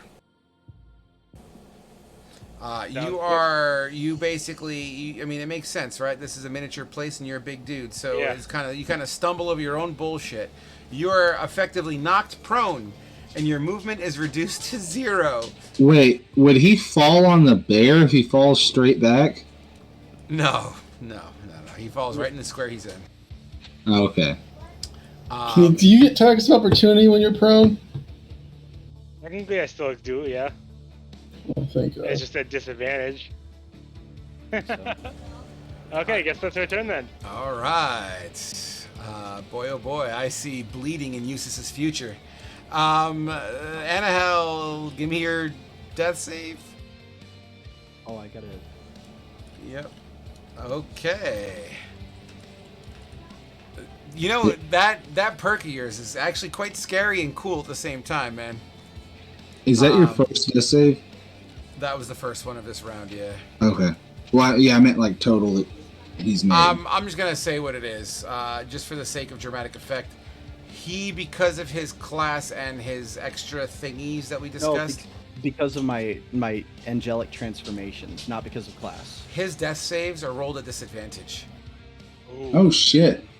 Ooh. All right, Kane, you're up. It's a good thing I go before you, Annahel. Moving towards the werebear. And I'm gonna attack it. Get it.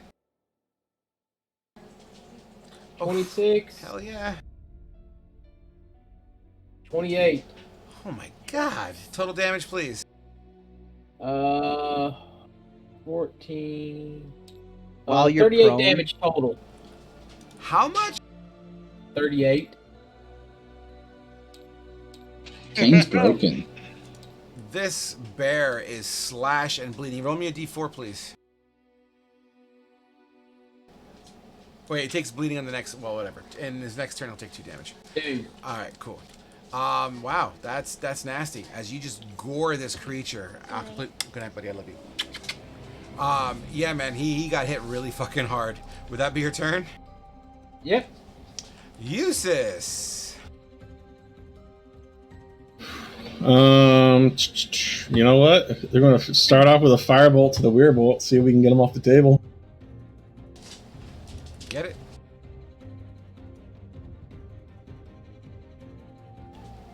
A 25 for 8 damage. 8 damage slams into this creature. It squeals as it burns, but it's still standing.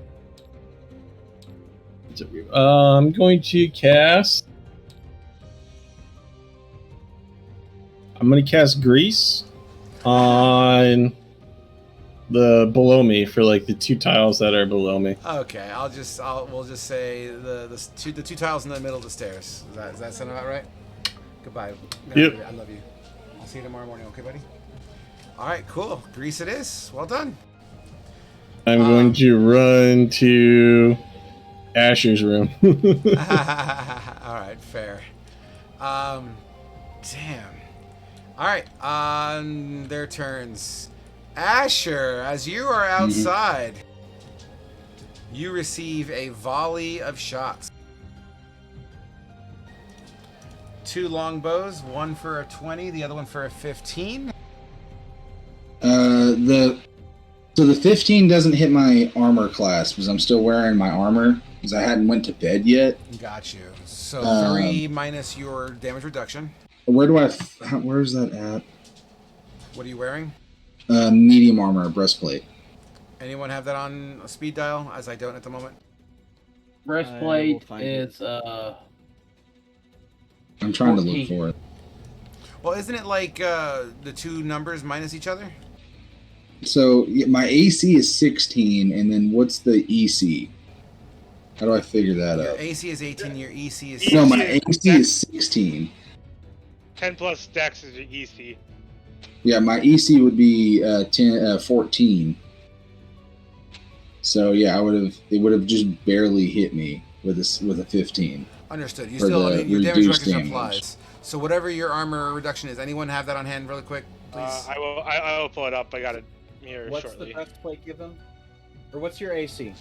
His My AC is 18. 16, and my 16, EC. And you have an EC of 14? Oh, I get it, because you Yeah. don't have your shield on is what you're saying. So it's Yeah. it's 14 to 16. I'm sorry. I'm looking at Yeah. the token as 16 to 18. My apologies.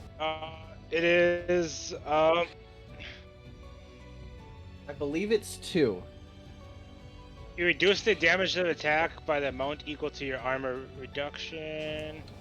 I think it's a two number subtracted. AC minus EC. Yeah, it's a two Yep. number So subtracted. it's A2, I believe, if my inputs were correct. I think it's -2. So you take 1 damage from the half from the damage reduction one. The other one does hit. That one will do 5 damage, so 6 damage total from the 2 longbow hits. And then 4 bolts goes your way. So the 6 damage, is that including my reduction? No, because it surpassed your AC. No, it didn't surpass my AC. It surpassed my EC. It didn't surpass my AC. I thought you were talking about the second one. No, the first arrow only hits for 1 damage. The second arrow hits for 5 damage. So 6 damage total. 6 damage total, okay.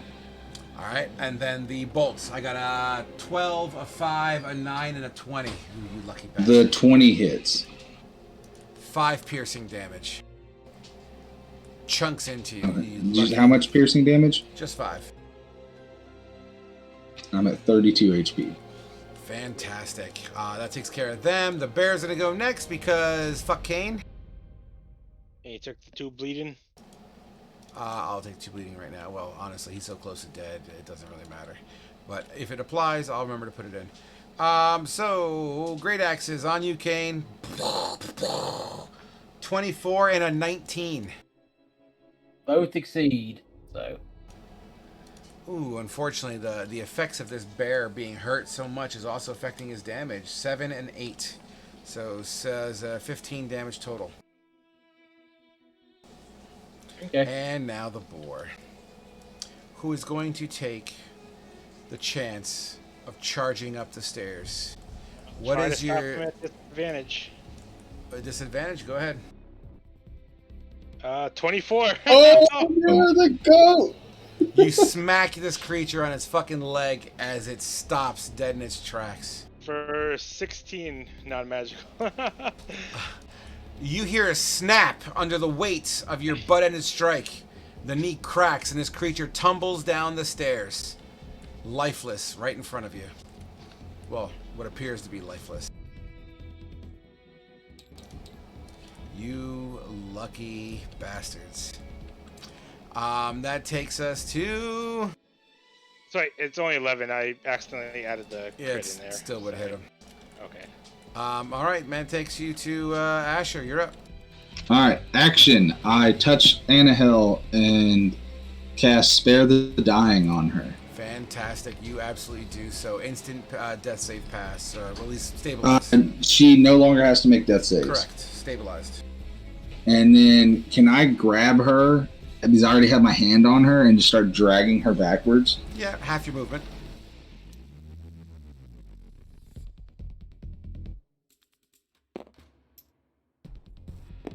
Make sure you're on the grid, Asher. Yeah, I am.